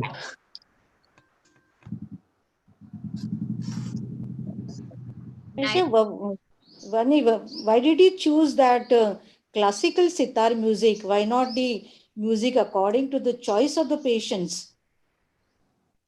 Yes, ma'am. We had generalized it according to the previous researches where it was proven that sitar music is it provides anxiety relief in many individuals. But if you give choice to the patient, that will be better according to choice of the patient. Yes, ma'am. It was one of our limitations. And this, yeah, and music therapy is well known, not for the cataract surgery, but other patients also, diabetic, hypertension, it reduces the blood pressure and blood sugar also, not only for the Yes, cataract, but other diseases also, even the cerebral diseases, there is a music therapy that is very helpful. Yes, ma'am. Okay, thank you. Nice presentation. Thank you, ma'am. Could you have used the visual analog scale? I think that would also have further helped you analyze the visual analog scale from 0 to 10, in which you have those emojis. Yeah? Yes, ma'am. Yeah. Otherwise, a nice presentation. Thank you, ma'am. Okay. So the next presenter is Dr. Milind, Dr. Bhavesh. Any more questions for Dr. Ruta? Can carry on. Yes, Dr. Milind. Ma'am, no question. Okay. Thank you. So the next presenter is Dr. Nikunj Dhande. Please share your screen. And after Yes, that, ma'am. Dr. Jigna Motwani. Dr. Jigna. Yes, ma'am. Okay. So next, please be ready for your presentation after Dr. Nikunj. So Ma'am, is it visible and am I audible? yes, you are audible and slides are visible. Please make it full screen. Yeah. Okay. So I'm starting your time, Dr. Nikunj. It's 16:05. Yes, ma'am. Good morning, organizers. Good afternoon, organizers, judges, and my dear colleagues, presenters. Today, I will be presenting a topic, correlation between the renal function test and severity of diabetic retinopathy in patients with type 2 diabetes mellitus. Diabetes mellitus is a metabolic disease caused by hereditary environmental factors characterized by hyperglycemia. The biochemical dysfunction in the diabetes leads to various microvascular and macrovascular complications like nephropathy, retinopathy, neuropathy, and atherosclerosis, etc. It has been estimated that 30% of the people with diabetes mellitus have diabetic retinopathy worldwide. Its incidence is very high in Indian population and comprises the largest hub of the diabetics is India, with 31.7 million cases of type 2 diabetes mellitus. Diabetic retinopathy and nephropathy are serious end-stage complications of this disease, and diabetic retinopathy is the most common ocular complication of diabetes. The overall prevalence of diabetic retinopathy of any severity is 34.6%, and the prevalence of proliferative diabetic retinopathy and diabetic macular edema is 6.96 and 6.81% respectively. There is a threefold rise in the disease prevalence in the rural and urban areas as well. The non-proliferative NPDR is characterized by presence of microaneurysms, intraretinal hemorrhages, cotton wool spots, venous bleeding and loops, and IRMA, and hard exudates. NPDR is divided into mild, moderate, and severe depending upon the retinal quadrants involved. Proliferative diabetic retinopathy is characterized by neovascularization of the disc, iris, or angle of pre-retinal or vitreous hemorrhages and tractional retinal detachments. Pathomechanism of diabetic retinopathy and nephropathy is similar, but the changes in the retina can be directly visualized, but not the renal vascular changes. Hence, estimation of RFT is required for monitoring the kidney functions. Glycosylated hemoglobin levels is a method for estimating the degree of hyperglycemia over a period of 2 to 3 months.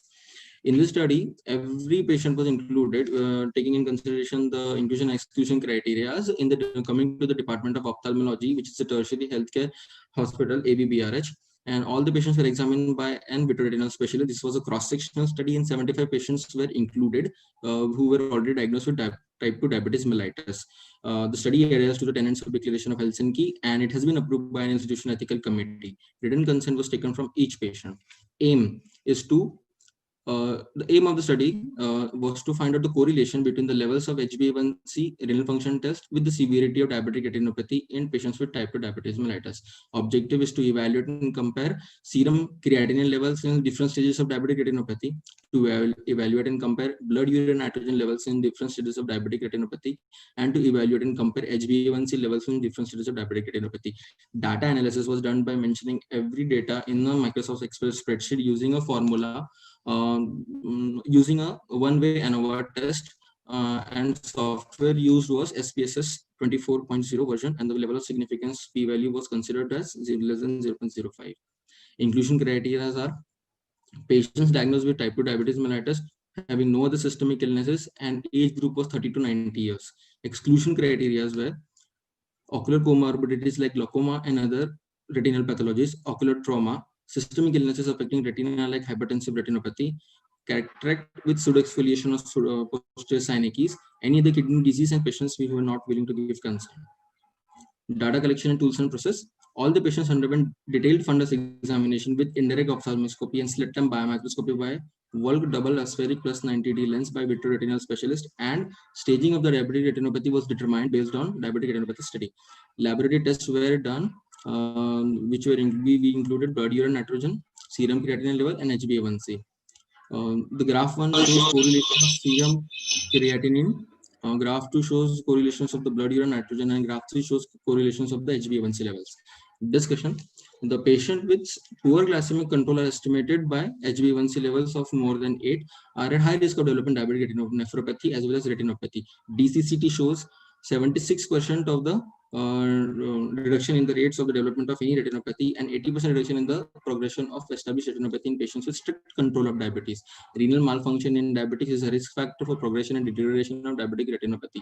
Wisconsin epidemiological study of the diabetic retinopathy showed a positive correlation between the severity of the retinopathy and levels of HbA1c, high levels of HbA1c after 10 years of diabetes. Our study included 75 patients with type 2 diabetes. Mean age of the patients was 59.16 plus minus standard deviation was 10.91 years. 42 were male and 33 were female. Mean duration of diabetes mellitus ranged from 4 to 24 years. The mean and standard deviation of serum creatinine in our study with patients having no DR, mild, moderate, severe, NPDR and PDR was 1.39 and standard deviation to be 0.45 with p-value of 0.007, which was significant. Mean and standard deviations of blood urea nitrogen in no DR, mild, moderate, and severe NPDR and PDR was 38.34 plus minus 10.91. P-value was 0.001, which was also statistically significant. And in HbA1c, the mean and standard deviations in cases of no DR, mild, moderate, and severe NPDR and PDR were 9.14 plus minus 2.42 with p-value was 0.001, which was also statistically significant. This is comparable to the studies done by Nivedita et al., Naniwal et al., and Wisconsin et al. Conclusion is the diabetic retinopathy is a severe form, can be potentially blinding, and renal function, that is the blood urea nitrogen and serum creatinine, have a positive relation with the severity of the retinopathy as seen in our study. However, some patients may have no or milder form of diabetic retinopathy but deranged RFT, and maybe vice versa as well. But the retinopathy and nephropathy are closely associated with diabetes mellitus. Similarly, higher levels of glycosylated hemoglobin associated with severe form of retinopathy as well in our, which was also found in our study. Thus, decreasing levels of HbA1c along with good glycemic control and monitoring levels of RFT and periodic evaluation for the retinopathy can postpone or prevent the blindness due to this disease. Limitations of our study were sample size was less and other parameters such as lipid profile, LFTs, and BP was not considered. Albuminuria we did not include. These are my references. Thank you. A nice presentation, Dr. Nikunj. Thank you. I request judges to ask questions to Dr. Nikunj. Dr. Nikunj, everything should be not tabulated, because I really could not make out anything out of your results and limitations and conclusions. I got slightly mixed. Secondly, when we are talking about diabetic retinopathy, you've just not mentioned macular edema at all, anywhere. No, ma'am, we No did reference not to consider macular edema. Yeah, that is one point. Hypercholesterolemia, not mentioned anywhere. And Yes, one ma'am. important thing is, see, we know that more than hello. We Yes, know ma'am. that diabetic nephropathy and diabetic retinopathy go hand in hand. What I need to know is the risk factors. Have you helped me identify any risk factors from your study? No, ma'am, we were By not gender, doing. age, or some. Huh, you were saying something? Ma'am, we were not doing epidemiology or demographic parts in the study. Understand, sir. I'm not talking about epidemiology. I'm asking you whether you could find any risk factors. Ma'am, HbA1c levels, we could see that the serum creatinine and blood urine nitrogen were associated with the level of nephropathy. Okay. Other than that, we did not evaluate, ma'am. And we saw the age duration as well. People having more than 10, 15 years were almost PDR. I'm sorry, I'm losing your voice. Hello, ma'am. Everyone has Yeah. that. When people having diabetes mellitus with high duration of more than 10, 15 years, say, they were having PDR varieties. But young patients such as 30, 40, I could even see 1 to 2 patients of PDR. In younger patients as well, I have seen, ma'am. Exactly. See, what I want to know is, I know that diabetic retinopathy and nephropathy go hand in hand, but then I want to know what the risk factors. What have you identified from this, from your study? I wanted to know more about macular edema. You've not touched macular edema at all. Yes, ma'am. Did not You've do not that. talked about albuminuria. Yes, ma'am. That's the limitation, ma'am. Yeah.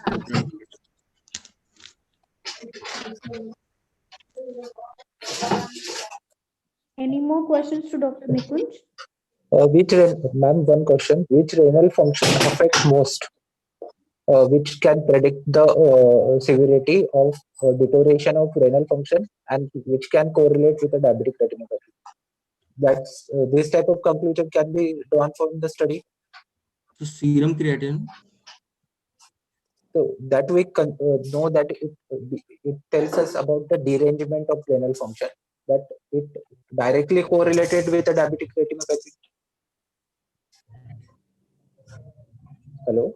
No, so it's not directly proportional. Okay. Okay. I think we'll move on. Next is Dr. Jigna Motwani. After that, Dr. Karvi Mehta. Yes, Is Dr. Mehta online? Yes, ma'am. Okay. So, Dr. Jigna, please share your screen. And Dr. Mehta, please be ready with your presentation, which will be after Dr. Jigna.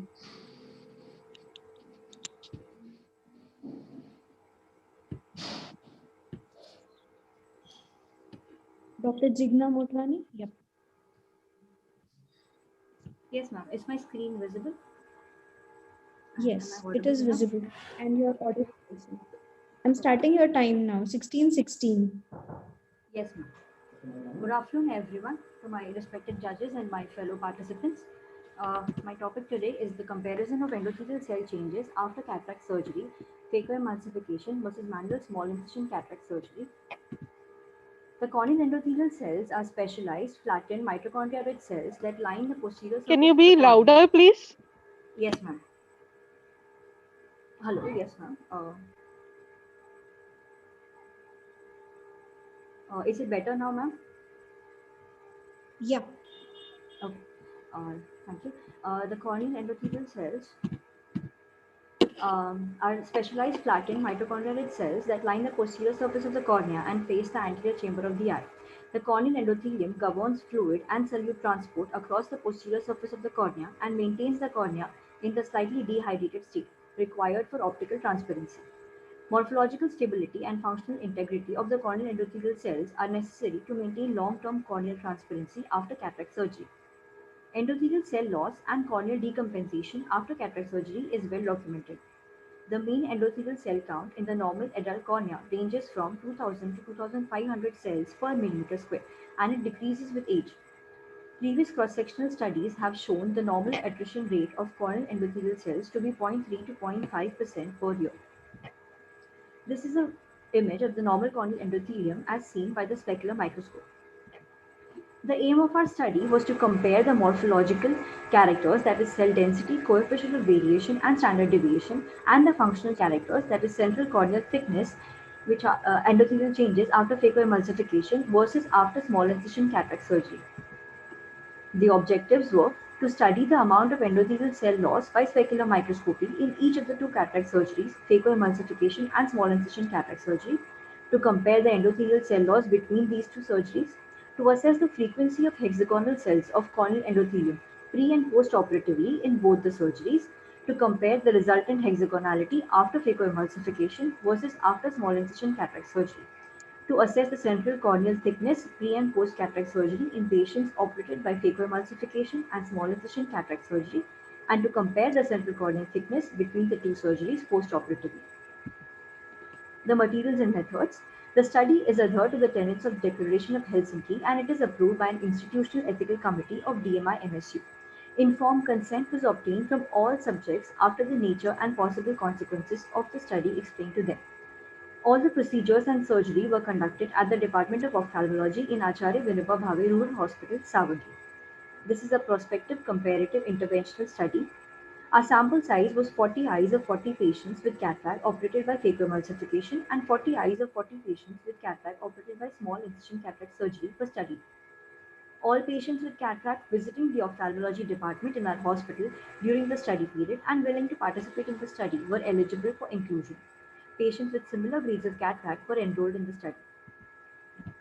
The exclusion criteria included traumatic cataract, pseudoexfoliation syndrome, glaucoma, corneal dystrophy, complicated cataract which included lens-induced glaucoma, post-uveitic cataract, subluxated lens, previous intraocular surgery, intraoperative complications during cataract surgery, high myopia, high hyperopia, age younger than 40 years, nuclear grade of cataract more than 3, preoperative endothelial cell count less than 1000 cells, those unable or unwilling to provide informed consent, and patients lost to follow-up. All surgeries were performed by an experienced phacosurgeon. The surgical techniques were kept identical for all cases.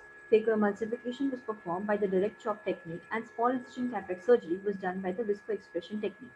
Endothelial cell density, hexagonality, and central corneal thickness were deduced with the help of Topcon SP10 specular microscope.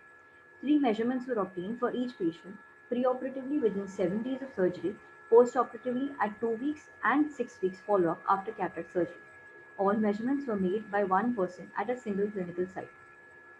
Comparison of mean changes in the central corneal thickness and cell density both within and between the groups at 2 weeks and 6 weeks follow-up as compared to the baseline were done. Our results were as follows. The graph 1 and 2 show a comparison of cell density between the two groups where significant reduction in the endothelial cell count is seen when compared to the baseline. Graph 3 shows a reduction in the hexagonality in the two groups. Graph 4 shows an increase in the coefficient of variation between the two groups when compared to the baseline. Graph 5 and 6 show an increase in the central corneal thickness between the two groups when compared to baseline. Statistical analysis was done using students' paired and unpaired t-test, and considering p-level less than 0.05 as a level of significance, there was a significant reduction in the endothelial cell count after 6 weeks of both the type of surgeries. However, the difference between two groups was statistically non-significant. A decreased percentage of hexagonal cells, increased cellular elongation, and increased coefficient of variation was observed. The difference in mean coefficient of variation between the two groups was statistically non-significant. The mean difference of central corneal thickness was significant in group 1 and group 2 at 6 weeks, but not significant when compared among the groups. In conclusion, there was no difference in safety between phacoemulsification and small incision cataract surgery when compared with cornea. Small incision cataract surgery is still a safe option in the developing world. Proper case selection, diligent surgery, and adequate post-operative care are essential to maintain a clear cornea.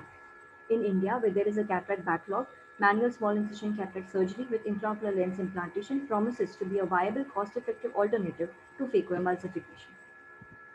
These were my references. Thank you. Very nice presentation, Dr. Jigna. Well in time. I request judges to ask questions to Dr. Jigna. Next, Dr. Kervi Mehta, please be ready with your slides.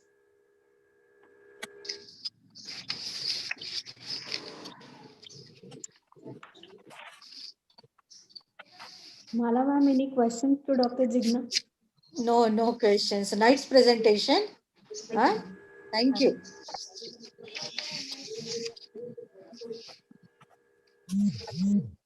Dr. Gunjan? It was a nice presentation, Dr. Jigna. I think you could have just mentioned about or the temperature rise in the anterior chamber or the type of OVD which was used and the classification or the grading of the nuclear cataracts. Yes, ma'am. Ma'am, mainly because of the time constraint, I could not fit in everything. Yeah, I understand. But by and large, a very nice presentation. Thank you, ma'am. Bhavesh sir, Dr. Milind, any question? No, ma'am. No, question from no me. question. So next will be Dr. Kervi Mehta, but after that, Dr. Rashmi Ramani, have you joined? Are you online? Yes, ma'am. Okay, so after Dr. Mehta, Dr. Rashmi will present. Dr. Mehta, you can start. I'm noting down your time. It's 16:24. Ma'am, is my presentation seen? Yes, it is visible. Make it full screen. Yes, ma'am.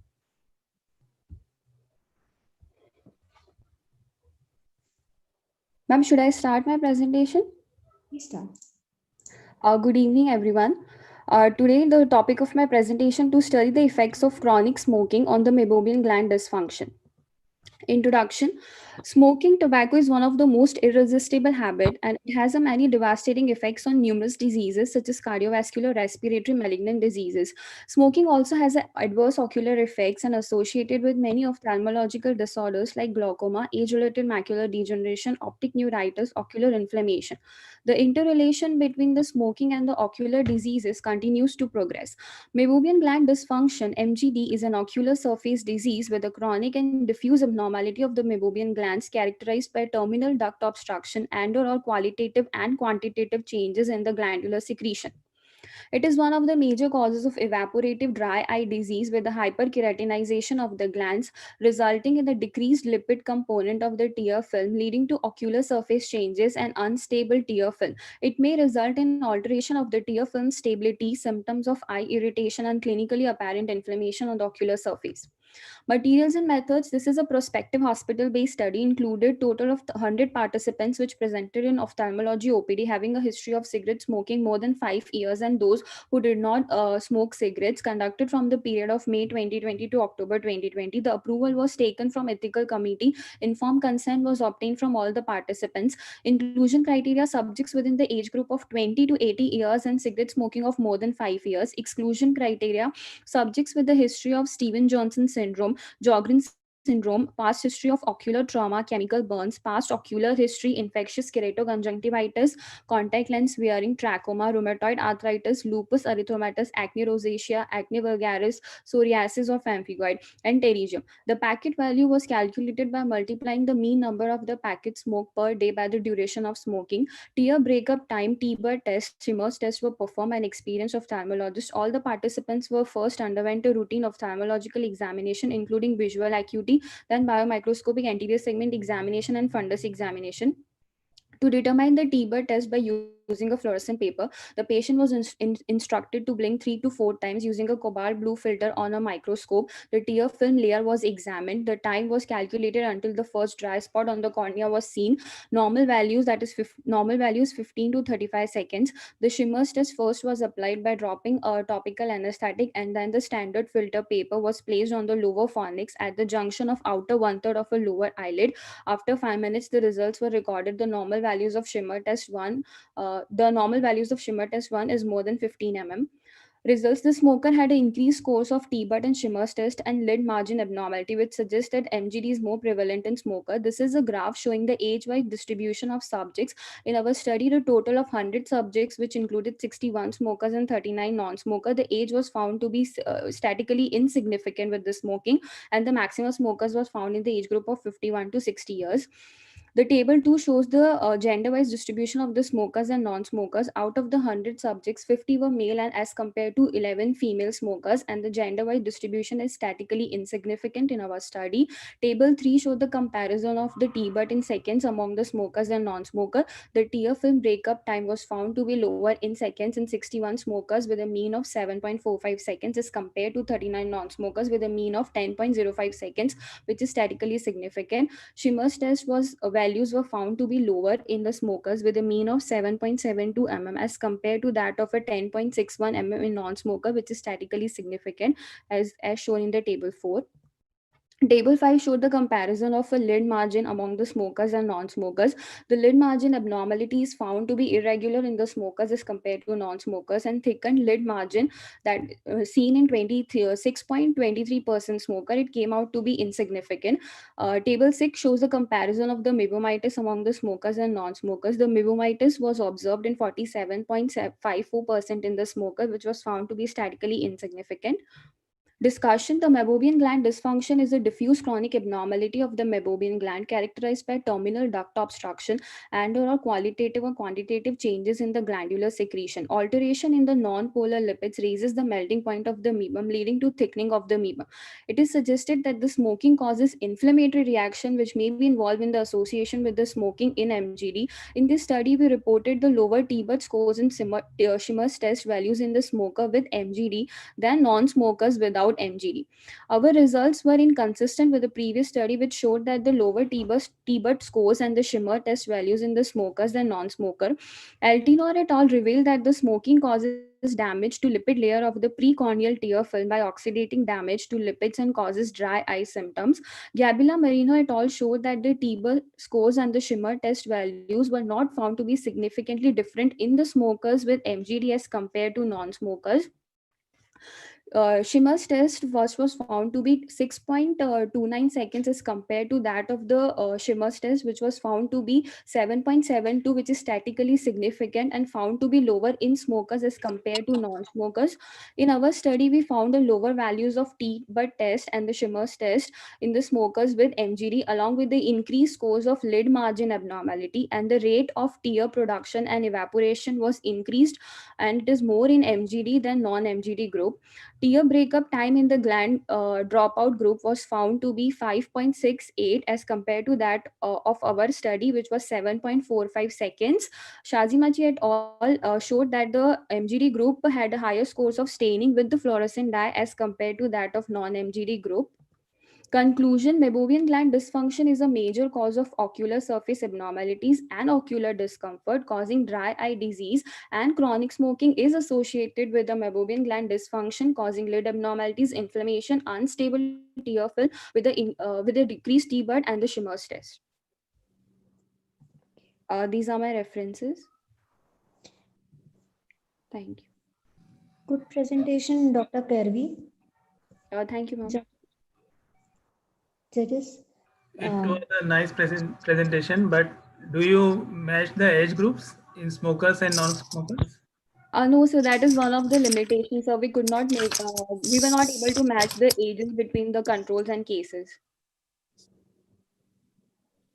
Okay. Any other question?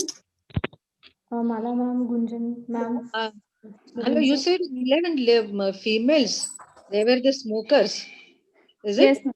Yes, ma'am. Acha, in which institution you carry out this study? Jawaharlal Nehru. Yes, ma'am. And which class of these female? From a low socioeconomic group or a middle class group? Ma'am, both in the lower and middle, the patients were of equal, like both of the middle and lower. It was really surprising to get 11 females as compared to 50 males. It's a nice study you have carried on. Okay, thank you. Dr. Milind, any question? What was the mean duration of presentation of patients for dry eye Yes, after sir. starting, and what is the smoking history? How much they, an amount of cigarette packs or number of That, cigarettes? Have you compared so them? that we have taken for the patients more than 5 years. More than 5 years, and those of the smoking means how much packs per day or per week or per month? Yes, sir. The dose of smoking, the Yes, sir. number Yes, of sir. cigarette. Yeah. So that is 5 cigarettes per day, for more than 5 years. Acha, okay. That was the minimum criteria for inclusion. Yes, sir. That was the minimum criteria for inclusion.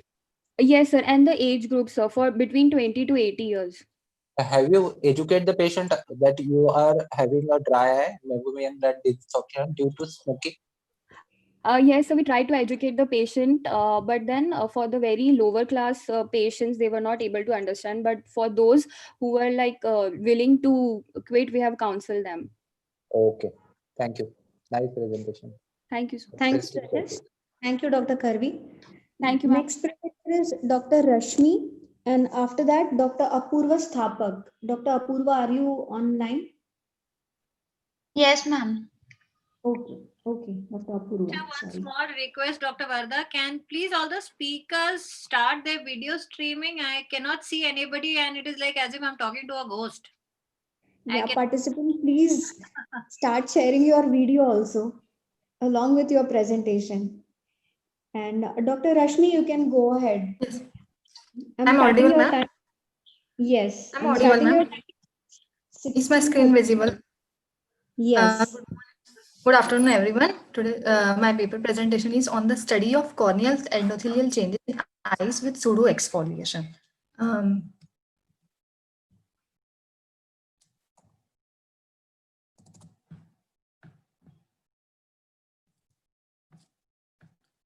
Introduction. Pseudo exfoliation is a common age-related disease of extracellular matrix clinically characterized by abnormal formation and deposition of abnormal extracellular fibrillary material on various anterior segment structures. Intraocular cells producing such materials include non-pigmented ciliary epithelial cells, posterior pigmented epithelial cells of iris, lens capsule epithelium, corneal endothelium, trabecular cells, and endothelial cells of blood vessels. Pseudoexfoliation is predominantly bilateral condition, but its presentation is asymmetric. Pseudoexfoliation affects up to 20 to 30% of people older than 60 years worldwide. It mainly involves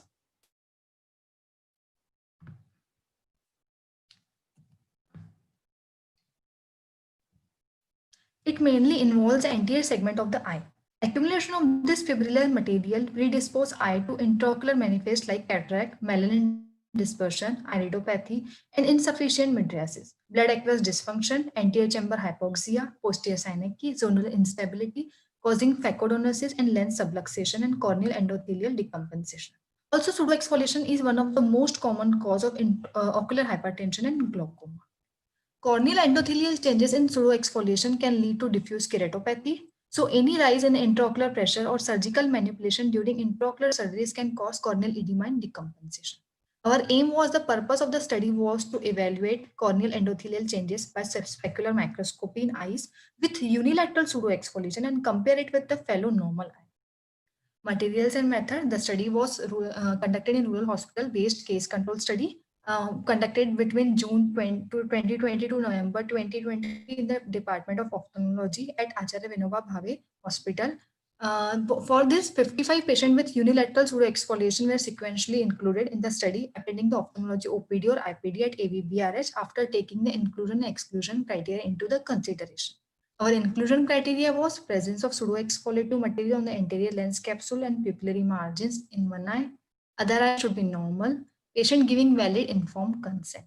Exclusion criteria was previous ocular surgery, corneal dystrophies, degeneration, scars, and post-corneal refractive surgery, ocular hypertension, glaucoma, pterygium, systemic diseases with ocular manifestation, ocular surface disease, uveitis, history of chronic topical medication. Ocular trauma or chronic contact lens were also excluded. All patients underwent a complete ophthalmic examination, including best corrected visual acuity, IOP measurement by Goldmann applanation tonometry, slit lamp by microscope. On slit lamp, cornea was assessed for endothelial changes. Assessment of pupil margin was done for pseudoexfoliative material. Pupils was dilated and an anterior lens surface was examined for pseudoexfoliative material, also for early signs of pseudoexfoliation syndrome, including pregranular radial lines and granular deposit. Iris trauma for any iridopathy. Gonioscopy was performed for pseudoexfoliative material in angles. Corneal endothelial cell changes were analyzed by using specular microscopy, which was available in Topcon SP100, and photograph for analysis of cell density and hexagonality, coefficient of variation in cell size, also with central corneal thickness were analyzed. Statistical analysis was done by using descriptive and inferential statistics using chi-square test, and software used was SPS 22.0 version. Result: total 55 patients with unilateral pseudoexfoliation were included in the study. Age mostly was 42 to 80, and majority of the patients were in the range of 61 to 70 years. Gender-wise, there were 26 male and 29 females. The first graph is showing corneal endothelial cell density. The mean corneal endothelial cell density in the pseudoexfoliative group, that is pseudoexfoliative eye, was 2000. Was significantly.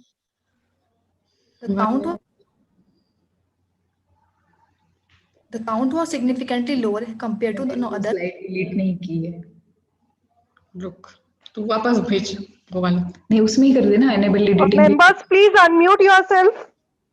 Members, please unmute yourself. Check. Second graph showing the comparison of coefficient of variation between the two eyes. Pseudoexfoliation where hexagonality coefficient of variation was high in pseudoexfoliation group compared to normal eye, but it was not statistically significant. Comparison of hexagonality between the two eyes, it was slightly less in pseudoexfoliative eye compared to normal eye, but it was not also statistically significant. The fourth table showing comparison of central corneal thickness between the two eyes. Central corneal thickness was thicker in pseudoexfoliative eye than normal eye, but not statistically significant. Coefficient of variation in cell size was more in pseudoexfoliation eye than normal eye. Percentage of hexagonal cells were less in pseudoexfoliation eye than the fellow eye. Discussion: pseudoexfoliation is a common age-related disease and coexisting pathology in eye. The prevalence of pseudoexfoliation varies in different populations. Apart from raised IOP and poor pupillary dilatation, corneal endothelial morphological changes can cause significant endothelial decompensation following intraocular surgeries. Morphological changes of corneal endothelium can occur in pseudoexfoliation eyes even with normal intraocular pressure. But it was reported that endothelial cell density was not correlated with the severity of the glaucoma. The present study was conducted to evaluate the endothelial cell morphology in eyes with unilateral pseudoexfoliation and compared with apparently normal fellow eye. In our study, there was total 55 patients from 42 to 80 and mean age was 63 around. In our study, the mean endothelial cell density in the pseudoexfoliation eye was 2299 cells per millimeter square. The count was significantly lower compared to the normal eye, which was higher. This was compared to Enol et al. And Wang et al. Studies. On comparison of coefficient of variation in cell size between two eyes, variation in cell size was more in pseudoexfoliation eye compared to the fellow eye. It was 33.80%. Similarly, percentage of hexagonal cells was less in pseudoexfoliation eye, that is 51.12% compared to fellow eye. However, the difference was not statistically significant. This was compared to the study of Enol et al. And Wang M et al. However, Menek et al. In this study observed not only decrease in cell density, but also this was comparable to study reduced cell hexagonality and increased coefficient of variation in cell of pseudoexfoliation eyes compared to cataract eyes. They also reported statistically significant difference in coefficient of variation of cell size and percentage of hexagonal cells between apparently normal fellow eyes. In the study of Hattori et al. And Pavey et al., corneal endothelial cell density, coefficient of variation in cell size, and percentage of hexagonal cells in eyes with pseudoexfoliation glaucoma had no significant difference compared to those without glaucoma. On comparison of central corneal thickness between two eyes, the thickness was more in pseudoexfoliative eye compared to normal eye, which was 521 micrometer, but not statistically significant. Catrins Crize et al. Study, but they use different modality for assessing the corneal thickness. Limitation of our study were small sample size and being hospital-based study, population does not represent India population as whole. Conclusion, pseudoexfoliation eye has endothelial cell changes leading to diffuse keratopathy. These changes can cause corneal decompensation following any intraocular procedures. Hence, patients with pseudoexfoliation must undergo through proper preoperative evaluation of corneal endothelium by various available imaging modality to modify the surgical approach and use method to protect the endothelium so as to prevent or minimize post-operative corneal decompensation. These are my references. Thank you. Nice presentation, Dr. Rashmi. Judges, please ask questions to Dr. Rashmi. Rashmi, what is pseudo-exfoliation syndrome? Ma'am, it is a deposition, fibrillary deposition material of lens or endothelium. It's a syndrome. The three things has to be there, no? When I say pseudo-exfoliation syndrome.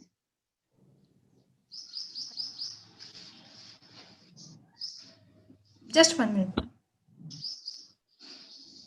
Hello. Hello. Yes, Dr. Yes, ma'am. Ma'am, this is an extracellular matrix deposition, mostly in abnormal fibrillary deposition. Nini, but my question is, what is exfoliation syndrome? Ma'am, it is deposition in the iris also and mostly in the lens and cornea, capsule epithelium. Is it associated with the raised intraocular pressure? Yes, This ma'am. condition is associated with the raised intraocular pressure. Yes, ma'am. So this Yes, is one ma'am. thing. You tell me other two things which are associated in this syndrome. Yes.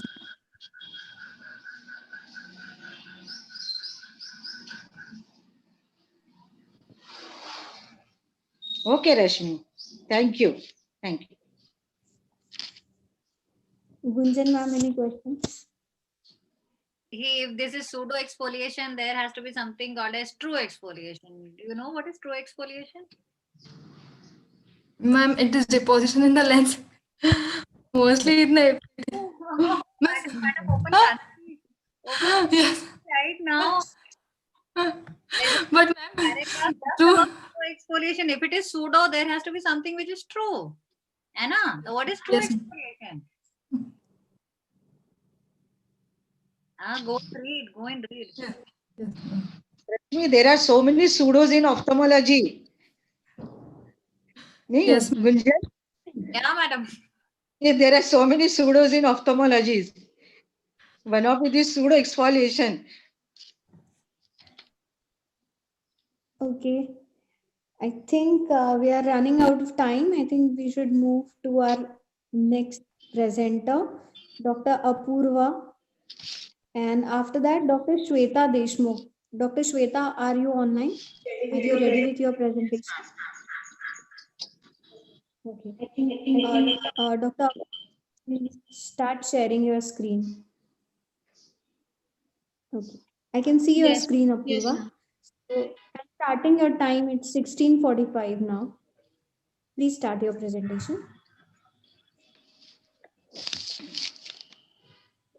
Good evening, everyone. I'm Dr. Apurva Sthapak. Under the guidance of Dr. Rekha Khandelwal, I'll be presenting my paper on safety and efficacy of Ologen implant versus mitomycin C in trabeculectomy combined with cataract surgery in patients with primary glaucoma. Since we all know in developing countries like India, glaucoma is generally diagnosed at a very advanced stage, usually when the patient seeks advice for cataract surgery. Thus, trabeculectomy is usually performed along with cataract surgery and implantation of intraocular lens. The efficacy of trabeculectomy is limited due to excessive fibrosis, which can be prevented by the use of antifibrotic agent. A very recent advancement in this field is the use of Ologen implant. My aim is to compare the safety and efficacy of Ologen implant with mitomycin C in trabeculectomy combined with cataract surgery in patients with primary glaucoma. Ologen is a bioengineered tissue used to stimulate regeneration of cells around poorly healed wounds. It is synthesized by grafting the glycosamine glycans with type 1 collagen, thus producing a biologically active analog of extracellular matrix. After trabeculectomy, it decreases scarring by reorganizing the myofibroblast, fibroblast, and the extracellular matrix. It degrades after 180 days, leaving behind an organized extracellular matrix with myofibroblast, fibroblast arranged in it. This is a photograph showing the insertion of the Ologen in below the conjunctival flap. Ologen versus MMC in 2018, Miguel et al. Conducted a study on trabeculectomy with mitomycin along with Ologen versus mitomycin alone in refractive glaucoma. They concluded that the IOP control was significantly better in MMC with Ologen group. Similarly, in 2013, Sirisha Senthil et al. Conducted a study on trabeculectomy with Ologen versus MMC in primary glaucoma. And they observed that at the end of 6 months, there was similar reduction in IOP in both the groups. This study was for 18 months from December 2018 to May 2020. It is a hospital-based randomized controlled trial conducted in Department of Ophthalmology in Lata Mangeshkar Hospital. Approval was obtained from Institutional Ethics Committee before starting the study. Patients who are above 40 years of age of both the sexes and diagnosed with primary open-angle glaucoma and primary angle closure glaucoma along with visually significant cataract were included in this study. And patients who had history of previous intraocular surgery or laser procedure or had secondary glaucoma like lens-induced glaucoma, pseudoexfoliation, etc. or had previously failed trabeculectomy were excluded from this study. The selected cases were informed about the nature of this study in their native language and written informed consents were obtained. According to the International Organization of Geographical and Epidemiological Ophthalmology, the primary glaucoma is divided into primary open-angle glaucoma and primary angle closure glaucoma. Primary open-angle glaucoma is defined as glaucomatous optic neuropathy in the presence of open angles and no other ocular abnormality. Primary angle closure glaucoma can be divided into primary angle closure suspect, where there's only occludable angles. Then there's primary angle closure, where there are occludable angles along with signs of trabecular meshwork obstruction, like peripheral anterior synechia or pigments in the angle. And then there's primary angle closure glaucoma, where occludable angles are there, signs of trabecular meshwork obstruction are also there, and also there's glaucomatous optic neuropathy. The eligible patients were divided into two groups, in the study group and the control group. The study group was when trabeculectomy was done with Ologen implantation, and the control group was when mitomycin C was used in the concentration of 0.2 milligram per ml for 2 minutes. The patients underwent safe surgery system trabeculectomy with cataract extraction, that is manual SICS was done for them. The demographic and the clinical characteristics of patients in both the groups, that is in the Ologen group and the MMC group, were comparable. Total number of 23 patients were enrolled in the Ologen group and 22 in the MMC group. The baseline IOP in both the groups were also comparable. Type of success was defined by complete success and qualified success. Complete success was when the IOP was less than equal to 18 mmHg without any medication. And qualified success was when IOP was under control with medication. So there was 82.6% patients in the Ologen group where there was complete success, and in 17.4% patients qualified success was seen. This is a line chart showing mean IOP variation with time for both the groups. There was 38.31% IOP reduction in the Ologen group and 36.68% IOP reduction in the MMC group at the end of 6 months. When comparing the post-op IOP at the baseline and at the end of 6 months between the two groups and across the time points in each group, it was observed that there was significant reduction in IOP in both the groups from the baseline at the end till at the end of the 6 months. When comparing the bleb characteristics for both the groups, it was seen that the blebs in the MMC group were more diffuse, elevated, and less vascular as compared to the Ologen blebs. The post-op complications seen were hypotony, hyphema, epithelial bullae, which were comparable at the end of 6 months for both the groups. Post-operative interventions were needed for both the groups. Like in Ologen group, out of 23 patients, 2 cases required bleb massage, while in MMC group, 1 needed bleb massage. So I conclude by saying that the use of Ologen with trabeculectomy was safe and effective, with an IOP lowering effect comparable to that achieved with the use of MMC at the end of 6 months. And there were no site-threatening post-operative complications seen in both the groups. To our knowledge, this is the first reported study in literature using Ologen implant in combined surgery with manual SICS for medically uncontrolled primary glaucoma, and similar studies with larger sample size and longer follow-up is required to validate the result. These are my references. Thank you. Good presentation, Dr. Apurva. Judges, please ask question to Dr. Apurva on her presentation.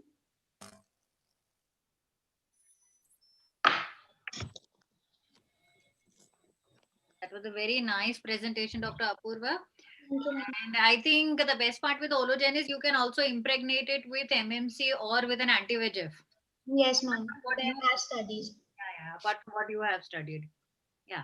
I think there you could have added one more point later on, that you could have studied different concentrations of MMC. I think what you used was only 0.02%. Na?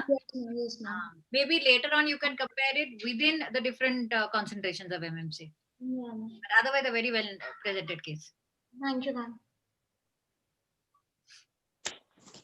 Any more questions to Dr. Apurva? One device. It was a nice presentation. Thank you, sir. So meanwhile, Dr. Shweta can share her screen. I think she has logged in into 2 different devices. Make sure that there won't be any echo. Dr. Shweta? Yes, ma'am. So after Dr. Shweta, there is Dr. Abhishek Gupta. Are you online and ready with your presentation? Dr. Abhishek?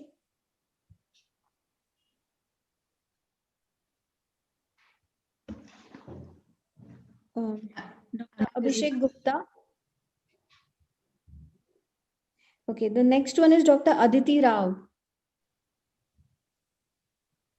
Dr. Aditi, have you logged in? Yes, ma'am.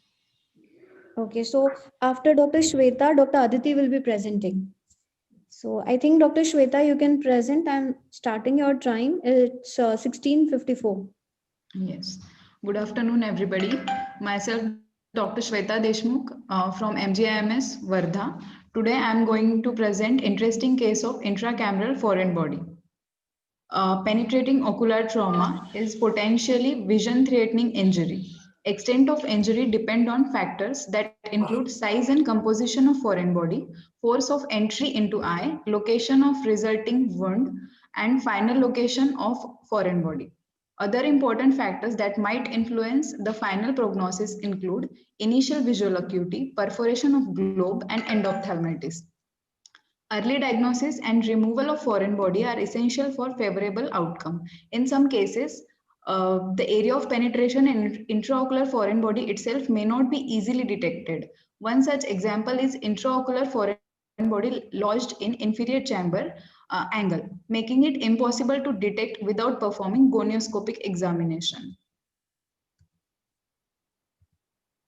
There was a 14-year-old male presented to our OPD with the chief complaint of foreign body sensation, redness and blurring of vision with watering since 4 hours.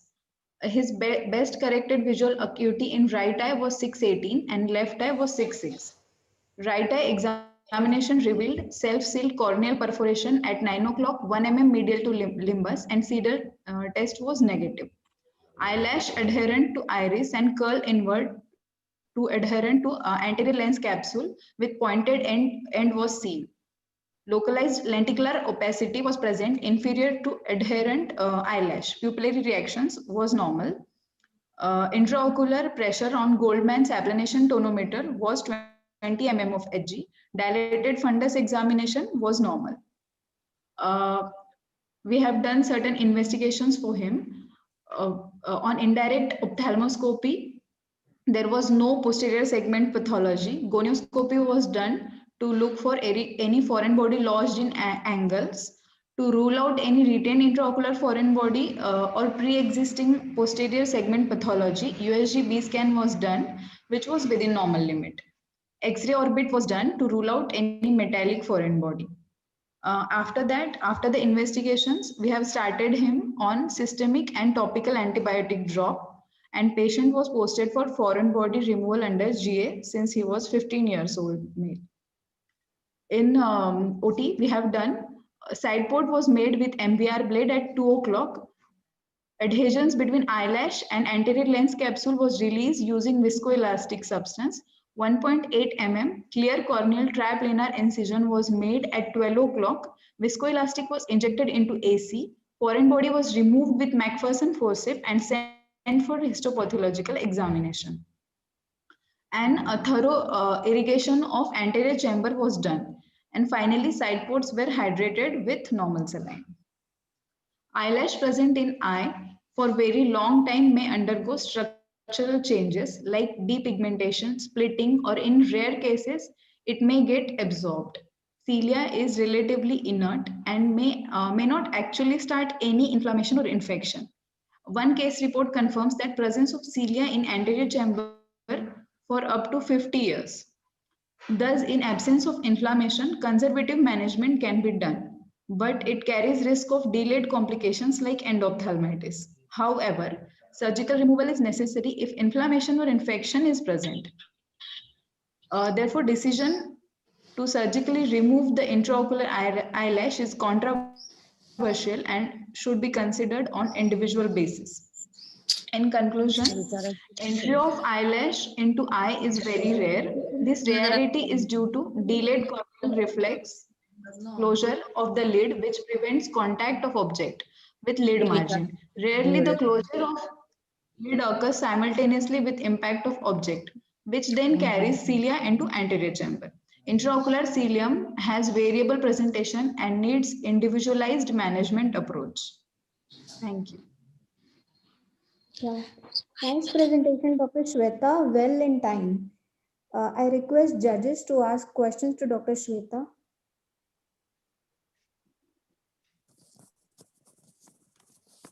Dr. Shweta, could you tell me about the Seedal's test? You've written only Seedal's test negative. Like, in what type of Seedal's test was done and how did you do it?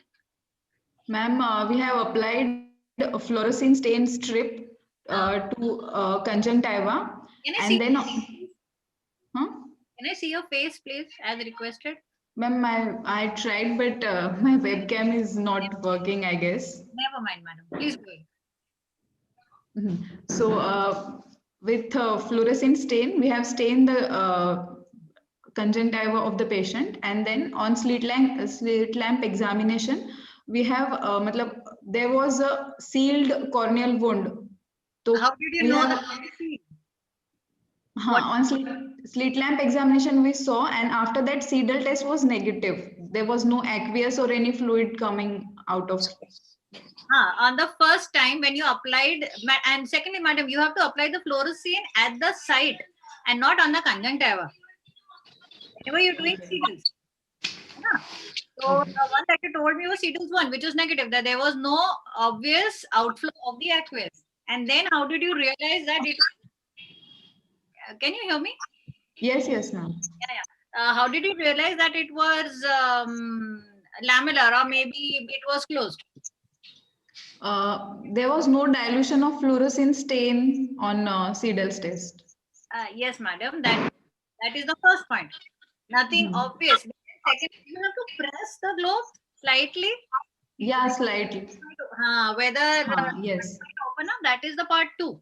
Yes, there was no aqueous coming out or any fluid coming out. So there was no dilution of fluorescein stain. Exactly. Because of aqueous. After removing the anterior chamber, in the irrigating solution, did you use any antibiotic or did you give any antibiotic later on? Because that was not stated in the presentation. Yes, ma'am. There was AC port. When we made AC port, Genta wash was given. What is Gentamicin. Genta? Huh? What is Genta? Gentamicin? Gentamicin. Percentage? 0.3%. Sorry? What's the percentage, madam, of gentamicin? Ma'am, I cannot recollect. Madam, these are very, very commonly asked questions. If you're a resident, these are very, very commonly asked questions in the exam. And Any other question? one more thing, whenever you describe the investigations, Yes. none of the investigation is within normal limits. In case if you're describing the B scan has to be unremarkable. The Okay. CT scan has to be unremarkable. Okay. Nothing is within normal limits. Okay. Yeah. But otherwise, a nice presentation. Thank you. Thank you, ma'am. Any other question to Dr. Shweta? No, ma'am. So I think we'll move to our next presenter, Dr. Aditi Rao. And I could not see Dr. Abhishek Gupta in the participant list. So probably this will be the last presentation of the day. So I think Dr. Aditi, you can start. I'm noting your time. It's 15:02. Yes, ma'am. Good evening. Am I audible? And is my slide visible? Yeah, they are visible. Yes. My topic for today is characteristics and pattern of visual field effects of primary open-angle glaucoma versus primary angle closure glaucoma. Done in the Department of Ophthalmology at NKP SIMS and Lata Mangeshkar Hospital, Nagpur. Glaucoma is a second leading cause of blindness worldwide after cataract. Primary glaucoma is characterized into disease types with respect to the status of the iridocorneal angle into primary open angle glaucoma and primary angle closure glaucoma. The prevalence of POAG and PACG varies across the world. The estimated prevalence of glaucoma for India is 11.9 million. India has a population of nearly a billion people, and WHO estimates that nearly 9 million inhabitants are blind and that glaucoma may be responsible for 12.8% of these cases. The purpose of my study is to compare the demographic profile of primary glaucoma cases attending rural-based hospital, to classify the visual fields using the glaucoma staging system, and to compare visual fields of POAG with PACG.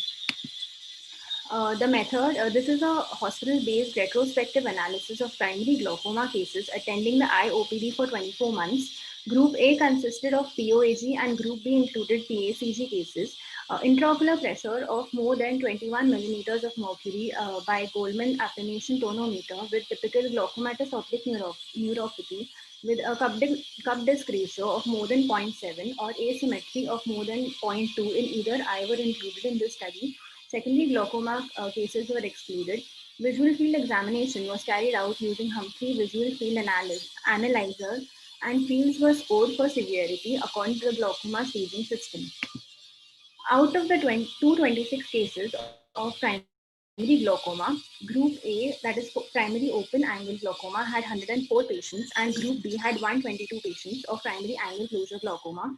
The gender distribution was statistically significant, with male preponderance in Group A having a p-value of 0.04. The association of stages with the type of glaucoma was found to be significant, with a p-value of 0.047.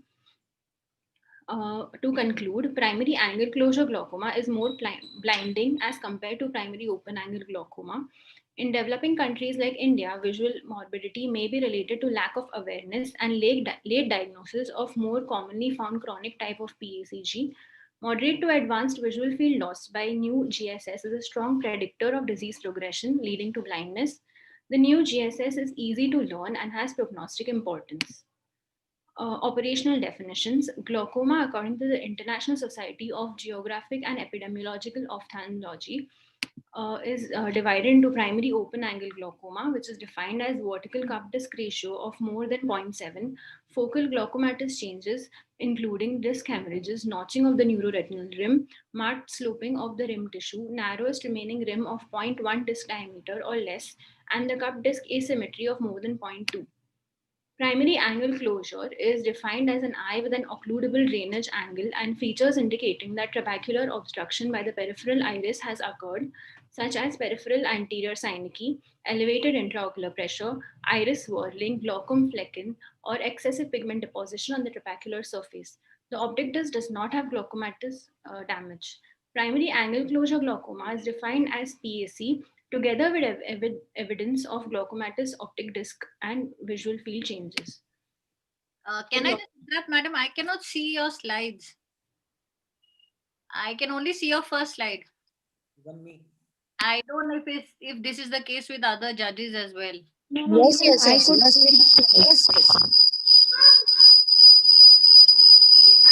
I just want you to know that I cannot see any of your slides apart from the introduction one. No, even I'm not able to see any of the slides. Neither. Please continue. Dr. Aditi, Dr. Aditi, yeah. You have to stop sharing your screen, start sharing your screen again, and select the first option, which you see from when you start sharing the screen. Select your first option. Top option. Select the first option. Now do a slide from bottom. Is it visible now? Yes. There, go ahead. Glaucoma staging system is composed of 6 stages on the Humphreys visual field, the staging criteria being the mean deviation. There are 3 subdomains for adjustments depending on the PSD and the hemifield test results from stages 0 and 1. The numeric decibel plot for stages 2, 3, 4 and the pattern deviation plot for stages 1, 2, 3, 4. Stage 5 classifications are on the basis of poor visual acuity and inability to perform visual field testing as a result of severe loss of field. Stage 0 is a stage of ocular hypertension with no or minimal visual field defects. Stage 1 has early visual defect with a mean deviation less than -6 decibels and either a cluster of 3 or more points depressed below 5% levels with at least 1 point depressed below 1% level on the pattern standard deviation plot. Pattern standard deviation significant at a p of less than 0.05. Glaucoma hemifield test outside normal limits. Stage 2 is a stage of moderate visual defects with a mean deviation of -5 to -12 decibels with a pattern deviation plot of 25% to 50% of points depressed below 5% level, 15 to 25% of points depressed below 1% level, or at least 1 point within the central 5% with sensitivity of less than 15 decibels, but none less than 0 decibels, or only one hemifield containing a point with sensitivity less than 15 decibels within 5 degrees fixation. Stage 3 is advanced visual field effects with a mean deviation of -12 to -20 with 50% to 75% of points depressed below 5% level and 25 to 50% of points depressed below 1% level on pattern deviation plot, or any point within the central 5 degrees with sensitivity of -0 decibels, or both hemifields containing a point with a sensitivity of less than 15 decibels with 5 degrees fixation. And stage 4 has severe defects with a mean deviation of less than 20 decibels with more than 75% of points depressed below 5% level, or more than 50% points depressed below 1% level, or at least 50% of points within the central 5 degrees with sensitivity of 0 decibels, or both hemifields containing greater than 50% of points with sensitivity of -15 decibels with 5 degrees of fixation. Stage 5 is the end-stage disease showing an inability to perform visual field testing due to central scotoma or visual acuity less than 20 by 200. Discussion. The study shows that the prevalence of glaucoma was 54% in primary angle closure and 46% in primary open angle glaucoma. Mean age of the patients was 58.97 in open angle glaucoma and 57.78 in angle closure glaucoma. There was a male preponderance in open angle glaucoma and female preponderance in primary angle closure glaucoma. The end-stage glaucoma was statistically significant with group B, that is the primary angle closure glaucoma, with a p-value of 0.029. This is the same in a tabular format. These are my references. So my take-home message is the glaucoma staging system provides a way of measuring the progress of glaucoma in patients who have the disease with clearly defined stages of disease progression, it becomes possible to observe the disease progression and thus gauge the effectiveness of treatment at each stage. High visual morbidity and late presentation of asymptomatic PACG cases put these individuals at a great risk of blindness. Therefore, early detection and treatment of these cases is a must to eliminate glaucoma blindness, particularly in Asia. Nice presentation, Dr. Aditi. I request judges to ask question to Dr. Aditi. Madam, could you please go to your aims? Could you show me your slide?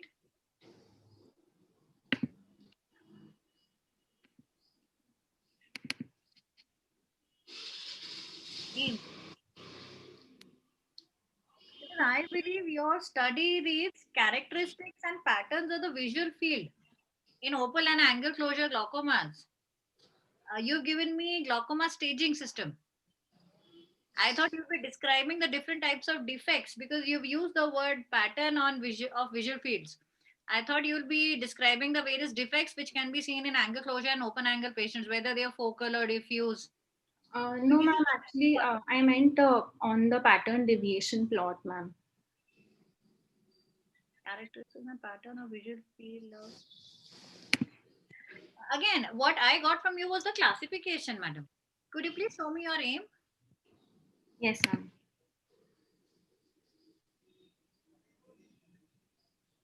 Achha, because your aim is I guess so, is slightly different from your title. Okay, ma'am. You've written the third point is to compare the visual field of open angle glaucoma with angle closure glaucoma. I thought you'd be describing the different kinds of visual field defects that we see in open angle versus angle closure, and emphasize more on the mean deviation and the spectrum of pattern standard deviation.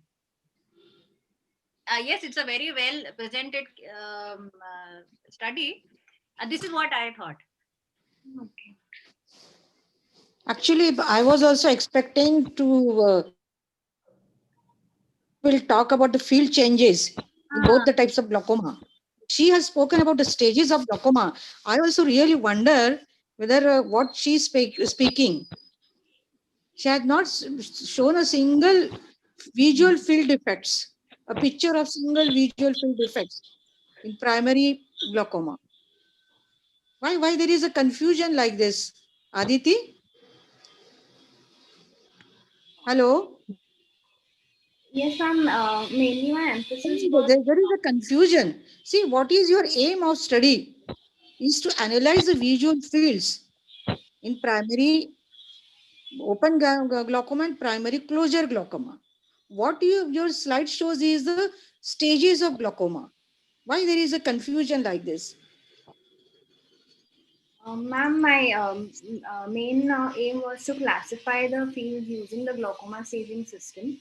And Yeah, but you see your purpose, the aim of your study to classify the visual fields.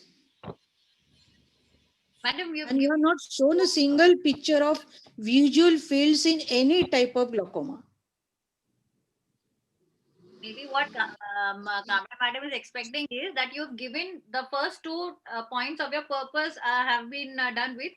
Maybe the third one is still remaining. Maybe she was expecting more of different varieties of visual fields. See, because it has to be more pictorial, madam. Different varieties of visual fields and the different defects that we see in these cases. Maybe that. And see, the third aim of the study is to compare the visual fields of primary open glaucoma and primary angle closure glaucoma. So we have not seen a single comparison of fields between the two glaucomas.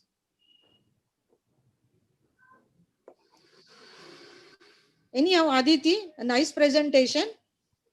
Thank you. Okay, thank you, judges. Thank you, Aditi.